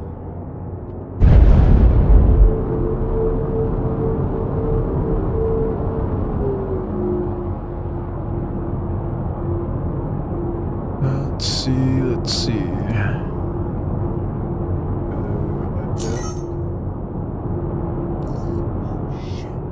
Someone's getting tuned up. Better get in there. Oh no, someone's getting shot at, but there's no ace pilot. That's not my problem.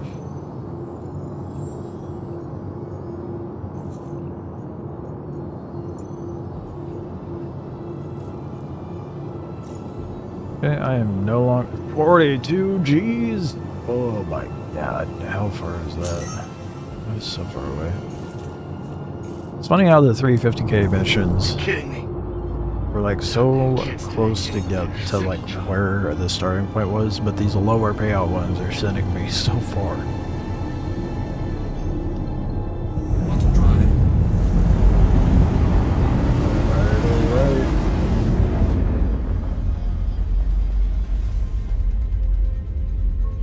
I wonder if there's gonna be huge changes come 4.5.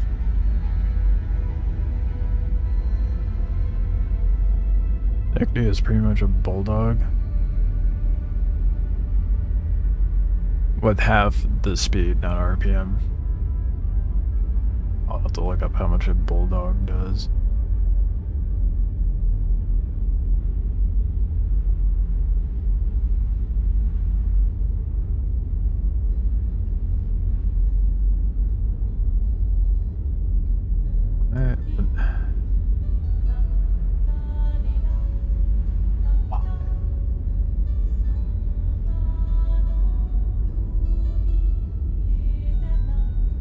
The way this dude has his page set up is so annoying.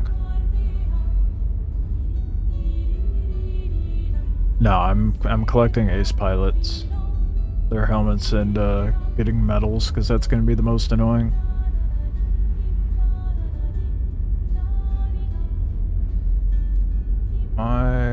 When I click the hyperlink, it doesn't actually open it.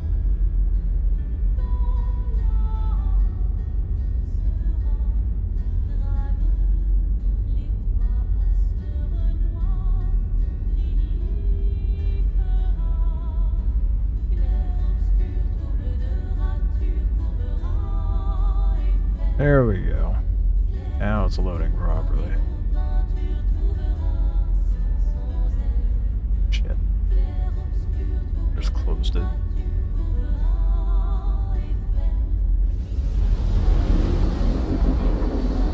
That's really weird.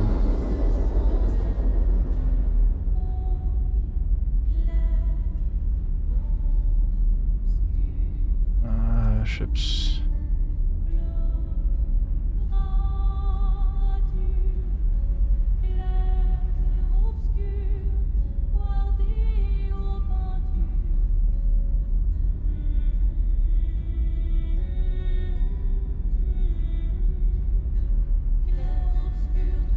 I totally spaced on what I was looking at because I was so focused on opening up the Wikelo sheet.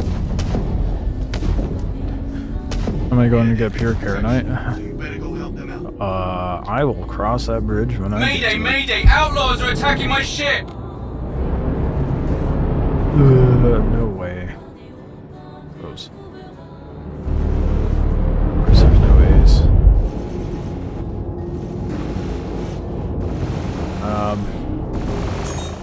You've got to keep them off us so I know we can work. it's horrible, it's just that, I mean, the mining part, I hear you need two, so that may be the only thing where I incorporate someone's help.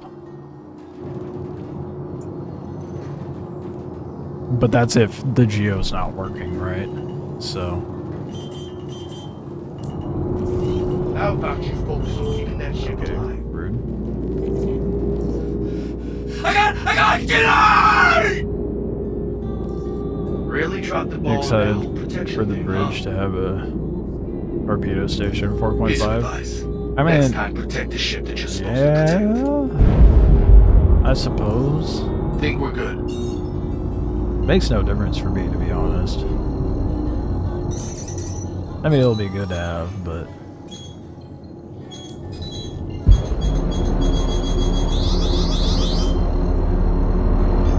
with engineering coming in, it's gonna matter less, in my opinion.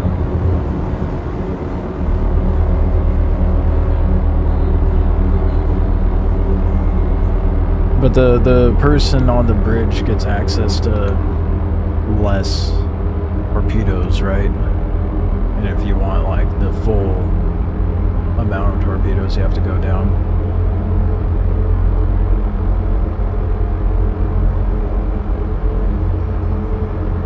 Alright, I was looking up the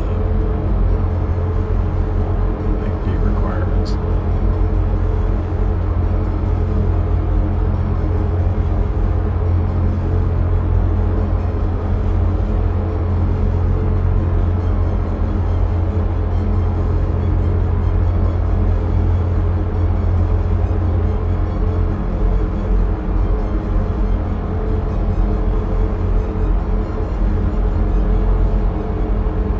Where the hell is this guy go listed?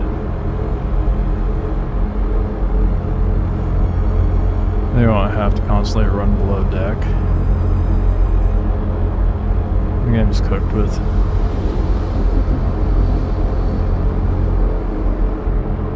Well, you certainly have an opinion about engineering.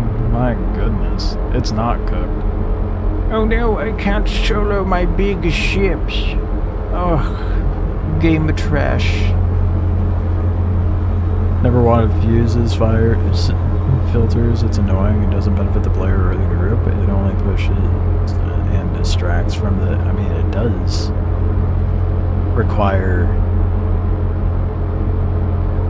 Did you just not pay attention to what the game was intended to be in the future? Because engineering was always going to be a thing. it's less so like a distraction and more of like depth of gameplay and requiring a bit more communication and strategy. So I can't help but disagree with you on that.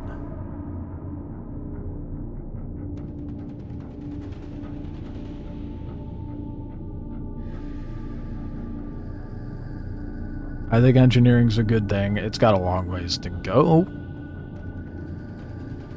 That's for sure. But it's not a bad thing.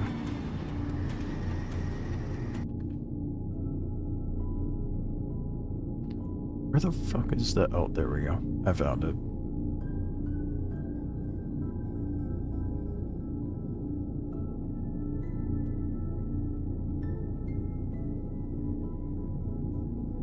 Gotta give him a Geo, an Nicotine, and then 13 cannons.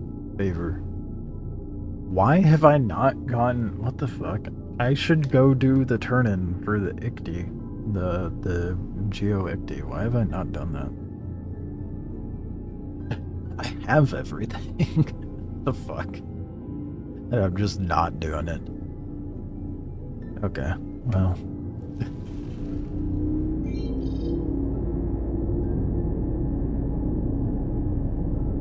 Oh boy, here we go. He said the solo players still had a place. He said the NPC crews could repair things, the AI gunners would exist, and they said it would make our ships stronger, not die in 2 seconds, all of which is true. Don't get me wrong, being able to fix stuff is nice, but the other stuff is dumb. Not true. Literally no one, not even AI, is going to stop shit making you mid-fight. Oh boy. So they can fix your ship.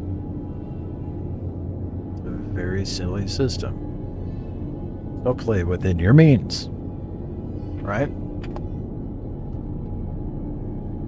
If you're in a single-seater ship or a ship that's intended to be piloted solo, you're not going to have to do a whole lot of running around because the systems you need are dealt within your seat. Right? Other than maybe a fuse. Fuses, I mean, they addressed a lot of this in their ISC recently. The NPC stuff, that's in the future. We're not at the final product. We're in the growing stages. We're dealing with growing pains. So any criticisms of like, oh, well, it doesn't work. It's not good enough in its current state is a moot point. Because we're not at the final product. We gotta get the core functionality of engineering working, and then the other systems in place to lighten the load of a solo player will be implemented at a later time. Till then, play within your means.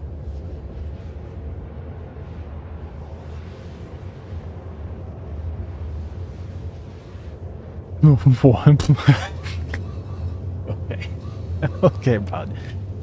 I'm telling people who bought big ships and wanted to use them that they can't play anymore. Not true. Unless they find 50 player slaves to do menial unpaid labor. Do you not have friends? So you're telling me it's realistic for someone to run around in a Polaris or an Idris by themselves? Don't pay attention to the fact I'm doing it right now. I'm taking advantage. Granted, I can't take full advantage of the ship, even in the current state, and it's cumbersome to begin with. But I'm telling people it is what it is. Play within your means for now. To be like, wah, the game isn't finely tuned to my basic needs right this second, while they're trying to polish the mechanic, is absurd. Just deal with the growing pains, understand that it's not at its final product. If you're talking as if Star Citizen is a finished product. It's not. We're testing the game. And we're enduring those growing pains currently. If you didn't want to test the game, then you shouldn't have signed up to begin with. That's the harsh reality right now. And until we get the rest of the mechanics in the game, like hireable NPCs, for example, it's not going to be exactly what you want it to be. Does it suck? Yeah, a bit. Is it endurable? Definitely. How do you get around it? Fly a smaller ship for now, or find people to play with you. Socialize. Simple solutions. It's a temporary thing. To get upset at it, as if it's a final product, is a bit absurd. It's as simple as that. That's another valid point. You don't want to multi-crew, then, you know, I guess sit and wait for Squadron 42, but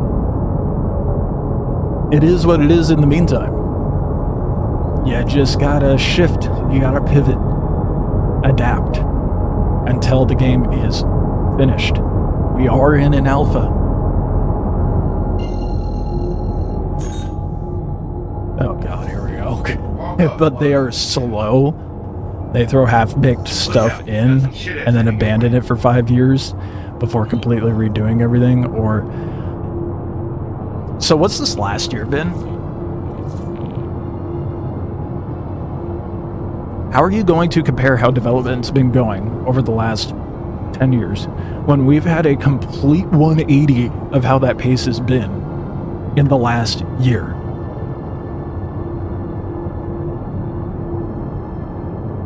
Like, what game are you playing? You know? Because this last year, they've dumped a lot of new content, a lot of better, like, polishment on mechanics, a lot more ships. What was that, like 80-something ships this year? And now we have engineering coming in December? Oh, but, you know, they're just going to delay it for 5 more years. You understand what was holding them back previously, right? You gotta change your perspective and approach on these things, dude. People will change and evolve over time, and the same goes for the devs of CIG. They are not the same devs, nor are they in the same state of progression in development as they were 5 years ago. And that has been heavily reflected in what we've been provided this year. So to hold them to standards of like many years ago is unfair. Again, endure it. You know? 1.0 is coming soon enough. Whether it be a year, 2 years, at most probably 3, at most. I wouldn't be surprised if we get 1.0 shortly after Squadron releases. But these are just so tiresome of arguments to make. There's very little validity in them. Just very, not to be rude, but lowbrow, very overused argument points people on the internet use over and over time and time again to try to validate the argument of, oh, Star Citizen's a scam. Why would you play that? Why would you waste your time?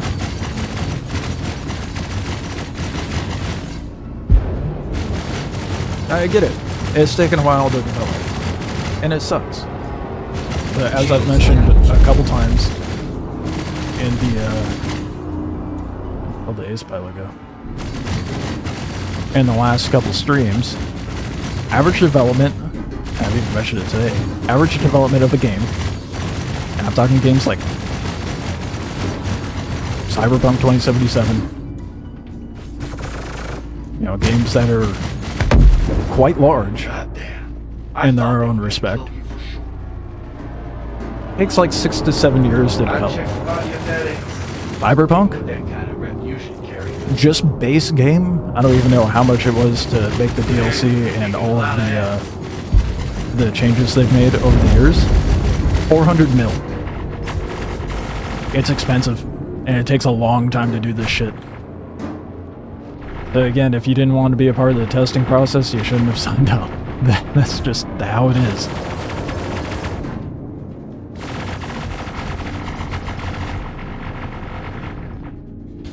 Oh yeah, no, I'm just letting the PCs do their work, dude. I am here for Ace Pilot and Ace Pilot alone. I couldn't care less about anything else. So I just roll in, take my shit, and dip out. Move on to the next contract until more generate.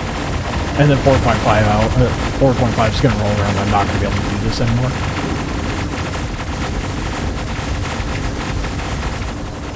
I think they crashed into the Ace Pilot. He's going on a stroll.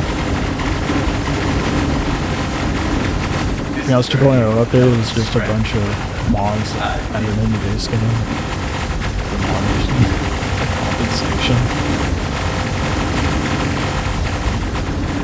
I'm not even referring to the polishing. I'm referring to, like, when it comes to Cyberpunk, I'm also referring to, like, the DLC that came out. Fixing the game, you know, that's another thing. But still, base game alone cost them $400. I think there's a lack of understanding as far as like the time and money that it takes to develop a game. Granted, I'm not giving CIG any excuses, because there has been heavy mismanagement with the development, but that has definitely been, I wouldn't say over with, but it was a lot more egregious in the past. Whereas now it actually feels like they're behaving like a dev team. It's a company that's actually working insanely hard to develop a game. Saw a video of a player adding ballistics to the players. I recommend you do that. No. I only get 5,000 rounds per PDC. I will be out of ammo after one run. No. I'm not going to keep making trips to go restock. It doesn't make sense to have the ballistics on there. Sure, they do more damage, but it's a finite amount of ammo, and that would just take away from the efficiency because I'd have to go restock regularly instead of just heading out to the next contract.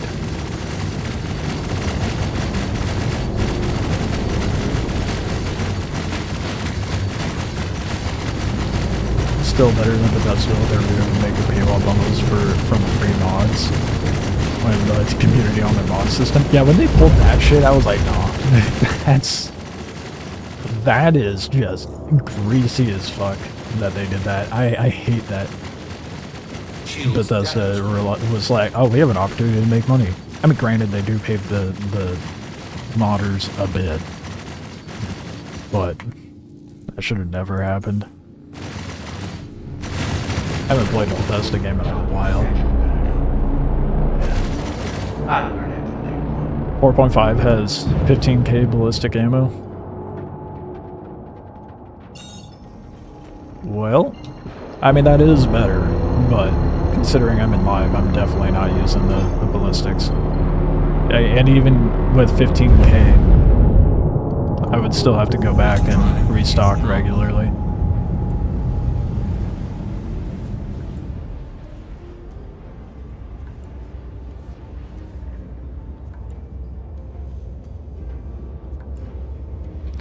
When I tried modding, the mod system that they introduced in Bethesda games was bittersweet. I didn't have any issues with it breaking my game, to be fair, but the positive is that it did bring mods to console players, and that is the only positive that could be drawn from that. Otherwise, like, if you're on PC, then yeah, you may as well use Nexus. There's no point in otherwise.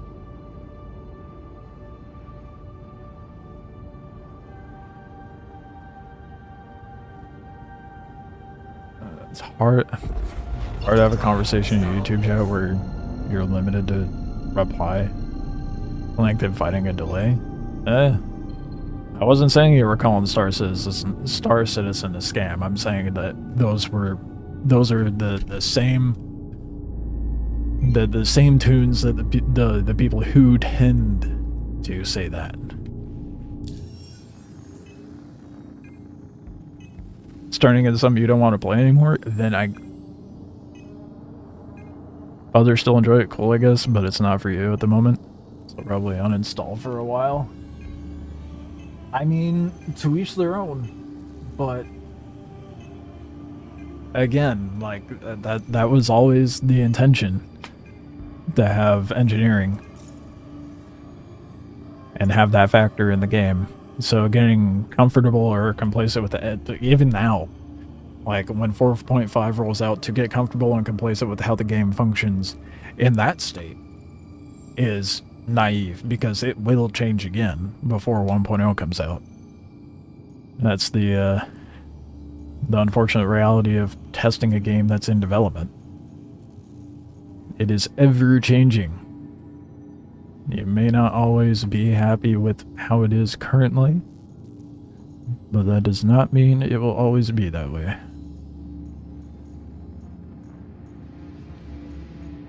Oh yes, the 350k. The golden child. The one that will give me ace pilots.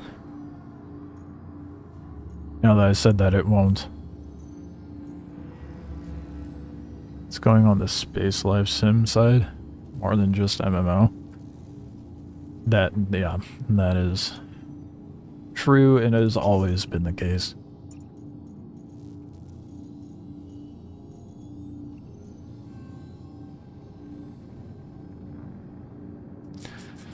I mean, it can balance fights against bigger ships. It will, for sure, yeah. I mean, just like, and then on top of that, the refactor of weapons, their ranges, and hull armor, and all that jazz. Huge game changer. I mean, massive. No more little shitter dogfighters going to fuck up your big-ass ship.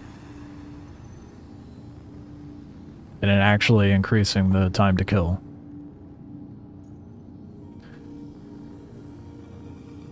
Big ships aren't good to begin with because we don't have all the mechanics in.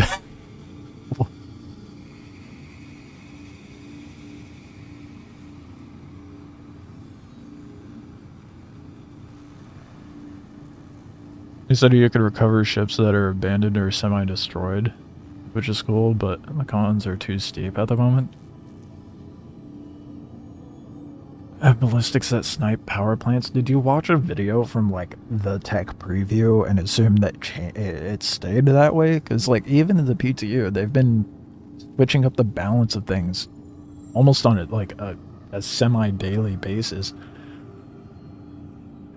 So like sniping components, it's gonna heavily depend on the weapon size that you have. Little shitter griefers aren't going to be able to do that as much. Depending on the ship you have will determine like your hull armor and determine what you're susceptible to. So really the only ship, like if you're flying a bigger ship, the only ships that you have to worry about are bigger multi-crewed ships or heavy fighters.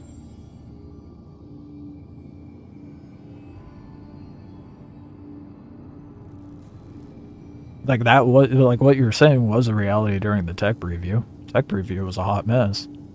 PTU though, right now, it's in a much better state. Way more balanced. Yeah, and most fights aren't both people sitting still. So, at that point, time to kill, depending on who you ask.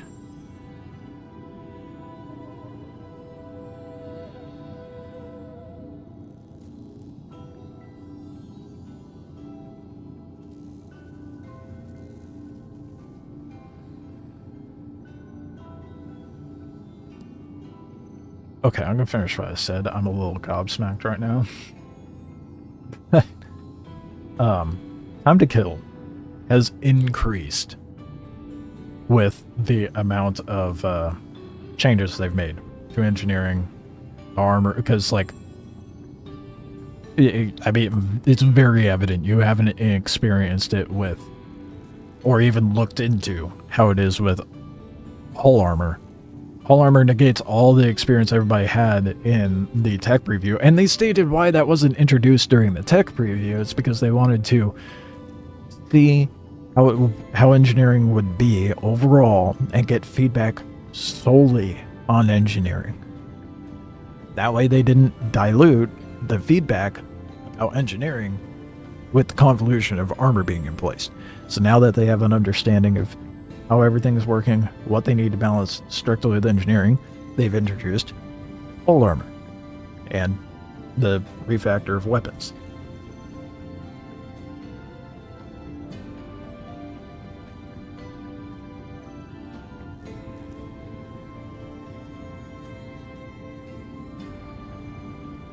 Oh my god, bro. Okay. Wow. Didn't give CIG 50k so I can't access the test server is insane. Now, I will agree that after you hit a certain dollar amount, even if it's like 1k, I think CIG should give those backers immediate access into the PTO. Kind of stupid that they don't.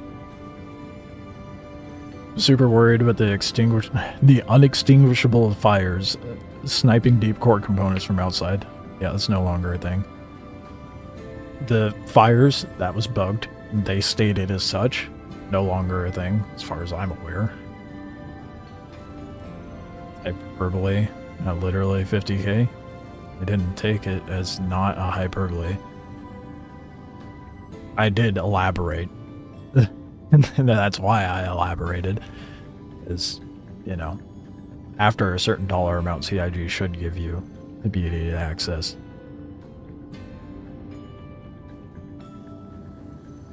Your only concern is the smoke and the unexisting vent system in ships. Yeah, and even in the Inside Star Citizen, they brought that up, being able to open multiple doors to get to an exterior door to vent the atmosphere. Hopefully that gets thrown in before it goes live. Because as it stands right now, being able to open everything up and not extinguish a fire, kind of dog shit.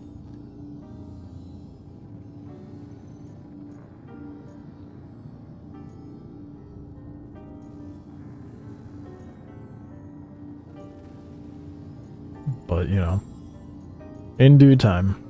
I don't expect it to be perfect right out the gate.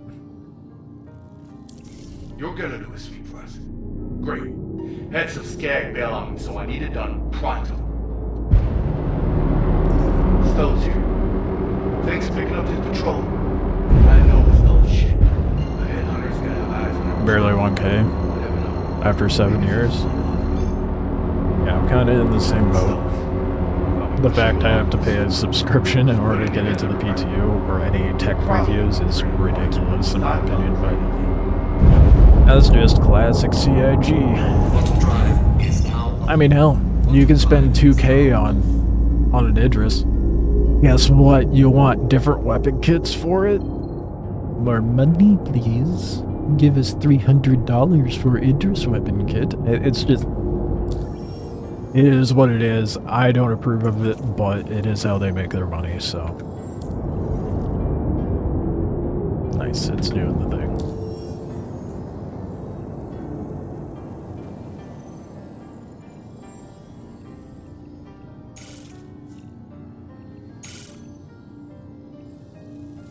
There's so many clusters over in one area, goddamn.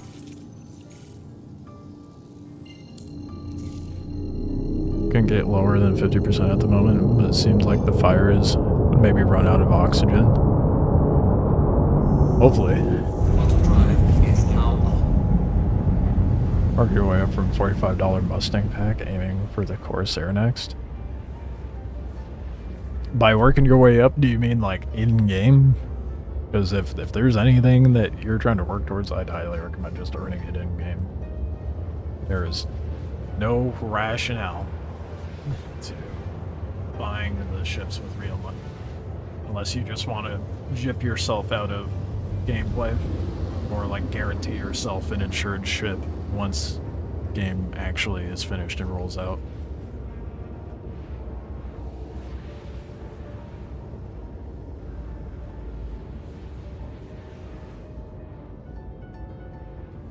The Avenger Titan's alright. I'm not a huge fan of it.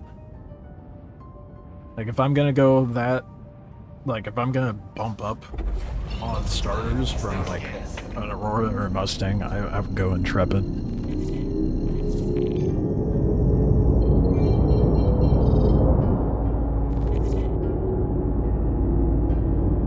Same firepower, you know. Looks better. Has 8 SU, so more than sufficient. Where is my marker?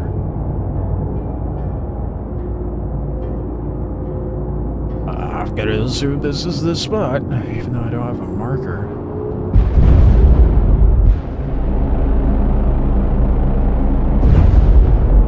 I actually don't know what the HP difference between the Intrepid Wait, is. scratch that. Something's not right. Let's go. What'd I tell you? Fucking Looks like you're about to 350Ks. make some new Give you ace pilots right out the gate every time. Look out.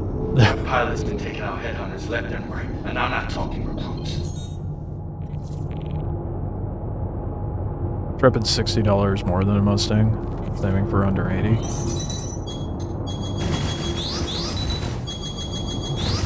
I mean, that's true, but that's not $60 more than a Mustang.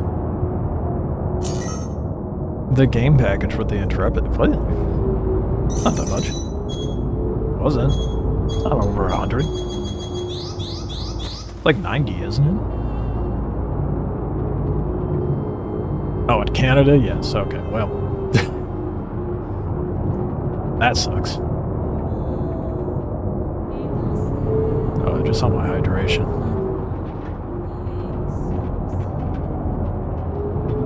Why is it not letting me target the ace? What the fuck is this? Why is ace not targeted? There we go. Yeah, if that's the case, dude, I wouldn't even purchase a ship with real money. Just earn it in game, rent what you can't buy just yet, and work your way up.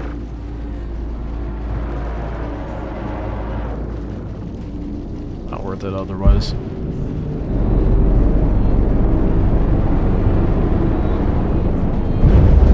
Why is it not targeting these? What's happening? Or is it? Why is it shooting everything but the ace pilot? I don't care about the other ships.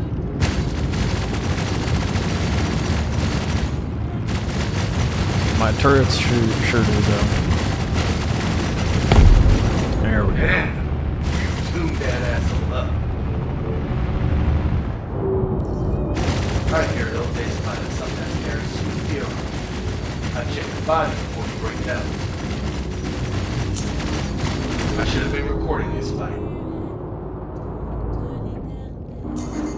Shields damaged.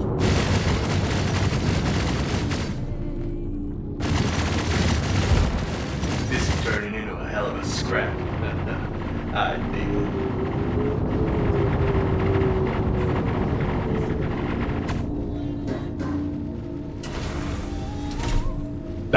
Disagree.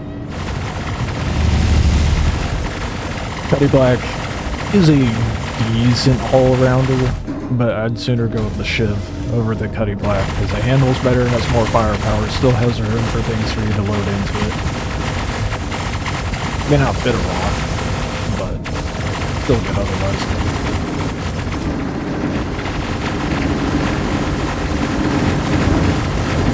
And again, that's something you can buy in game.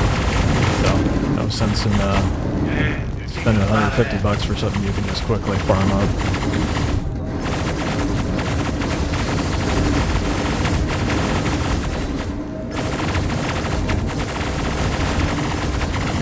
Corsair planning on. Okay, yeah, Corsair, 100% the ship you want to go to. I love the Corsair. It's so good. Even if it's just a solo, but with a multi-crew, I think it's rad. I was saying I haven't seen a cartographer medal in ages and just found one. Not the medal I want. So fucking noisy.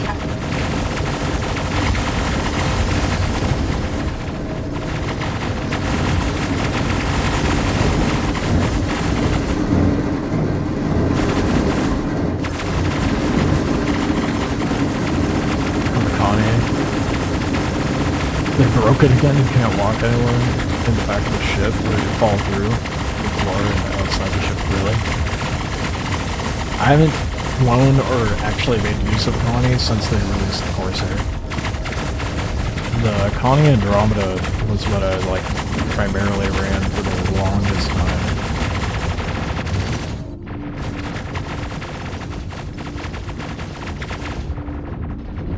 Anytime now. There we go. Takes a minute to get into that seat.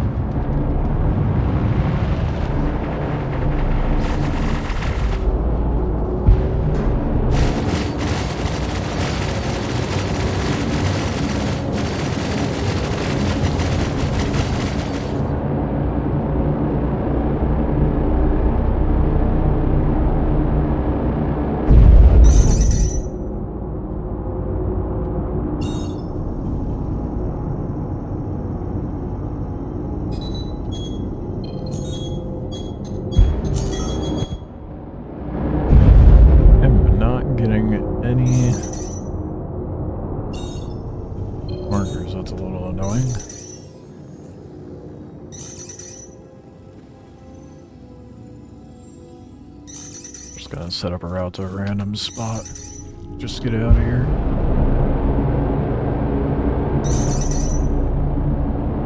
Now, isn't that everybody's favorite sound? The missile lock? Love it when it's spammed.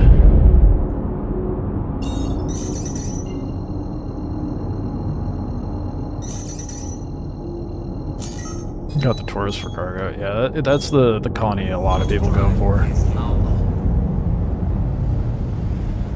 But they took cargo out of missions. I wouldn't say cargo's out of missions. Depends on the missions you do, because I still find cargo in ships. They just took out the good cargo. 90% of the cargo you find is scrap, which granted is still good money, just, you know, not drug money. So, nowhere near as satisfying as before.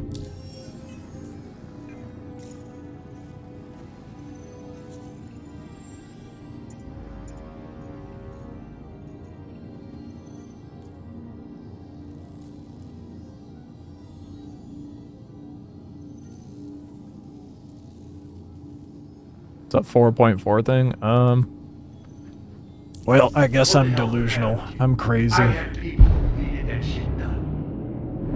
Missions that I do in Pyro, they spawn with cargo, so I don't know about that. Mileage varies, I guess. Depends where you're doing the contracts and what contracts you accept, because, like, depending on the contract determines whether there's actually cargo in it as well.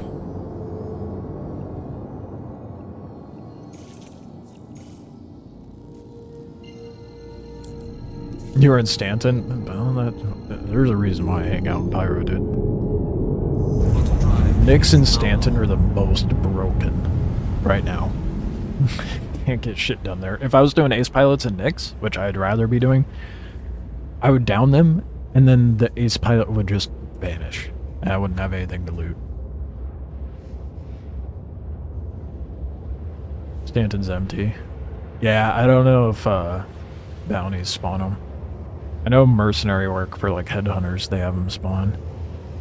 Guy in your guild got a javelin. Whole server will fit in it when it comes out. Yeah, well, when it comes out. Could not be me. I could not spend the money for that. It's crazy. But the go-to mission that I would do to get cargo from ships is the 120k mission via headhunters. What the hell is it called? I'm not gonna be able to look at it. Tactical strike. That's what it's called. And it would spawn usually cargo ships, like sometimes reclaimers, but it would be like C2s, Caterpillars, Starfarers, and they'd always have cargo loads of stuff. And those missions, you're targeting the one ship, But if you're there for the cargo as well, you gotta take everything else out. And it's so dumb because it spawns with so many big ass ships. I'm like, why is this 120k?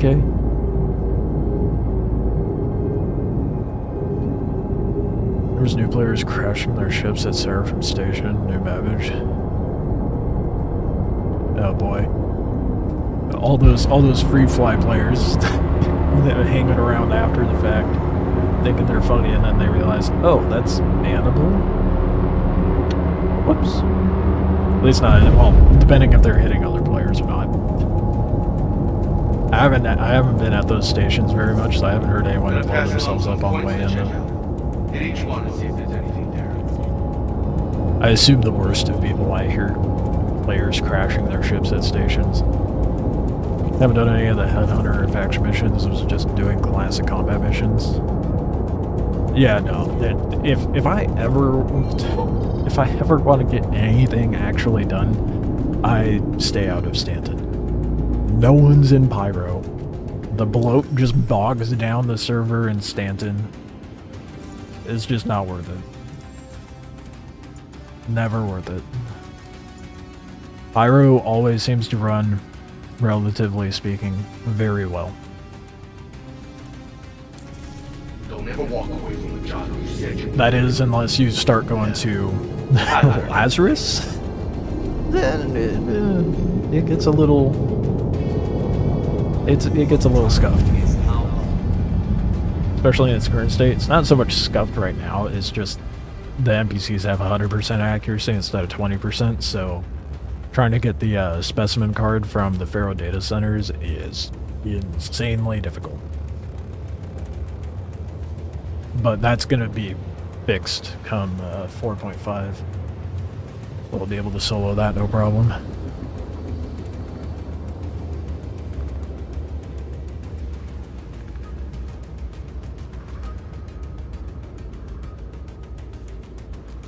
Yeah.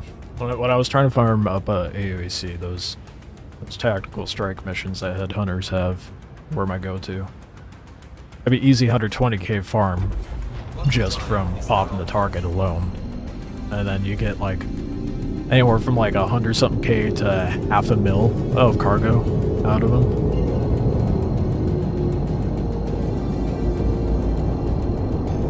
Arson was a war zone during IA. Oh yeah, everybody bringing the bad guys to the landing zones and rezzing them for free flyers.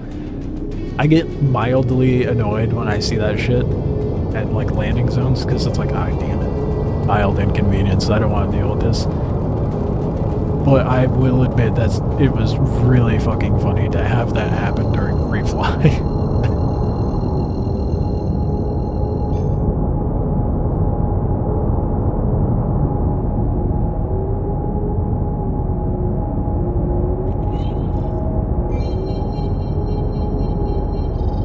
$500 Perseus versus an Idris during IA was funny.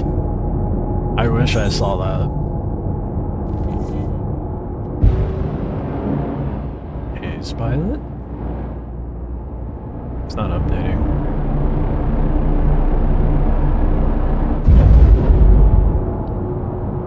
I think I'm gonna have to make a trip back to Bloom and hope the 350k is up again. I stopped counting how many I've farmed thus far. Honestly, for my own mental sake, that's probably for the better. Damn, you're kicking a lot of ass. Am I? I feel like no, they've just been taking themselves out, but damn, you're kicking a lot of ass. These guys can't fly and driving into rocks. I'm so good at what I do. Oh, nice. Okay, it's doing that. Alright, time to dip.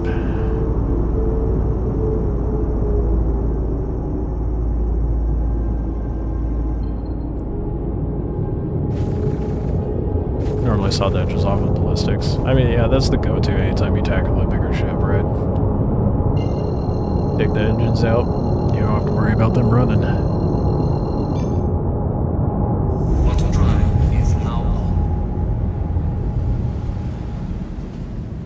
The cursed salvation that locked you in the seat in the hall. Oh, that was a thing. I didn't get into the salvation at IAE. I saw it there and I was like, oh, this is cool. But I had already gotten one with store credit to check it out. So I did my thorough like ogling at it in my own hangar. So I had no need to hop into the pilot seat at IAE. And you were actually able to open all of its features in the hangar. Not the case at IAE. There's a little step that folds out for you to hop up on top of the ship and get to your components. I wasn't able to pull that out on the demo ship at the expo. The expo ships were buggy. Yeah. So they did ever since they did the new expo system. You don't touch them for that reason. I pretty much was letting everybody else interact with them and then following them into the ship the entire time I was going through.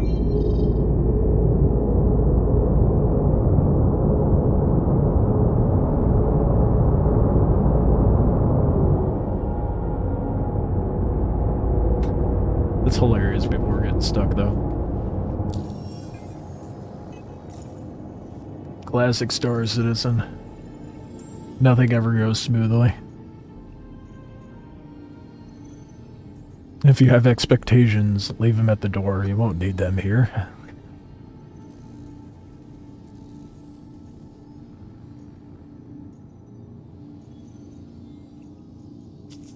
Come on, 350k.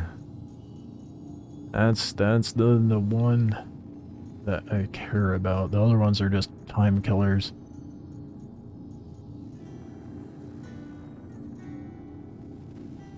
It's not gonna spawn. I have to do the other one. Oh, I lied. I spoke too soon. Hell yeah. Alright, I'm gonna grab the other ones and go do that. Get another ace pilot. I wish I could do them back to back to back to back, but there's a timer on it. Popping back up. It's funny to see people falling through the floor of the new Vandal Heavy Fighter 2. That was happening. Wow, I missed all of the jank. I'm so glad. I was there day one, within hours of it being open. Like, I went there in the morning, and it was an absolute degenerate. I was doing long-ass streams during IAE.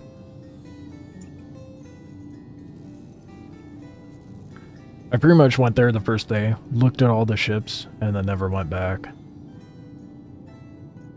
Rented a Polaris to finish farming for this Polaris. I did not give a shit beyond that point.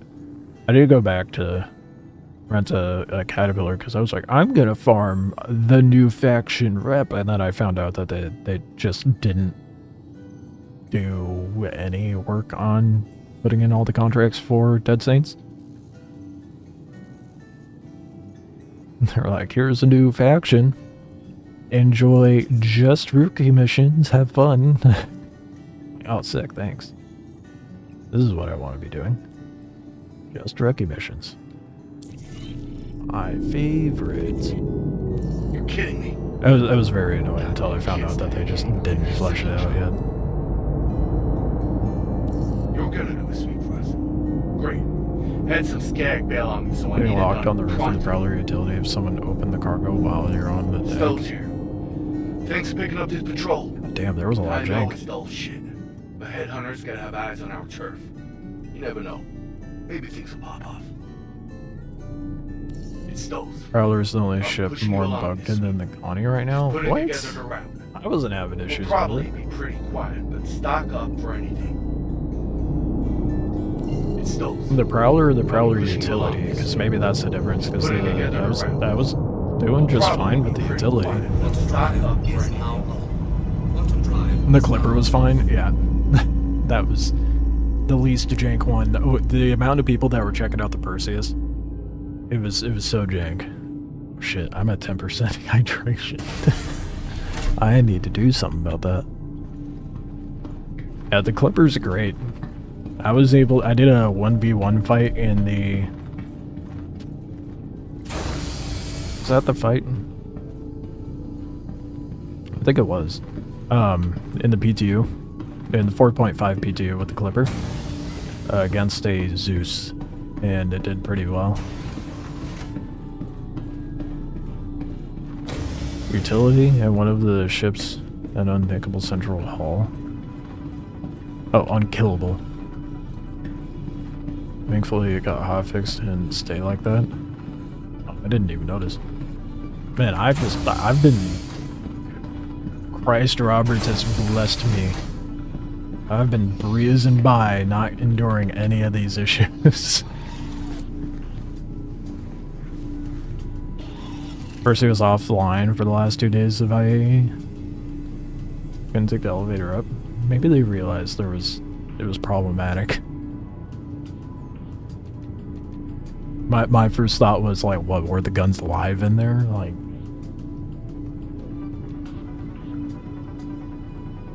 it's a good thing nothing like that's happened during an IAE. I would not be surprised though. Oh yeah, did it keep my ships in here? Would you look at that? They're both still there. They didn't decide to eat it this time.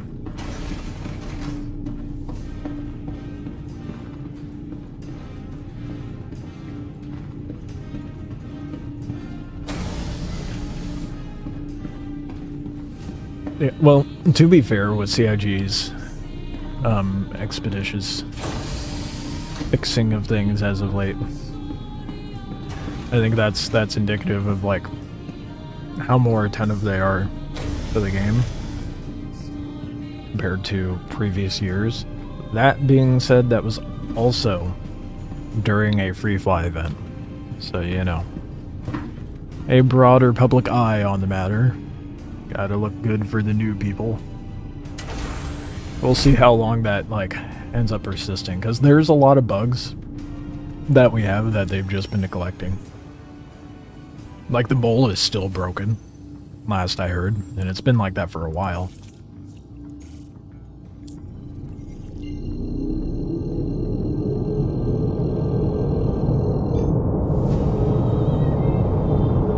In the past, they let the free flight server events and servers burn.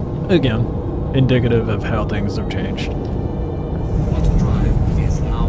They have a lot more writing on how things are perceived now because Squadron 42 is about to be released and there's going to be more eyes on Star Citizen as a whole. Especially with 1.0 relatively around the corner. The golem's broken too. Shit. That puts a bit of a damper on things. I may have to farm Quantanium when 4.5 goes live. Damn it. Oh, the Atlas mech. Oh, the Geo. The Geo. Okay. That's fine then. Yeah, once they've hopefully fixed the Geo, then I'll use that to go to the Hathor stuff. You know, every ship will be for sale during Squadron 42 release. Oh, 100%. Without a doubt, dude. I will be baffled if otherwise. You know what ship I'm looking forward to? The Raylan. So excited for that to come out. I think the Ironclads are gonna be cool, but I'm more excited about the Raylan. I love Gotuk ships. Heard the Icti is bugged too. Same bug where the arms are just locked forward. What about the Geo Icti? The one you get from Wikelo, is that one bugged? I know that the Ictis bug out and then like they just hit 0 ammo and they just don't work.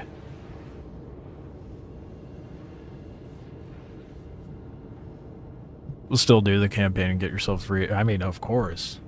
Obvious. Dude, when Squadron drops, you don't... I am 1000% streaming that entire campaign. I may end up just taking a small vacation to binge it. it'll be rather unhealthy. All atlases are bugged. Kind of want to see what the battle cruiser is going to be. I can't afford it. I mean, you might be able to craft it at some point, eventually. But we'll probably see the battle cruiser when Invictus rolls around.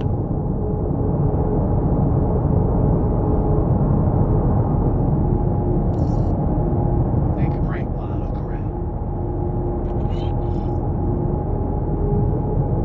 Not totally free, it'll be the game's price. I mean, valid. On the ship. Unlocks F8A, T8A, or have the F7A.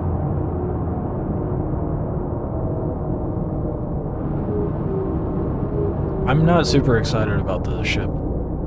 I don't really care for Anvil or Aegis ships.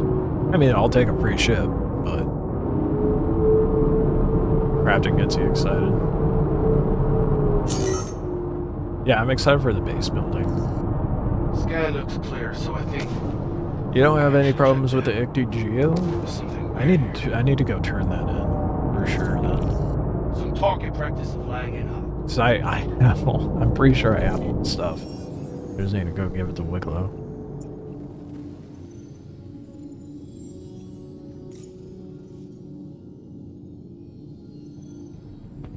Aw, this is the first one where it didn't give me an ace pilot on the on the 350k. Well, isn't that disappointing?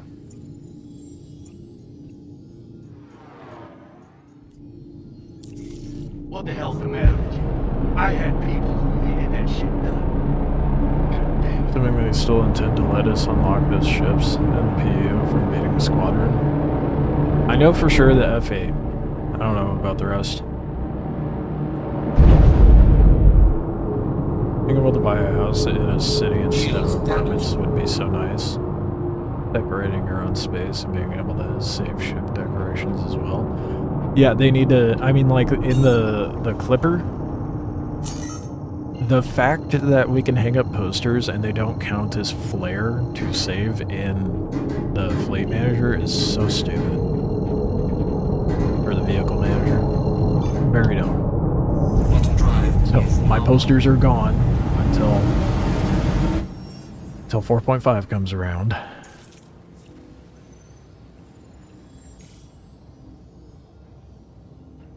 That's not at all where I asked to go, but thank you. Quantum drive is now off. Okay, it's not constructed. I thought it was going to be.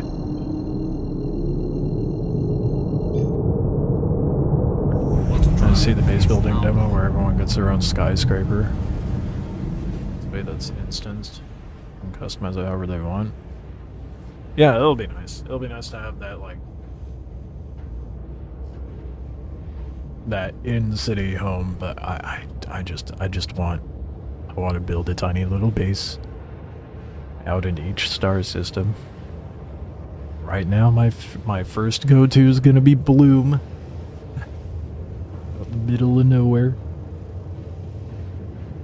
But when that Nix 1 comes out, it's gonna be very tantalizing to go build there. Whatever they decide to roll out Genesis, I think once they have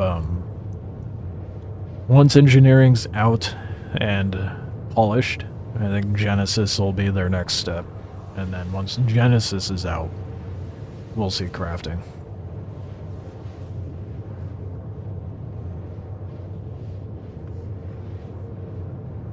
But I think as far as new additions to the game,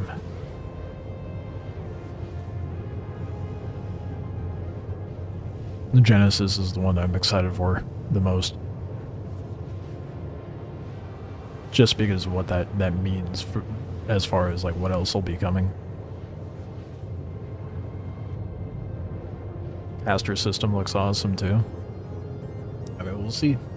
I haven't looked too into it. We'll see how much of it changes.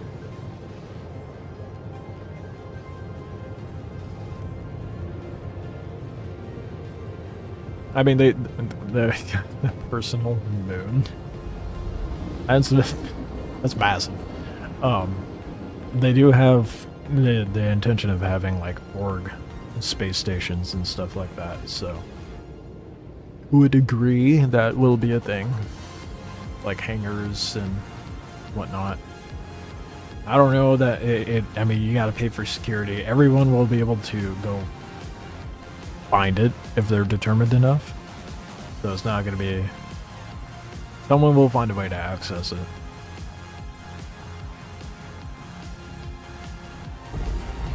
I'm curious to see how they have that system implemented.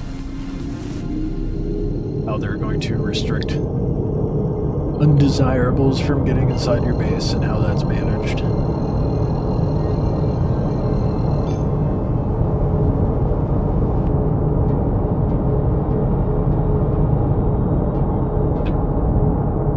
Giant guns and warships in the same sentence as majestic is so funny to me. Alright, let's get going. Head to the markers and run a scan and see what's what.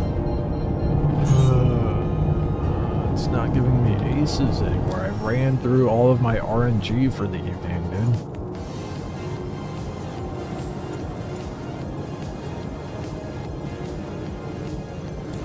What the hell's the matter with you?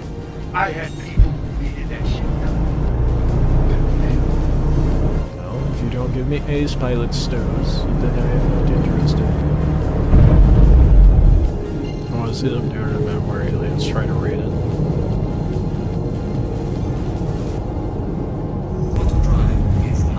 I think depending on the star system you're in, that should be a thing for sure.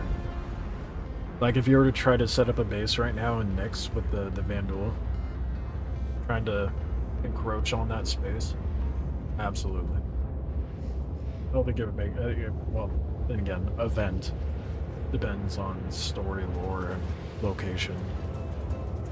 I don't think that would make complete sense. Oh, in Stanton, however, Stanton has 9 tails. Or if you have it set up to where, like, you're in Pyro, just using examples of what we have right now. If you're set up in Pyro and you're sided with headhunters, and then, like, CFP tries to raid your base, or vice versa, that would be cool. But if you try to send a link, it's not gonna work. But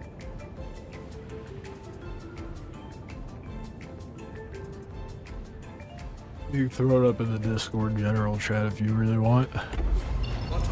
YouTube doesn't like links.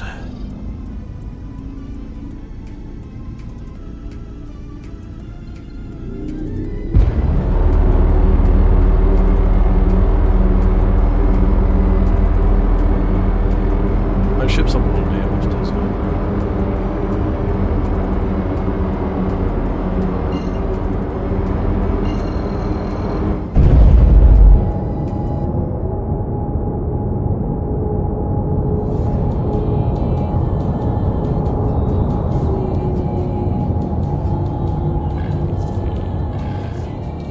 Come on. Base pilot, please. And I'm running dry. Like, YouTube doesn't like links to their own site. Yeah. It only lets moderators and the streamer themselves send links. To be fair, it does mitigate a lot of bot behavior on like Twitch. And Kick for that matter, so. I haven't seen a single bot come into the live stream chat on YouTube. And that I can appreciate. No matter the cost. So it's very annoying otherwise.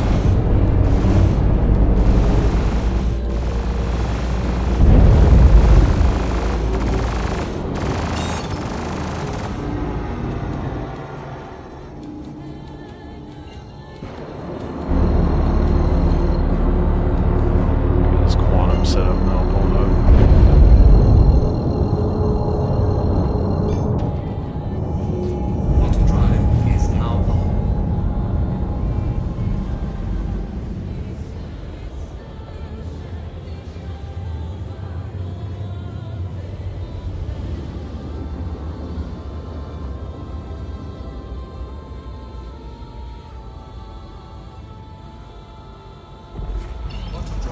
Here's the routine.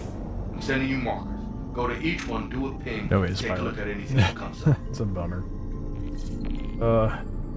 I've gone through my RNG quota for the day, I guess.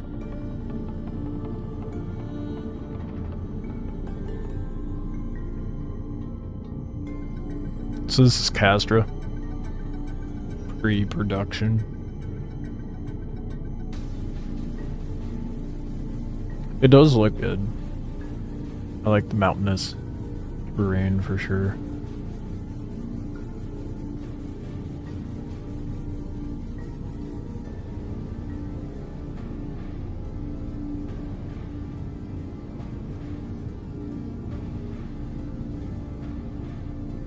Honestly, look at that. Because it kind of has a similar vibe to Nick's one as well, aside from these mountain ranges. Kind of has like a Nick's one Bloom mashup.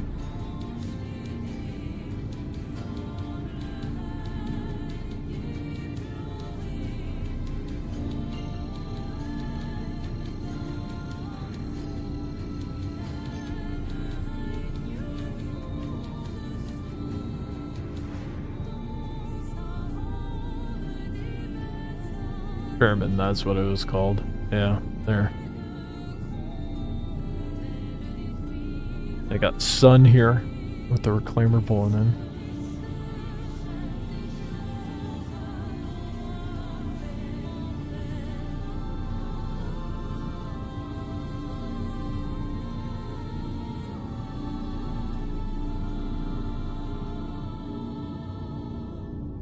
It does look pretty sick.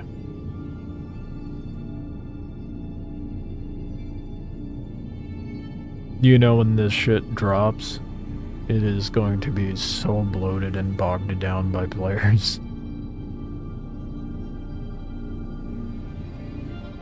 But I do love the mountaintop view. That's dope.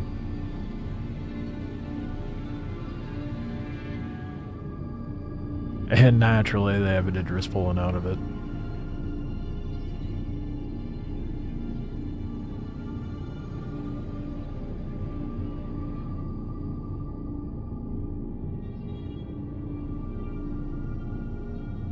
Yeah, I wonder what size gun those turrets are. Kind of like 2-tap a fucking Idris with those things. Holy shit.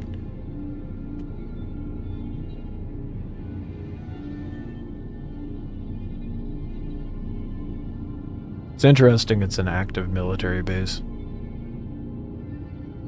that's open to the public.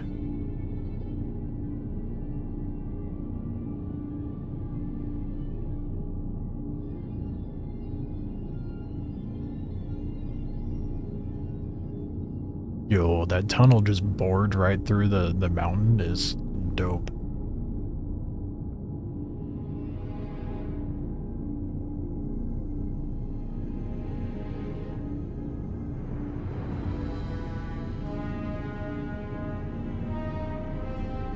Half of it's open, half of it's not. I mean, understandably so. I wonder if at some point they're gonna put a thing into where you can, like, side with the military and gain access to the closed off half.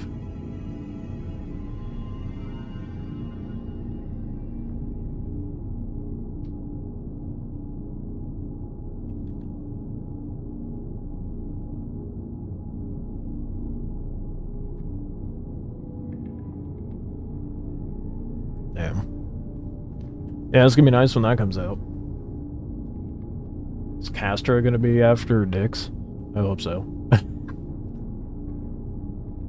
Would be nice.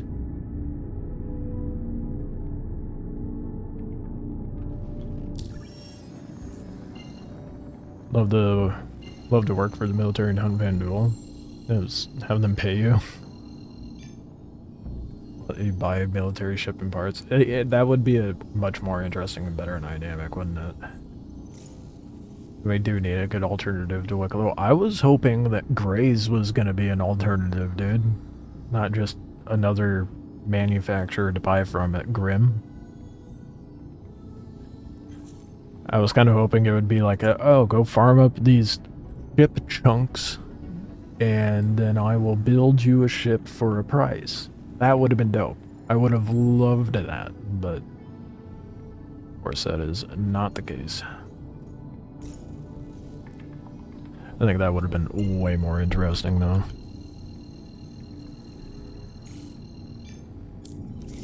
Don't ever walk away from a job you said you were gonna do.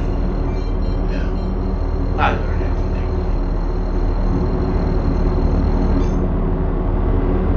one. $5 as the next great ship is Connie sized and called the shape. I do agree that it'll be of that size. That or it's gonna be like industrial.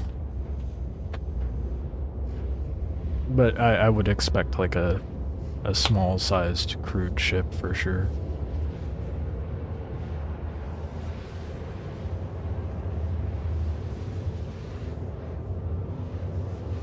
How many do I have? I haven't had much luck.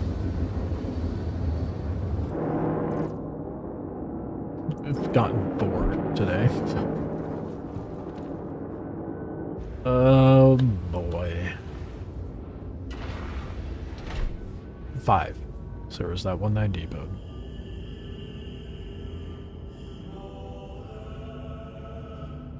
Only 44 more pilots to go.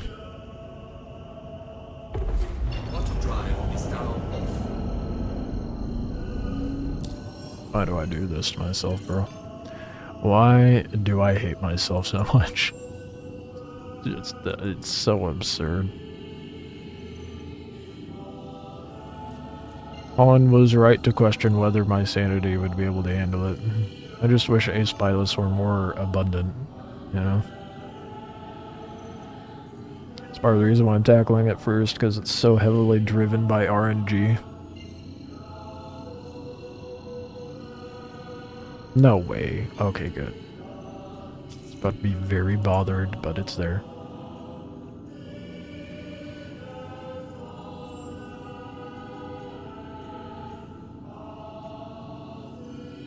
I'ma pretend you did not just say that Drake ships are made out of trash. I love my Drake ships. You leave my poor ship bucket Drake ships alone.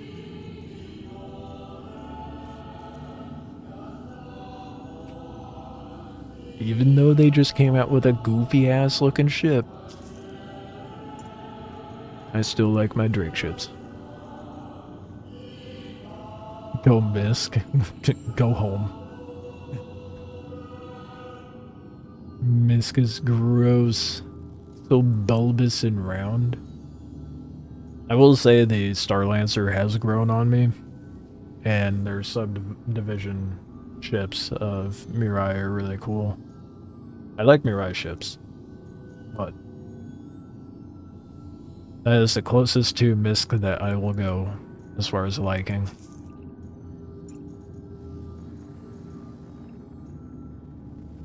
Airstream ships. I mean, you're not wrong. Still ugly. They literally are. They're made out of stuff Drake gets from scrapyards.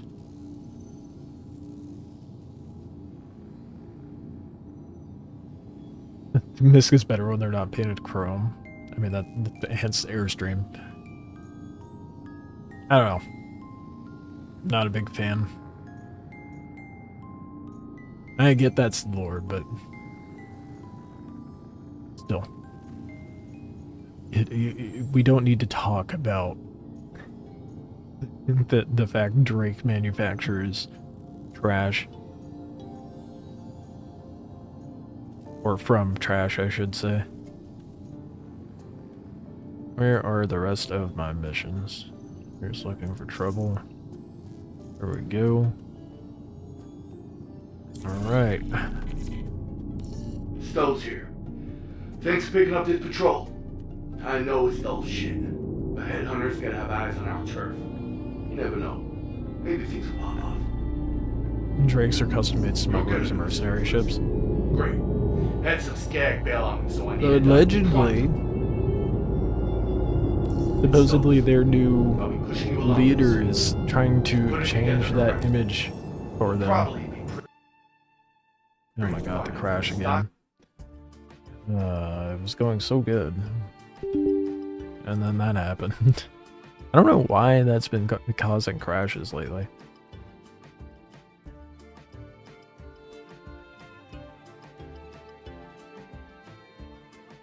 Wolf's Peak.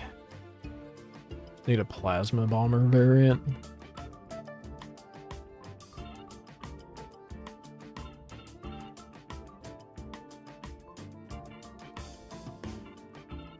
I don't know that we need a bomber, but like if they did say they're releasing more Kruger ships, but if they released like a bomber version of it, it would have to be much bigger. And that being said, the L-22 is peak, not just the Wolf in general. Because the L-21's kind of gross. Looks good until the fin comes out. And the wing on the tail on the L-22 looks way better than the one on the L-21. Just a bummer that the Wikelo variants are L-21s.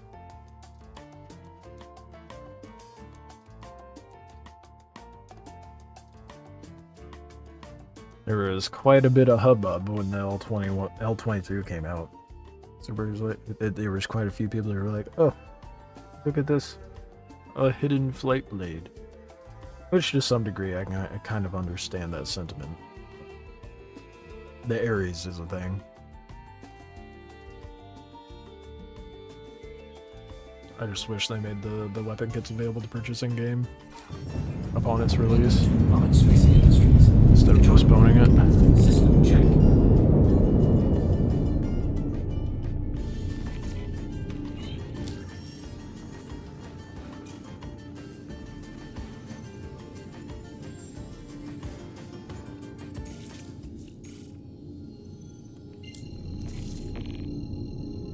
They will be in 4 months. That's being generous.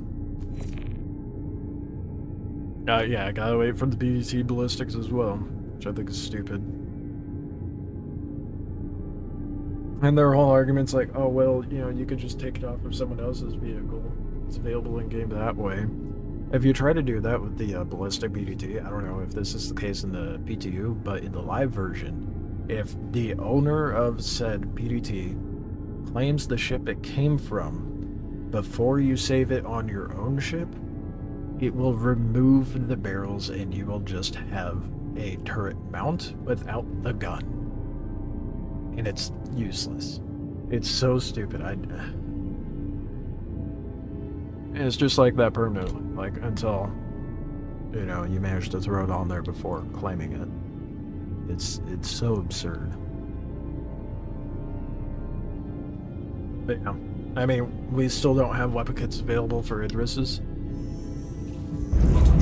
They're just now putting the Hornet Heartseeker weapon kit available to purchase in game come 4.5. Like, it's gonna be a hot minute before Wolf weapon kits come in. I'll be right back. I'm gonna hit the bathroom.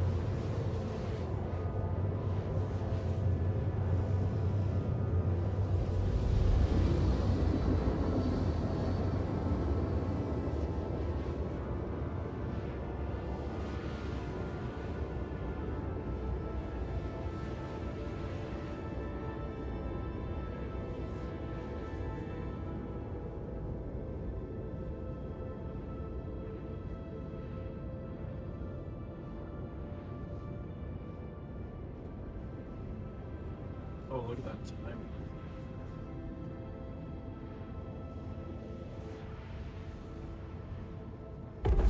Quantum drive is now off.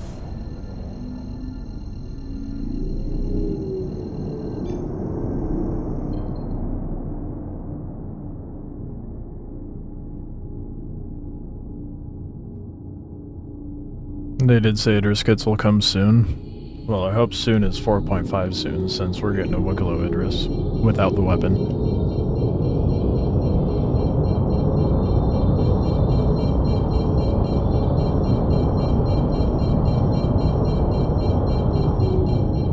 And a simple answer as far as like not having weapon kits for everything is just balance. Bespoke on some ships is there for a reason. I mean, the same can be said about the Meteor. Same can be said about the bespoke cannon on the Stinger. It's just simpler for them to balance. Shields are off. I'm gonna pass along some points to check out. Hit each one and see if there's anything. Hell yeah, we got an ace. Look out. That pilot's been taking out headhunters left and right, and I'm not talking parts.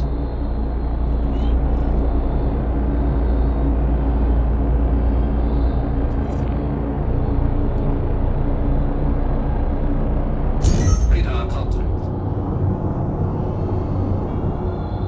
Both ships are outside, both turrets are remote, same size.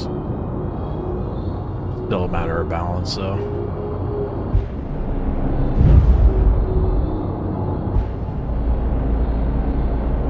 I'm not too upset about. Yeah, I get it from a gameplay standpoint. Bespoke and limitations in that regard are just easier to balance for the time being. Shields damaged. Radar contact.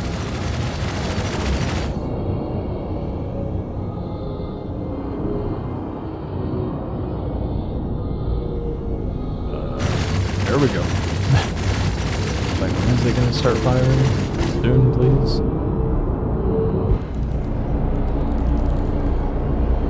Well, that F7's navving out, dude. Getting fucked up by the other ships.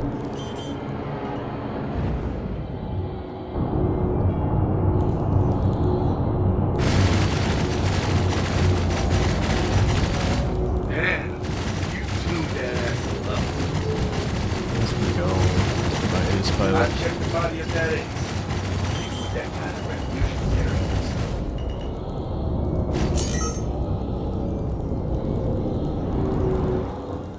Shields damaged.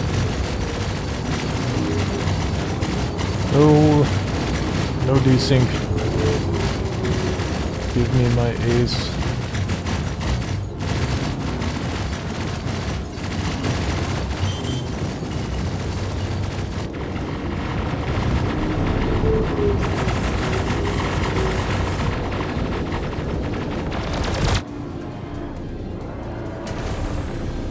You have lots of bespoke things that have options.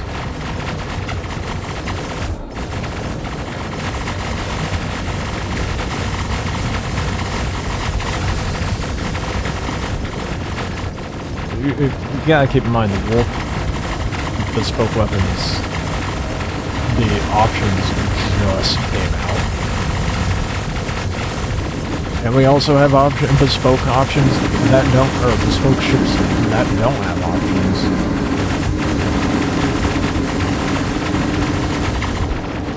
And it's not necessary, I mean, just as the Wolf got the addition. That's why I said for the time being, it's not a forever thing. Nothing is a forever thing with anything in Star Citizen. Give it time.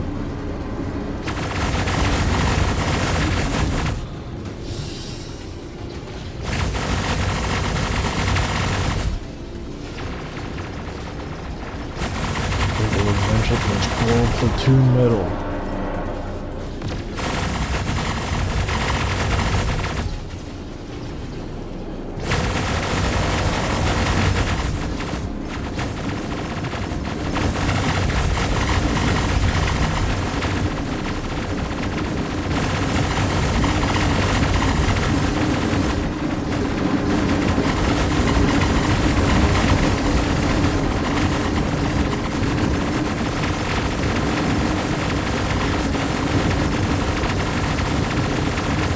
If only that was true. Tell Chris Roberts you don't give him money and they'll shoot that stuff into the store. The persistent universe so fast. If only that were true. There's a lot of things we still don't have that people have given them money for. That we're waiting on. Collision alert. Radar contact. Just depends on what it is. What is... Dude, there's something's up. Something was ramming up the ass of my ship there.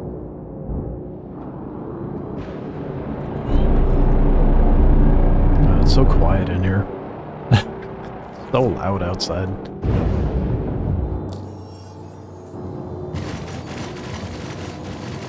Shields damaged.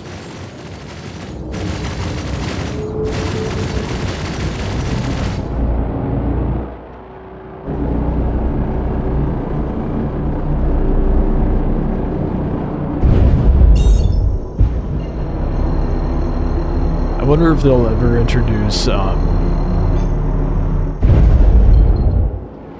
mean, they kind of showed it, but the ships that the Vandal have,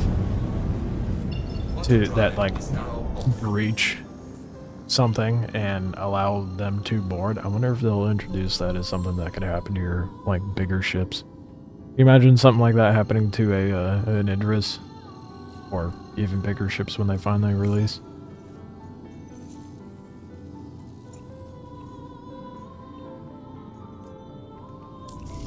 Don't ever walk away from the job you said you would. Or even, like, you know, workstations or bases. I learned that from day one.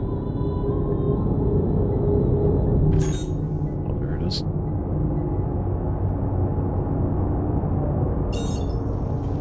Yeah, the boarding pods.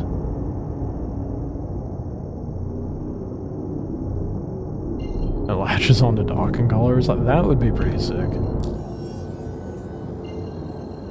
I think that would be a more likely thing once they get command modules implemented. It'll make it easier for them to have that sort of tech available.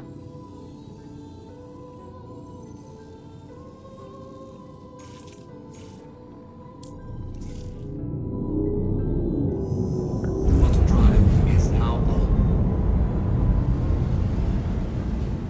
But until then, we'll just be lacking a bit of everything. Like escape pods.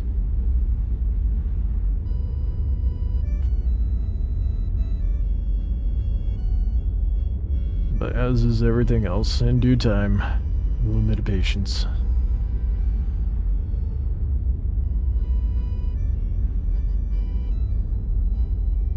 Or a lot of bit of patience.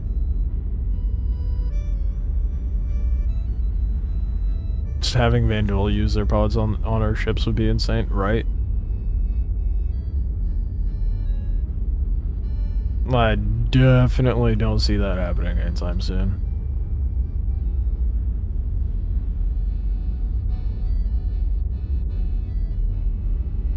Yeah, having insured weapon racks would be great.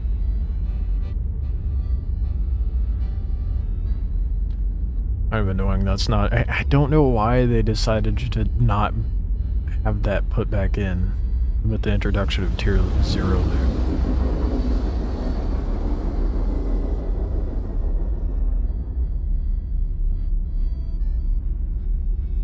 So I feel like Tier 0 loot kind of just made weapon racks and all that jazz useless.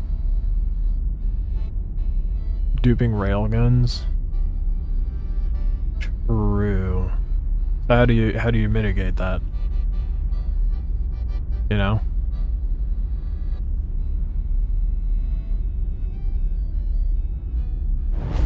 Especially with the in the future having insured loadouts and stuff.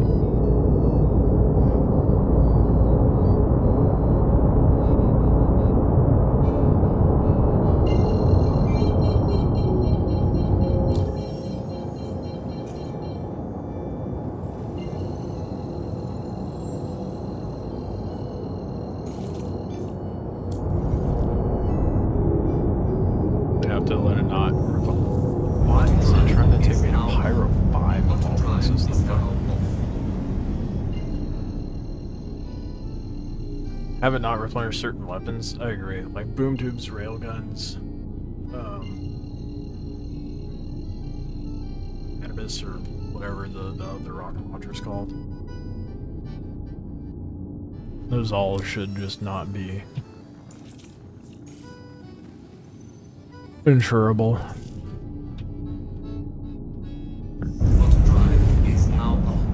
Granted, I don't think there needs to be an insurance system with crafting and all that being introduced, but then there's the argument of like, oh, well, I don't want to go out and get the materials. So, it's like I did it again. I keep routing to the objective. And it's like, oh, you just want to go to the middle of nowhere, right? 45 G's away.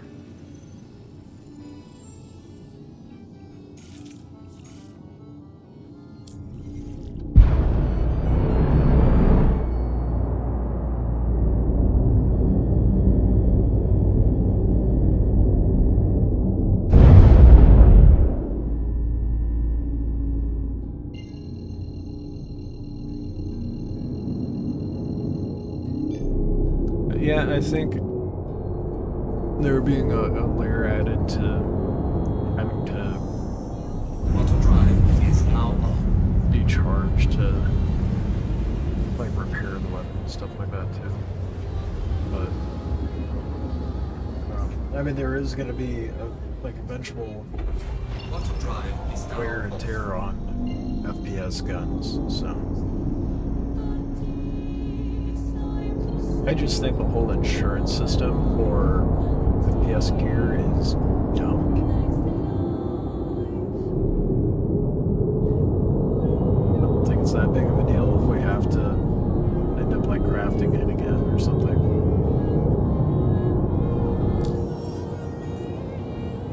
The argument being like, oh well, what if I lose it due to a bug? Well, hopefully by that time we aren't running into stupid bugs and losing our gear because of it. Why do you keep wanting to send me over there?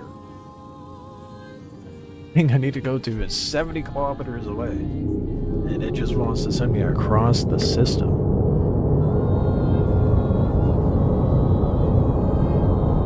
I don't think wear and tear is dumb. That's not what I was saying. I think the insurance system's stupid. I think the wear and tear system's cool. In fact, you think it's dumb isn't surprising considering your opinion on engineering, but I think the wear and tear system's cool. Like, there has to be an economy involved with getting resources and crafting and having a gameplay loop involved with that. So if you don't want to deal with all that in the farming of the upkeep, then you just pay someone else for it.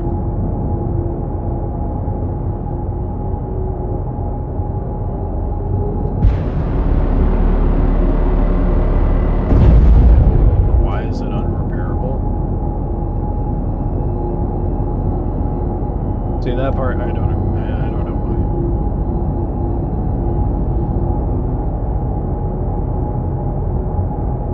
There should be like,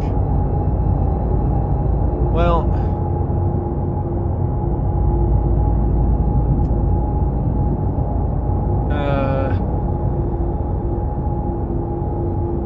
I'm a bit of a fence sitter on that one. Like, how many games do you run into where like they have a repair feature for weapons, but you know you can only repair so many times until you replace it?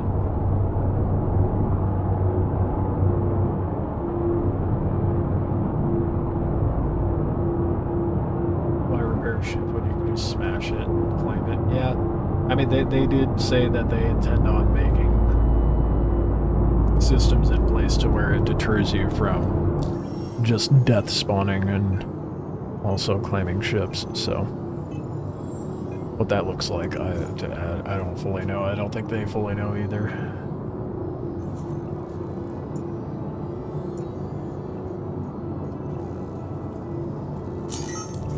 What the hell's the matter with you? I had people who needed that shit done. God damn it. Can I say Stowe's ace pilot or bust?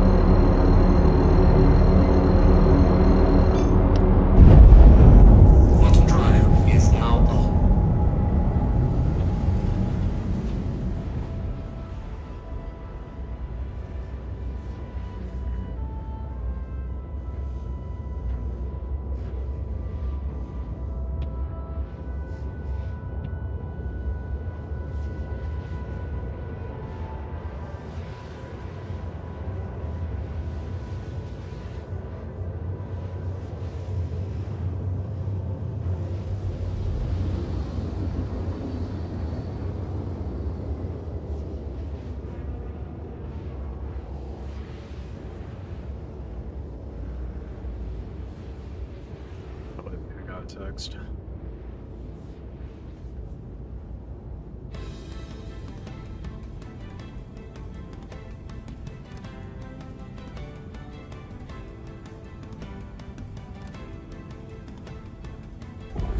Bottom drive is now off.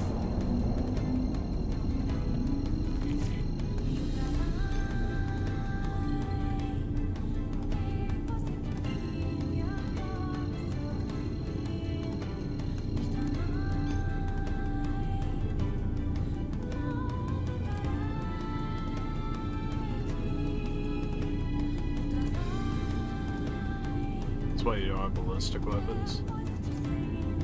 Big money shooting things, not losing it. Yeah. I mean, it's that and it's just a time consumption thing, right? Feels like whoever entered some of these values accidentally hit too many zeros. Missile cost? I disagree on. That depends on the size of the missile, though. Because the big ass torpedoes and shit, like the fact it costs millions to replenish a Polaris makes sense. Even the smaller missiles, I think it makes sense. Boom doom damage is insane.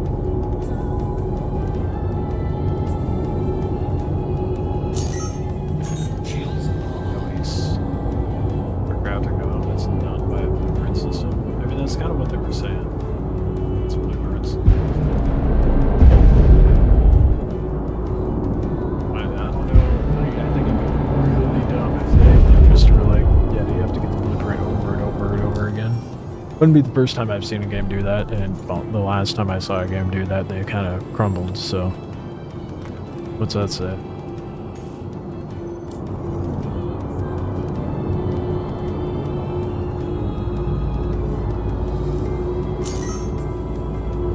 shields damaged.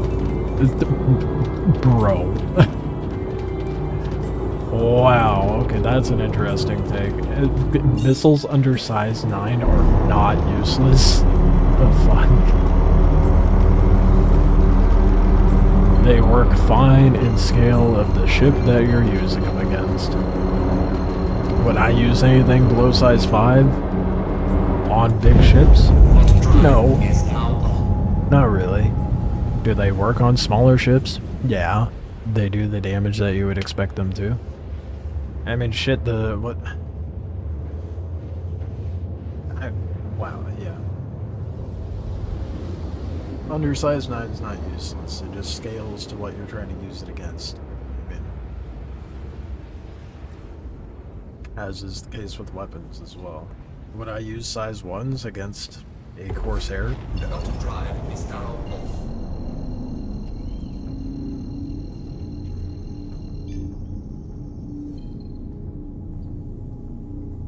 6'4" size 5s. Like, well.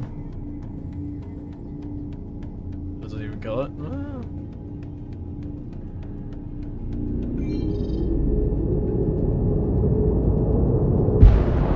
What do you take? What even shoots size 5s? I'm trying to remember.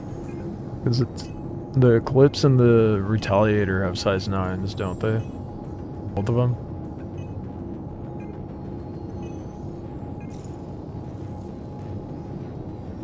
Looking forward to crafting them, but I would like the devs to finish refineries first. Want to be able to refine or cut gems to make jewels. Gladiator, Hammerhead, Ions, Perseus, and the Ballista, Vanguard. I've only used the Ares as far as its missiles. And that hasn't been too bad for me.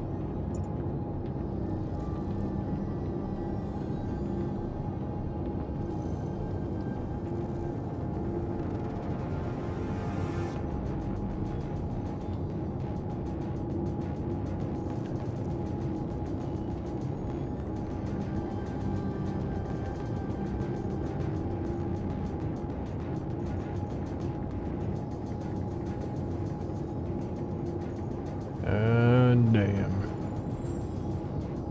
Oh, so tedious, dude. Oh, so tedious.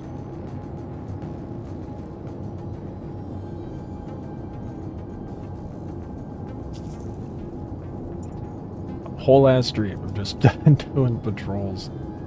Insane. What's wrong with me?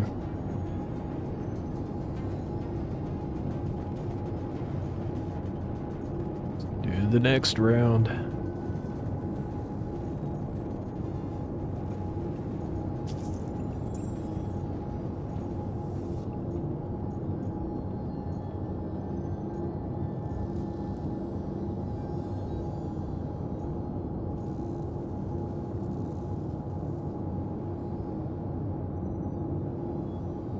Am I tripping?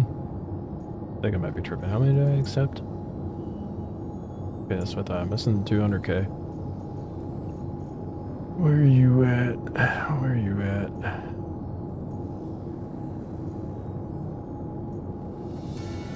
Is it not generating?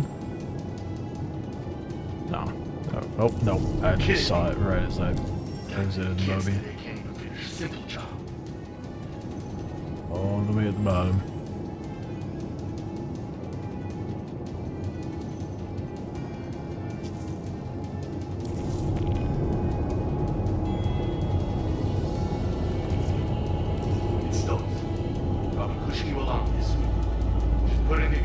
Going back to the old missile scaling does not make sense, given how much the system has changed and is changing. Great. Had some skag bailout, so I need it done pronto. There needs to be a rebalance, sure, but it needs to be balanced to what we have, not what we used to have.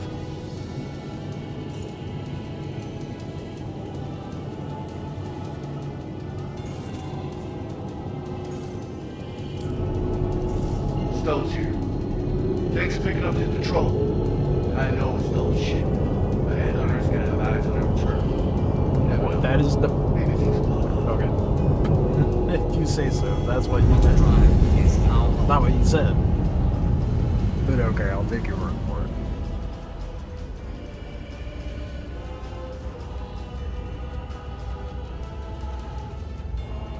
Back to the old scale, but adjust it in line with the current changes.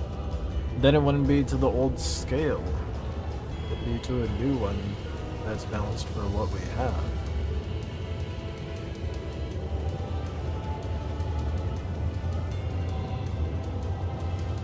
See, I mean, the economy team has to balance it too. Which, the economy is an absolute mess right now as well, so how they're going to figure out appropriate price points for restocking and all that jazz is beyond me. Until they figure other things out first.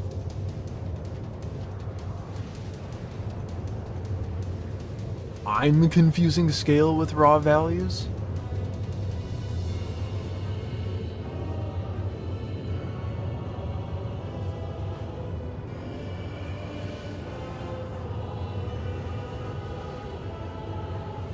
I'm not saying the old numbers either. That what I think you're projecting now.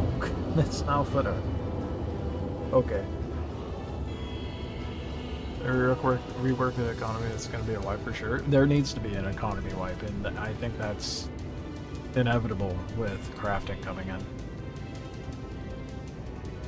Torps we fought against, countermeasures, now it's BDCs. Yeah, there needs to be a whole new balancing with missiles and shit too, and how, like, cause I feel like countermeasures, like, depending on the ship, are useless, like 70% of the time.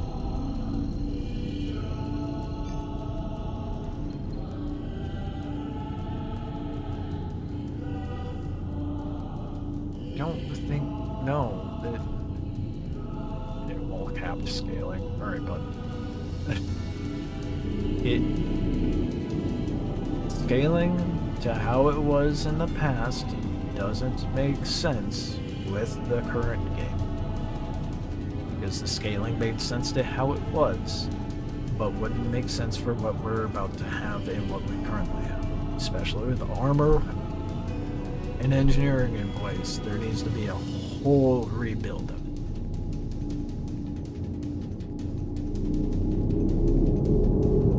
there's no sense in making it like that. How it used to be when you're comparing it to how things are currently, and things are about to change yet again with 4.5. So putting an old scale on a new thing because we don't like how it is currently makes zero sense.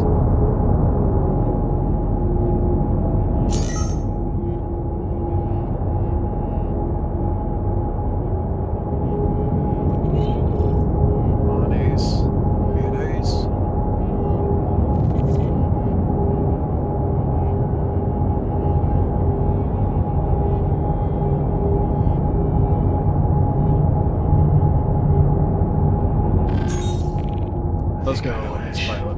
They got Just it doubting it for a moment. You better watch yourself. Yeah, they pay for protection, so you better go have it. Hopefully. Mayday, mayday! Outlaws are attacking my ship! I gotta schmooze. This guy's gonna die and I'm gonna lose track of him. There we go. Okay, fuck. I hate when it does that. Target the ace pilot. Thank you. Alright, we're good now. Drives me nuts, man.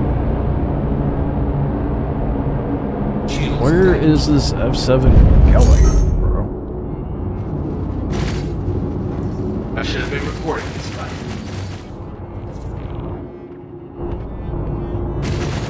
Man just said, I'm out. There's a Polaris. I'm good.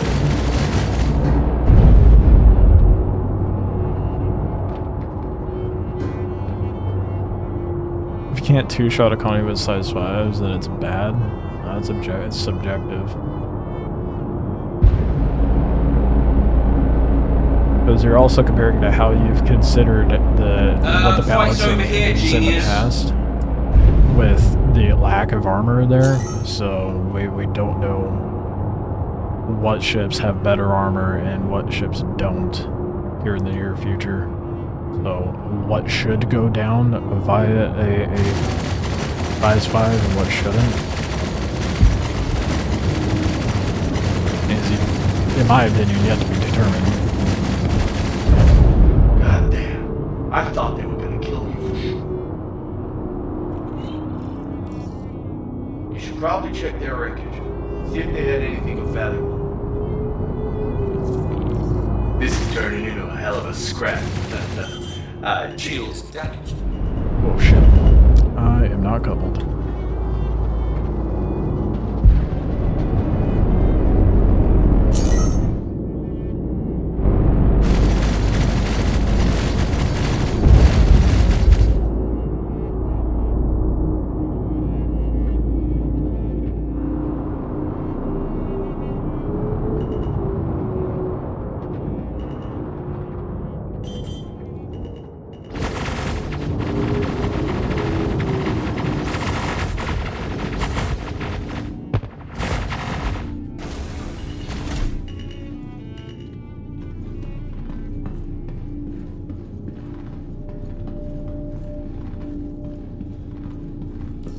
Intended target class? Do we even know what the intended? Did you know what the intended target class for weapons were prior to 4.5 coming in?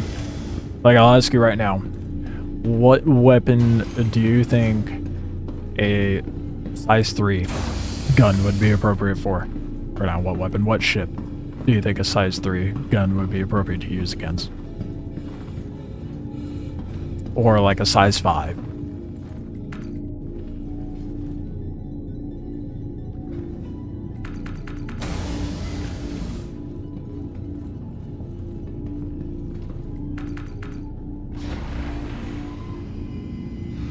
You know what it used to be, which is why you want it back to that, because it made sense.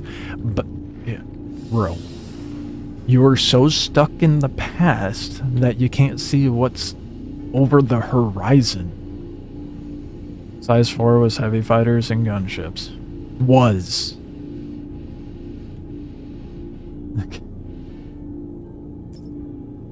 So you think size 4s are appropriate for heavy fighters and gunships, which is still the case.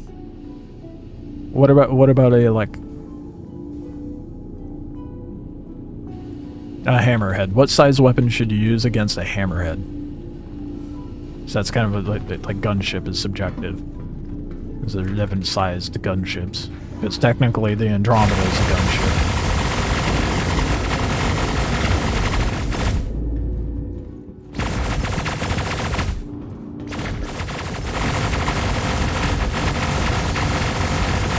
Size 5 versus size 6. This hammerhead's a Corvette hull.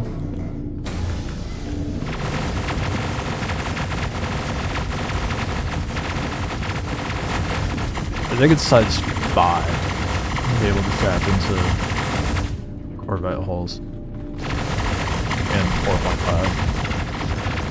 Now, granted, you could still use smaller weapons to tap into them, but you're not going to do shit for damage. But like a Corsair currently, you could use size 2s, but it's going to take ages to do any damage to it. The second you bump up to like a size 3 or 4, then you start doing damage really fast.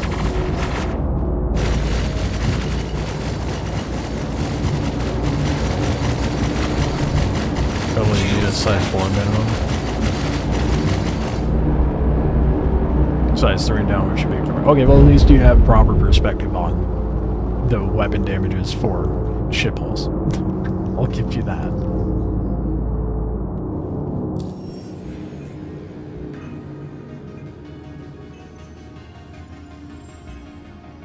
I don't think we're gonna see proper balancing of torpedoes for quite a while.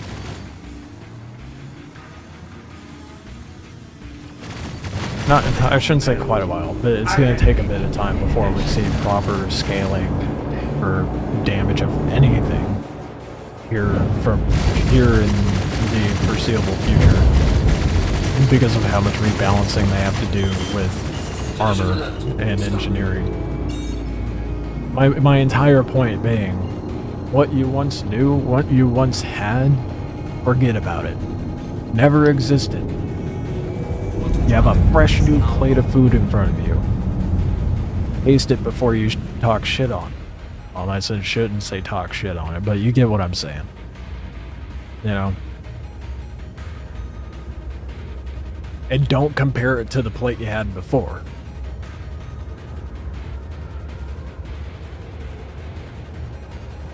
Torpedoes, either they suck or they're OP. That has been the dynamic for a very long time, and unfortunately, a lot of players are like, or OP or nothing. They've never had a proper balance on torpedoes. Because they tip the scale too much one direction or the other. Unfortunately.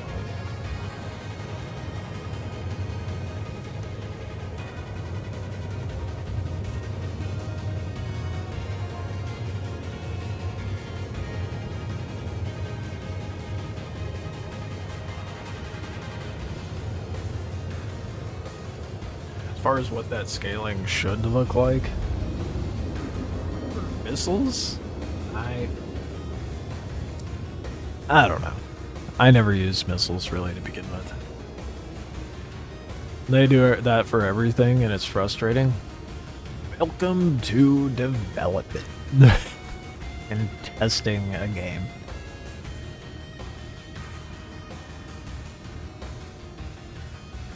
I still disagree that size 1 missiles are dog shit. Like, there is no point in using those, but that's the case with size 1 guns, too. Same with size 2s.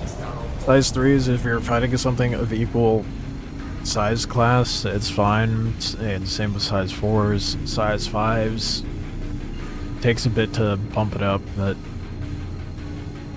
I've still been able to take out bigger ships with the missiles on the Ares.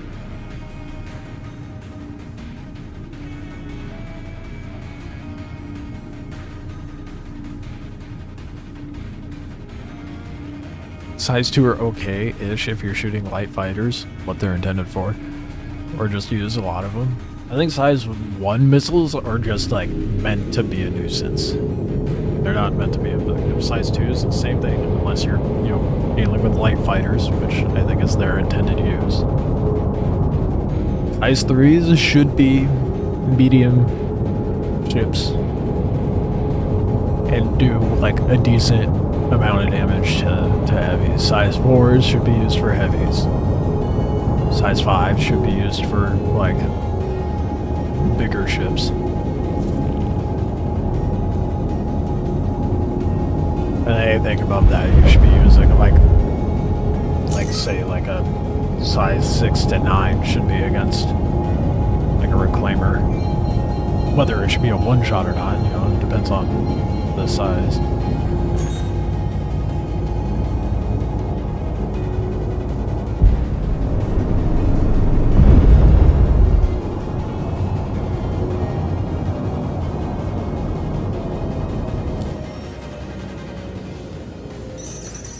But damage to cost ratio, I don't think we're going to see anything that makes any sense in that regard for quite a while, because I think the economy is just kind of out the window at this point.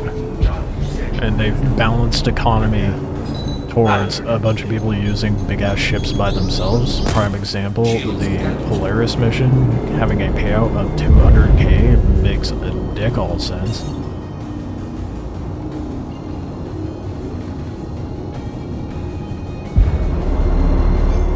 That's because it was balanced to all these big solo ships that shouldn't be soloed when it's supposed to be like a group-oriented thing.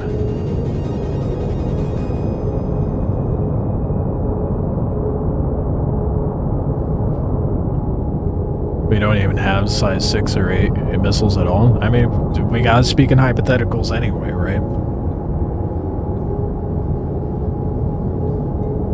As we are playing an unfinished product. So we're talking about what should be. We also gotta speak in hypotheticals.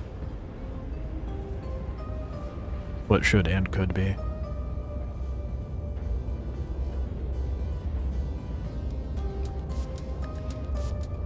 Turrets can't be targeted or destroyed. You have to shoot the little gun barrels. It is almost impossible in a real fight. Not true. Not in the new system. They polished out the precision aiming and how it targets and highlights. So like how it is now, when you're trying to target a component or a weapon and it highlights, it'll like hyper zoom in on that. And to be fair, the only time you need to be doing focused aiming like that is when you're going against a big slow ship. Not necessarily supposed to be doing that against, you know, little light fighters that were whipping around everywhere and able to move quickly. Oh, speaking of the PDC's guns exclusively. I mean, even then, a ship that has a PDC on it is a big slow ship. Smallest ship with PDCs is the Phoenix.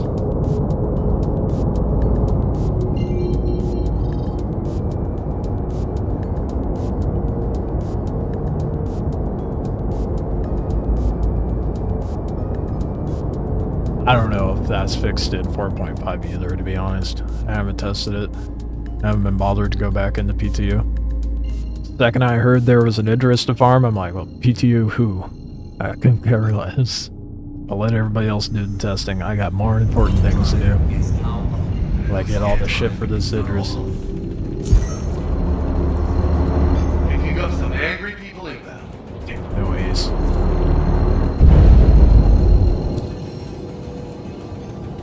PDCs are better than manned turrets.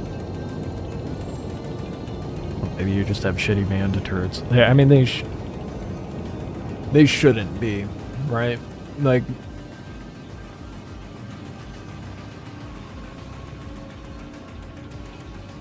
I guess it depends on the dynamic, you know, because like I do think that PDCs should be used against light fighters and like as a countermeasure against missiles and stuff, but I do think they're a bit too effective against the fighters. Maybe it's just me who feels that way, but like, I think they need to be nerfed. It should be a deterrent, not an obliterator.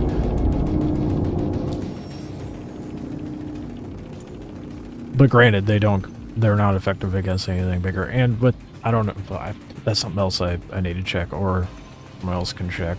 How effective are they in the new system? You know?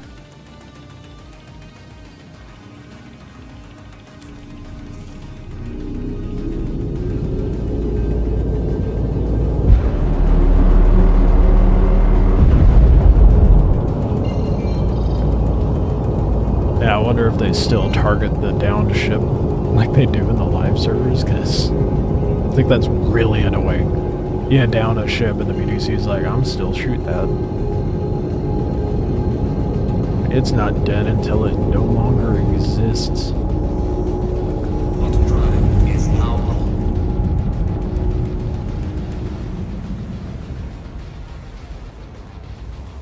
Things like Rattlers should knock them out really good. So they're cluster missiles. Or countered for PDCs. That's if you're sub-targeting onto the PDC. Now that they have their range back. Size 1 to 2 shields got weaker. Compared to when?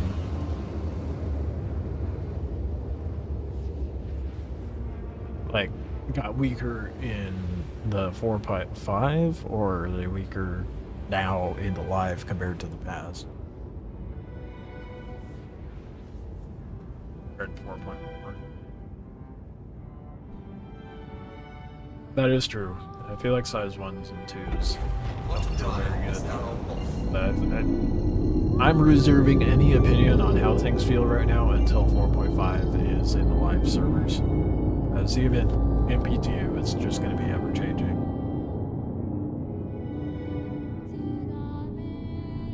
4.5 versus 4.4. Well, again, it's going to be ever changing, so I will reserve opinions on how it is.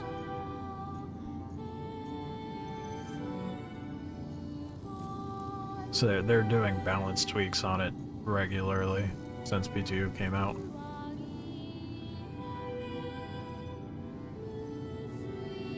Cool. I'm assuming that's like the Palisade. I think it's the Palisade, only the Palisade that's like up in the 2K range for size 1s. That is a massive nerf. That's crazy, dude. Oh. Does it scale like that with the rest? Holy shit. That's rough. Not really gonna have as much little shitter dog fighters griefing other people from 4.5. They're gonna get swatted out of the sky like flies, dude. I think that's not a bad thing. You know? So like, light fighters should go against light fighters, mediums, maybe heavy fighters, depending on the light fighter you're using. And that's it. They shouldn't be going against anything bigger. And at that point, you know, yeah, you may be weaker, but you can outfly, you can outmaneuver anything bigger that you're fighting against. So it's fine as long as you don't get shot, right?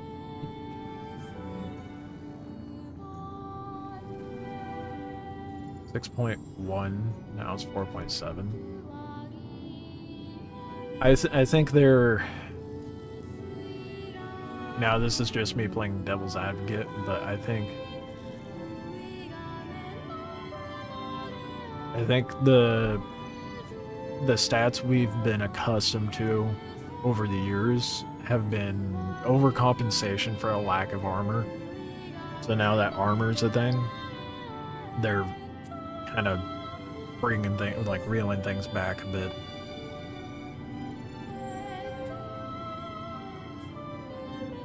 You don't think this changes anything for a solo Polaris?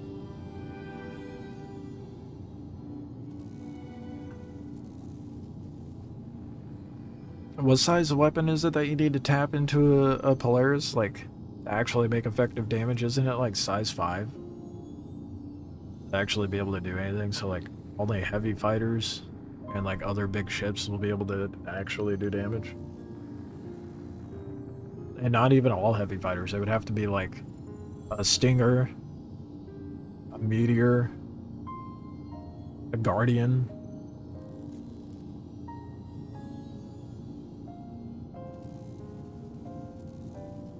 Minimum size 7 to tap into a Polaris? Really? So the Perseus is the only thing that'll be effective? Lovely.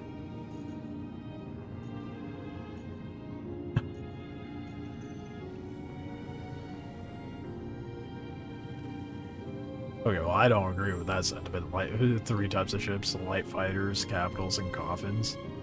Disagree. Guardian's a fantastic ship. Shiv's a fantastic ship. Corsair's a fantastic ship and can tank quite a bit.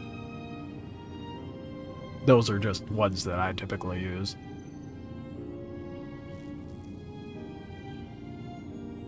I've been able to, like, 2v1 light fighters at the Corsair, so... not necessarily a coffin. I guess, you know, with some things it boils down to a skill issue, maybe, but...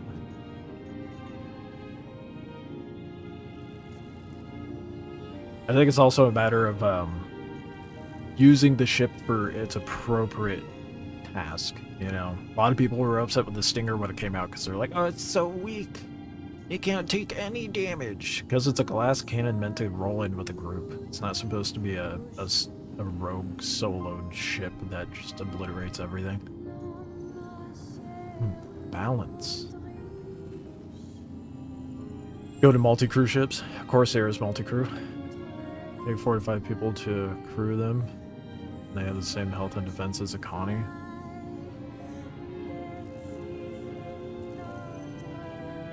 Trying to think of multi-crew. Hammerhead, for example.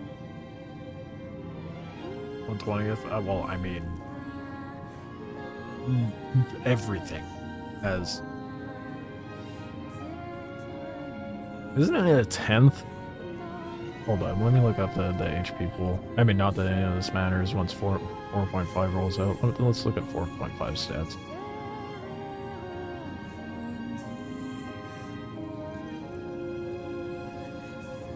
I don't know, did they change HP pools for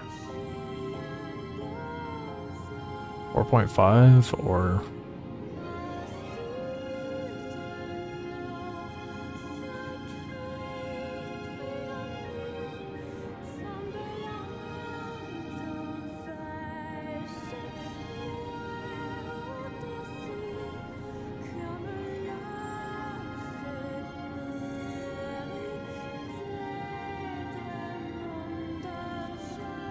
Proper multi-crewing includes an escort for your flagship normally.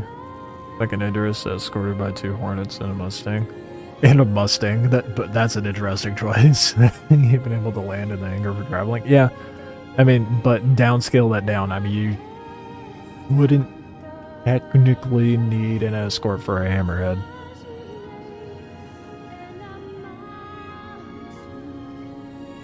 $295K.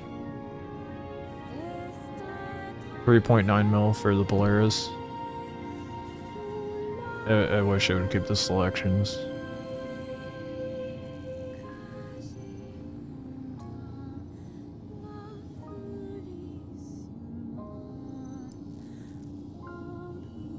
Yeah, it's the same. Allegedly.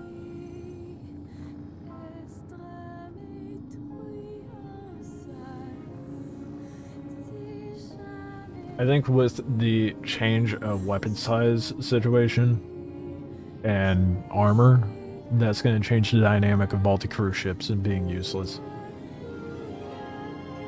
You know, I don't think Hammerheads will be completely pointless in the future.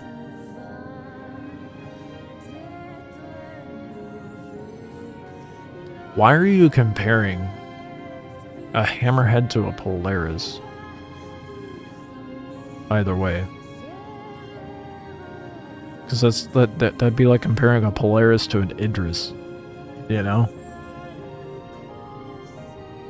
You're the Mustang. Okay, valid.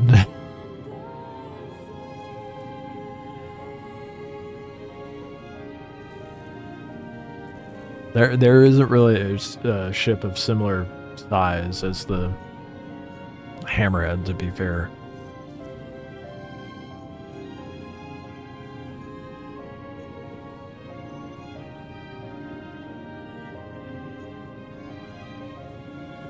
I think the Hammerhead's more so supposed to roll in there and scare the shit out of ships of its size and smaller. It's not supposed to punch up, it's supposed to punch down. Similar crew size and rough hull size.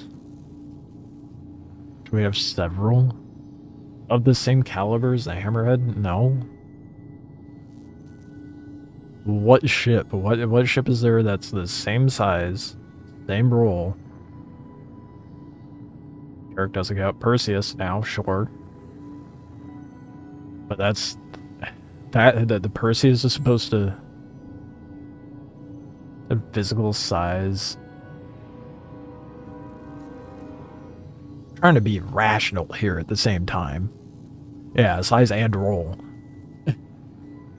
There's no point in comparing a hull C to a Hammerhead. Exactly. But you know, Perseus and a Hammerhead, that's comparable. Sure, I'll give you that. Perseus, you punch up. Hammerhead, you punch down. You know? Hammerhead can obliterate a swarm of light fighters better than a Perseus can. Well, depending on who's manning the guns, but, you know, tit for tat kind of comparison here. With bullet speeds, etc., I think the Hammerhead would do better. Tell you how that makes sense? Hammerhead has a bunch of smaller guns and can go clear a crowd. Perseus has fewer guns, but bigger. What use big gun for? Bigger ship.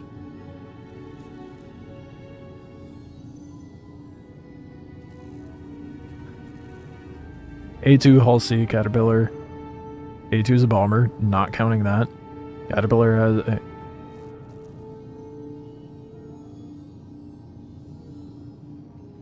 Hammerhead only has 2. Does it have multiple shields though? It has 2 size 3s. Where, okay, so it has size 3s.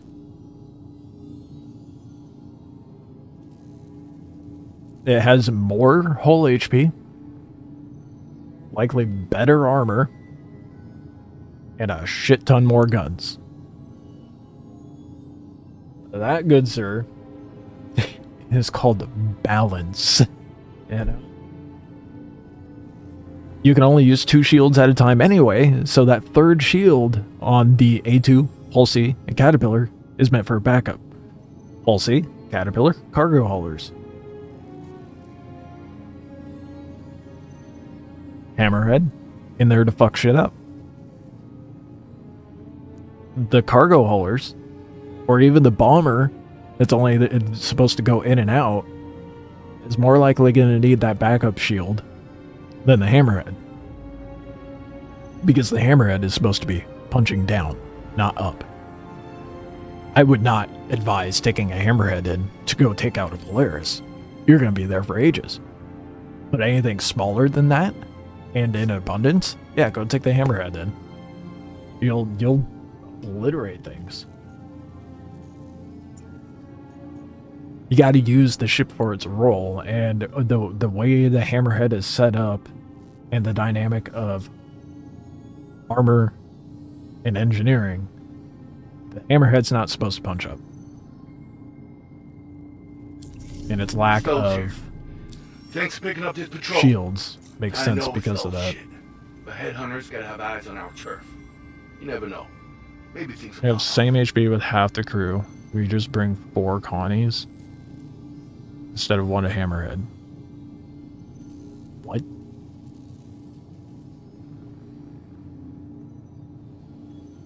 Are the Connies fully manned?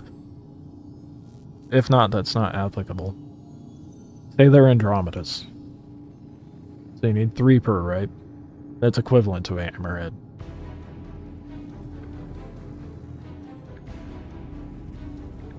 Don't need to be.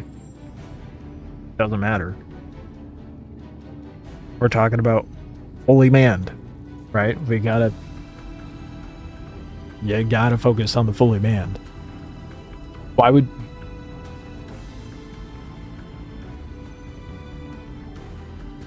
And, you know, no matter what, numbers, multiple targets, because now we're talking tactics, multiple targets is always going to be more difficult than one big-ass target.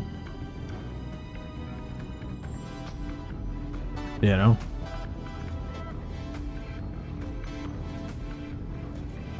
Hey, you need at least 1 guy for fires. There you go. And if you're punching up with the Connie, then I suppose you're fine not having people on the turrets. I'll be pushing you along this week. Just putting together the route. We'll probably be pretty quiet, but stock up for anything. They should not double the shields. Maybe increase the HP, but again, with armor, that's subject to change.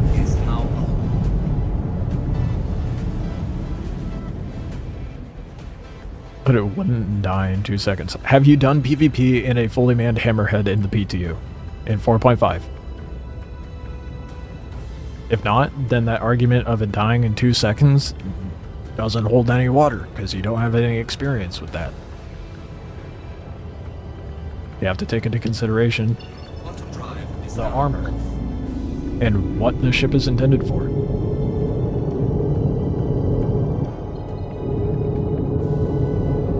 Could you punch up using a stinger? Yeah. Are you going in solo? Yeah. Will you make it out? No. Because that's not how it's intended to be used. Same goes with the Hammerhead. And don't punch up with it.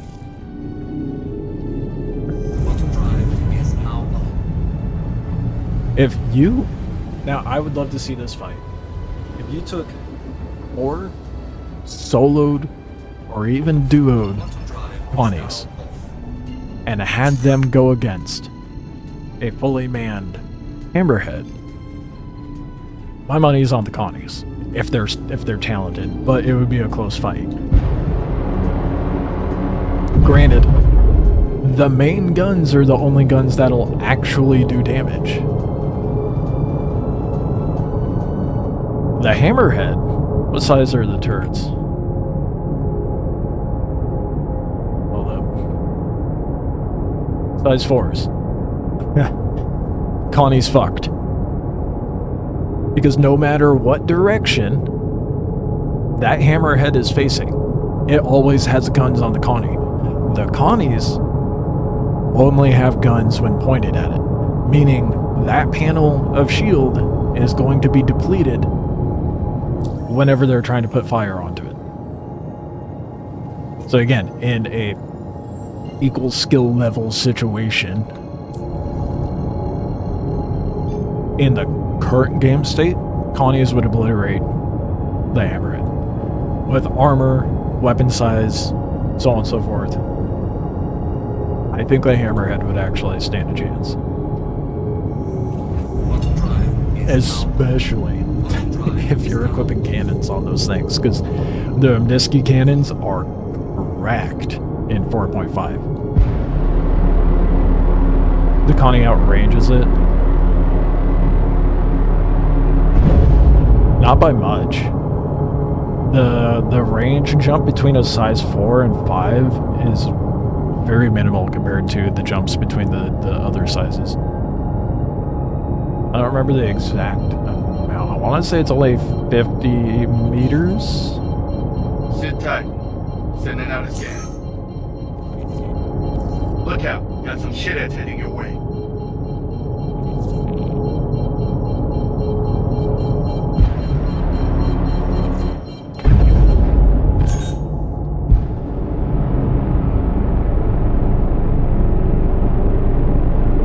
Do they attack in a pack? Like they're supposed to?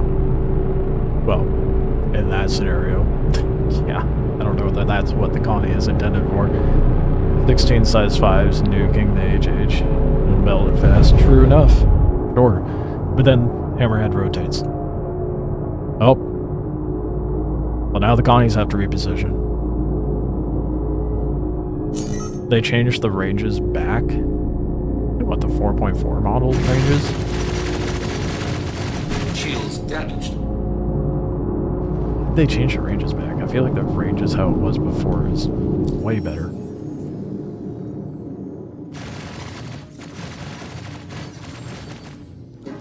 I mean, if that doesn't even... that perfectly illustrates my point of, like, it's ever changing. There's gonna be constant rebalancing of this stuff. People didn't like the short range, yeah, because they couldn't fucking snipe things, that's why. The short range made sense in my opinion. I do think they went a little extreme with the ranges, but I do think there needs to be a cutback on the ranges as a whole. Keep things a little tighter knit.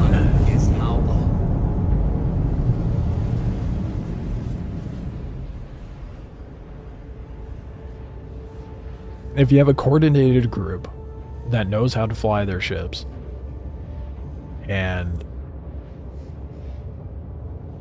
the colonies would win, but that's only if they're skilled and coordinated. However, that circles back to my point of Hammerhead is supposed to punch down. Or a colony by itself would be punching down. A pack of colonies, that gets questionable. And CIG does go for one extreme or the other. That's always the case. But that's part of testing and development, unfortunately.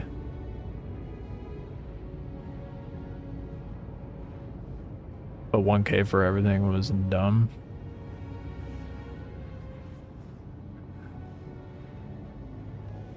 I think the max distance, just speaking about 1 through 5, not gonna bother with the sizes higher up.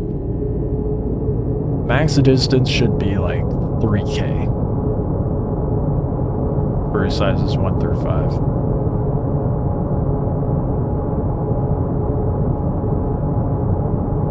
Maybe even 2.5. But I do think range for size 1s, 2s should be dropped a bit. Alright, let's get going. Head to the markers. No, he's run a pilot. scan and see what shields.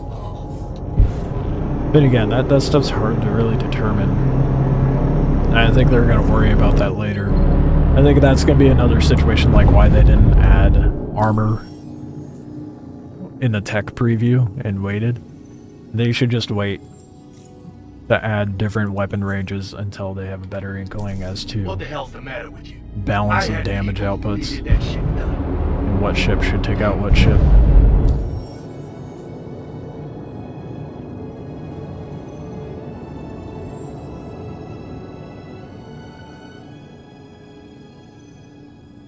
Size 1 and 2 didn't change in range. Size 1 was like 900k. In the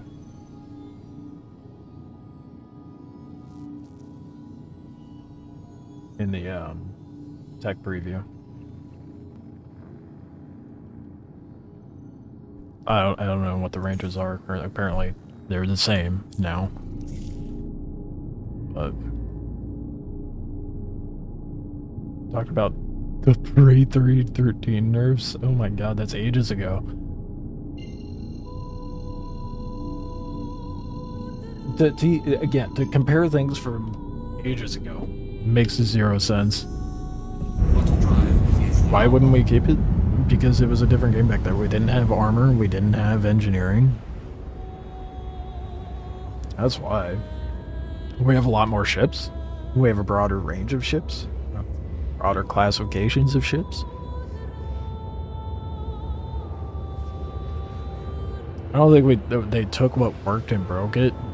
They tried to balance with the new additions because what worked back then didn't make sense for what we have now.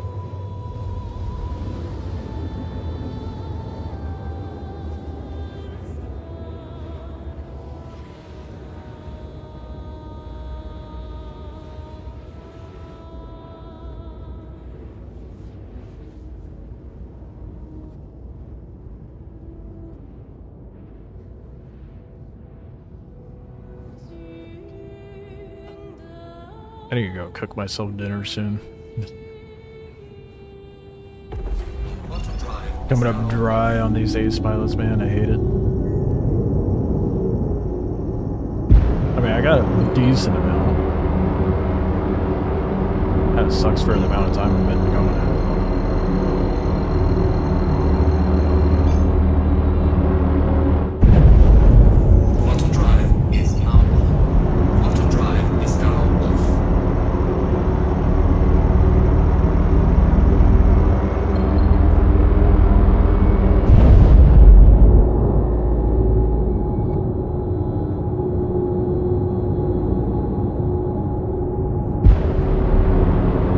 I do think that thinking back on the hammerhead thing, I do think the hammerhead, know that all the guns should be size 4, but it would be good to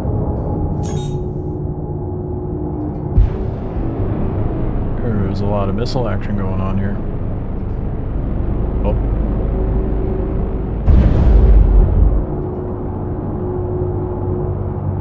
Pretty sure that was a wolf.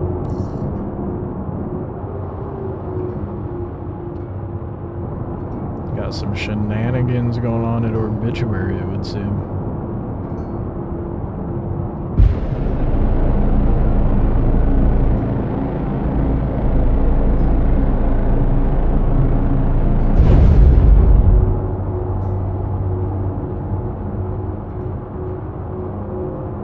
Oh, maybe they'll do a rebalance with the hammerhead. Throw some, like, maybe at least make half the guns size 5s. But in my eyes, in its current state, it makes more sense for it to be something that punches down on the light fighters like a huge swarm.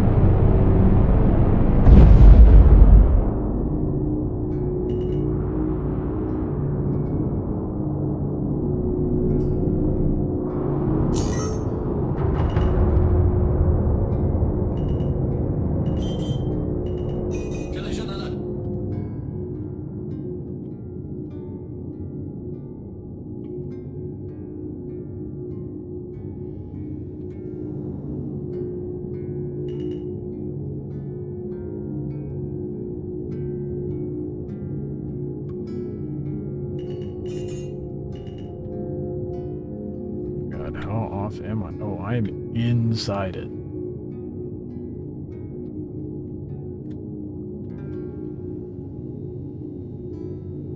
There we go. Automated docking initiated. There were so many red markers. Oh, that's why. The PDCs are going at him, dude. That's hilarious.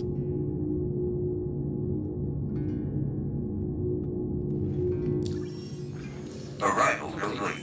Welcome. 100K to repair? God damn.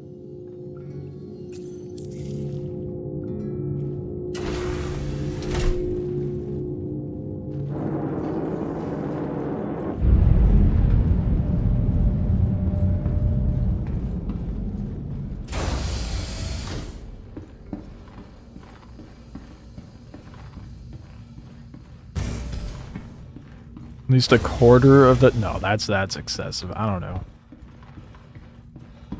I don't think the hammerhead needs more than 500K.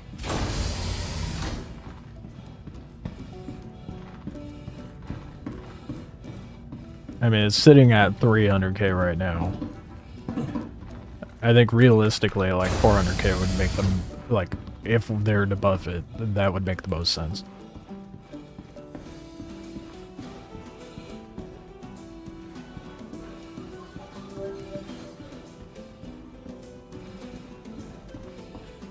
I mean, total HP does matter to a degree. If total HP didn't matter, why would you be bringing up more HP? You yourself said it needs more HP. What? Yeah. It's a bit contradictory.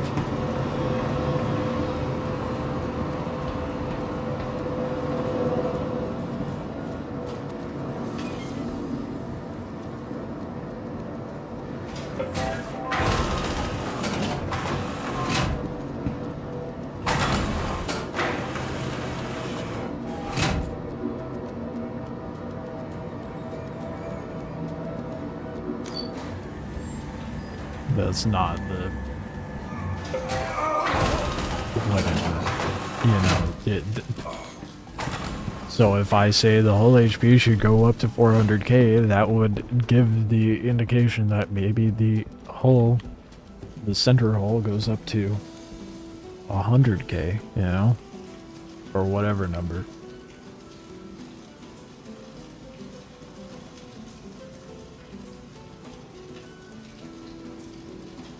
Brother, get out of here with that Redditor ass attitude.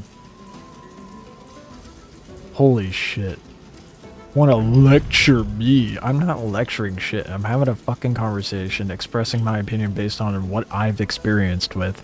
And then you wanna come in here, do the fucking same, and then not have touched PTU whatsoever. And then you wanna lecture me about it. Like, my god, you're so fucking... Oh my god. Don't come at me with that sort of attitude, bro.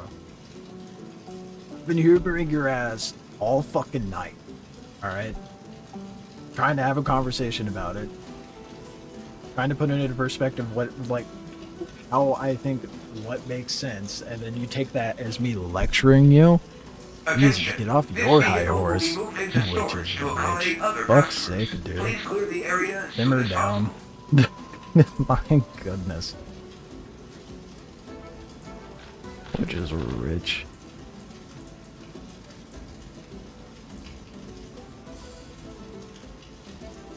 Eats popcorn. Yeah, we got another one. Fuck's sake.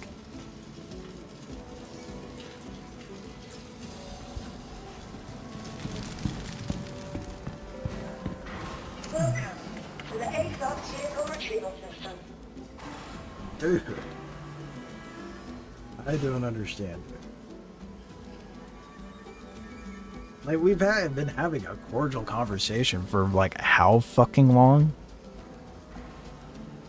Jimmies have been rustled. OP6... You are a Redditor, aren't you? Holy shit. OP success. Fuck, you're cringe. Fucking hell. Oh, I rage baited him. Aren't I still cool, guys? Actually, I was just rage baiting you. And I'm now saying that simply to deflect my insecurities. Look how powerful I am behind this keyboard. Huh. Jesus, dude. Shut up.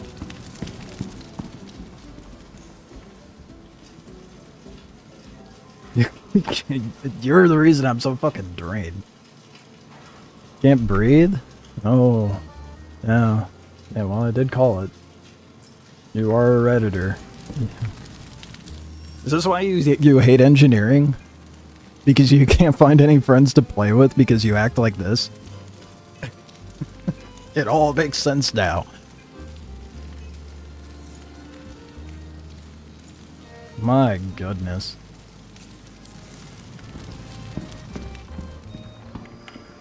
Welcome to the ASOS vehicle retrieval system. Your vehicle has been moved. Please visit us again. ridiculous, dude.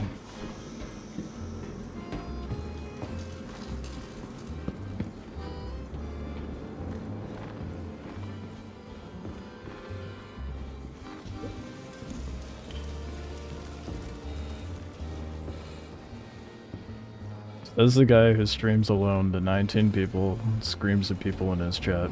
Screams, yep. I've been screaming, you got me. Oh, how dare I have a hobby? Oh my goodness.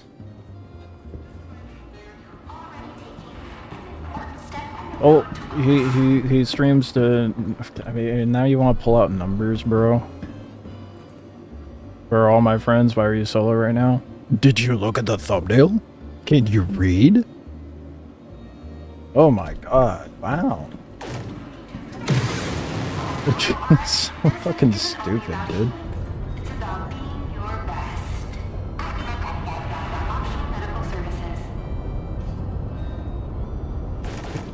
Just like bringing up the numbers when it is so fucking childish, you know? I don't know how many people are watching me. I don't pay attention to that shit. Fuck's sake. If anything, the numbers are lower because of your obnoxious ass. God damn. Fuck's sake, bro.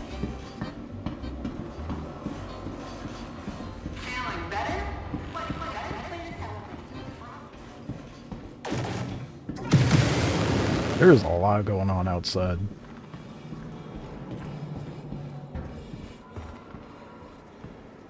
Right, I was gonna deal with my hydration and go fuck around with whatever nonsense is going on out there.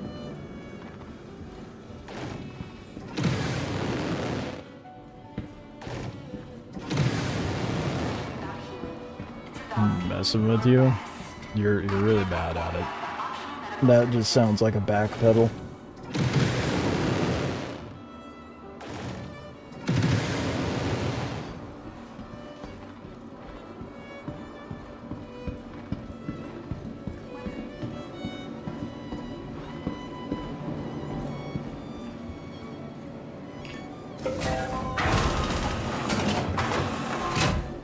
Is it Scott on a... Nah, Scott's not. No, Scott's chill. He might make his jabs and try to, like...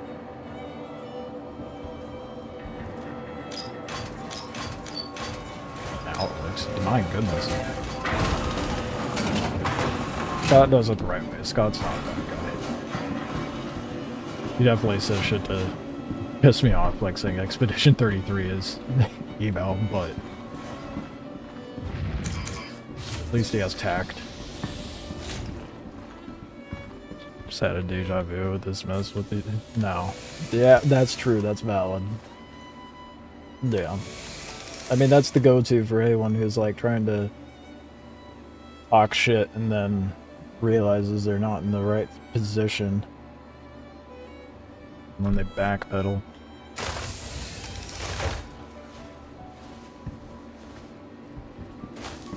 I mean, I digress.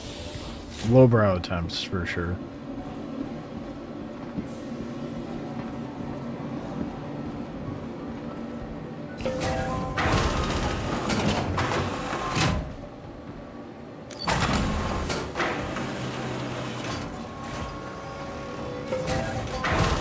I'm gonna be real angry, gamer. I'm done with the conversation with you on like what it should be. I don't fucking know. Not what it should be. What it is right now. We've come to an agreement on that. You know, I don't understand the sense in trying to spark ire and mess with me by saying that I don't know what I'm talking about and I'm trying to lecture you on it.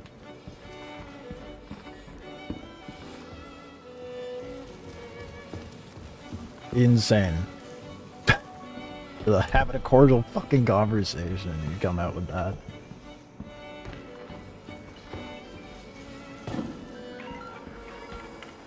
Welcome to the A-Bus vehicle retrieval system.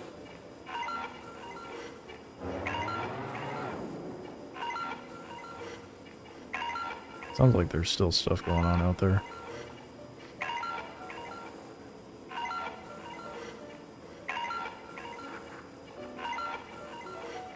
I'm tripping? I am tripping, there it is. I'm gonna take the wolf and see if there's still nonsense. There's a lot of flares going on, so I think people are just hanging out outside of the obituary, which does not happen often.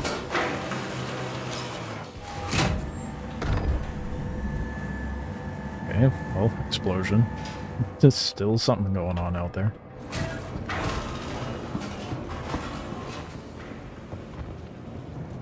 Welcome to the ASOS vehicle retrieval system.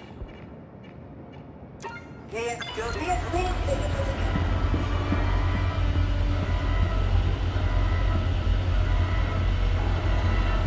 I'm gonna take a peek, see if I can get some PvP action. Step away from the grind for a little bit. Nowhere near where I need to be, but you know, definitely gonna take some time.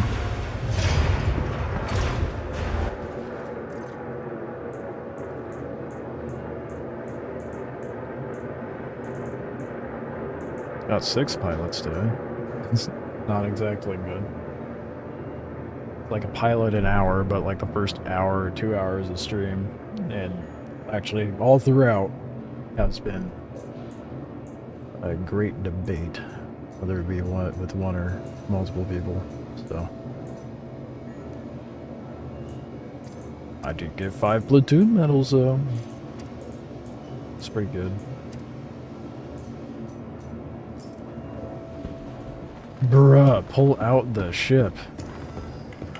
By the time I get a ship out, they're gonna be gone.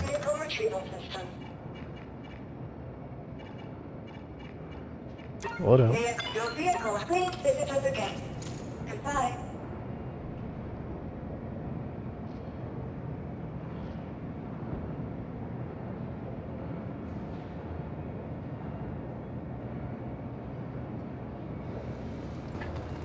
Doesn't want me to go out there and fuck people up. Well, that's unfortunate.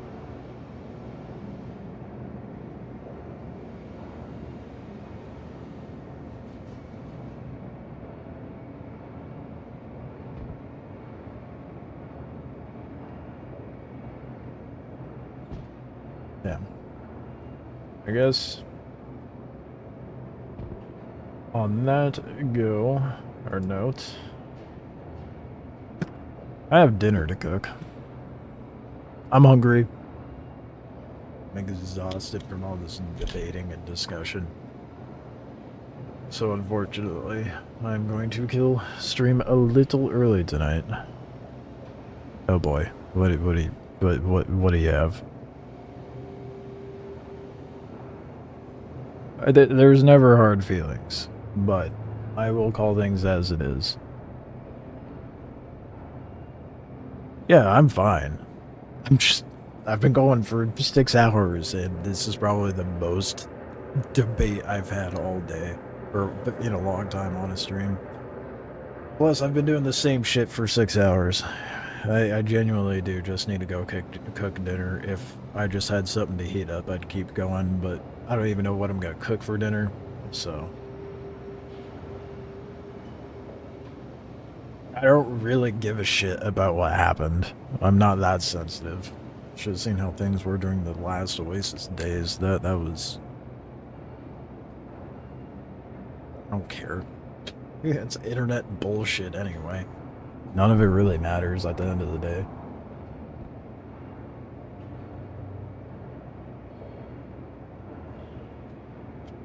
I have to apologize, man. It is what it is. I will catch you guys tomorrow with more Idris Farm. Hopefully I have better luck with Ace pilots.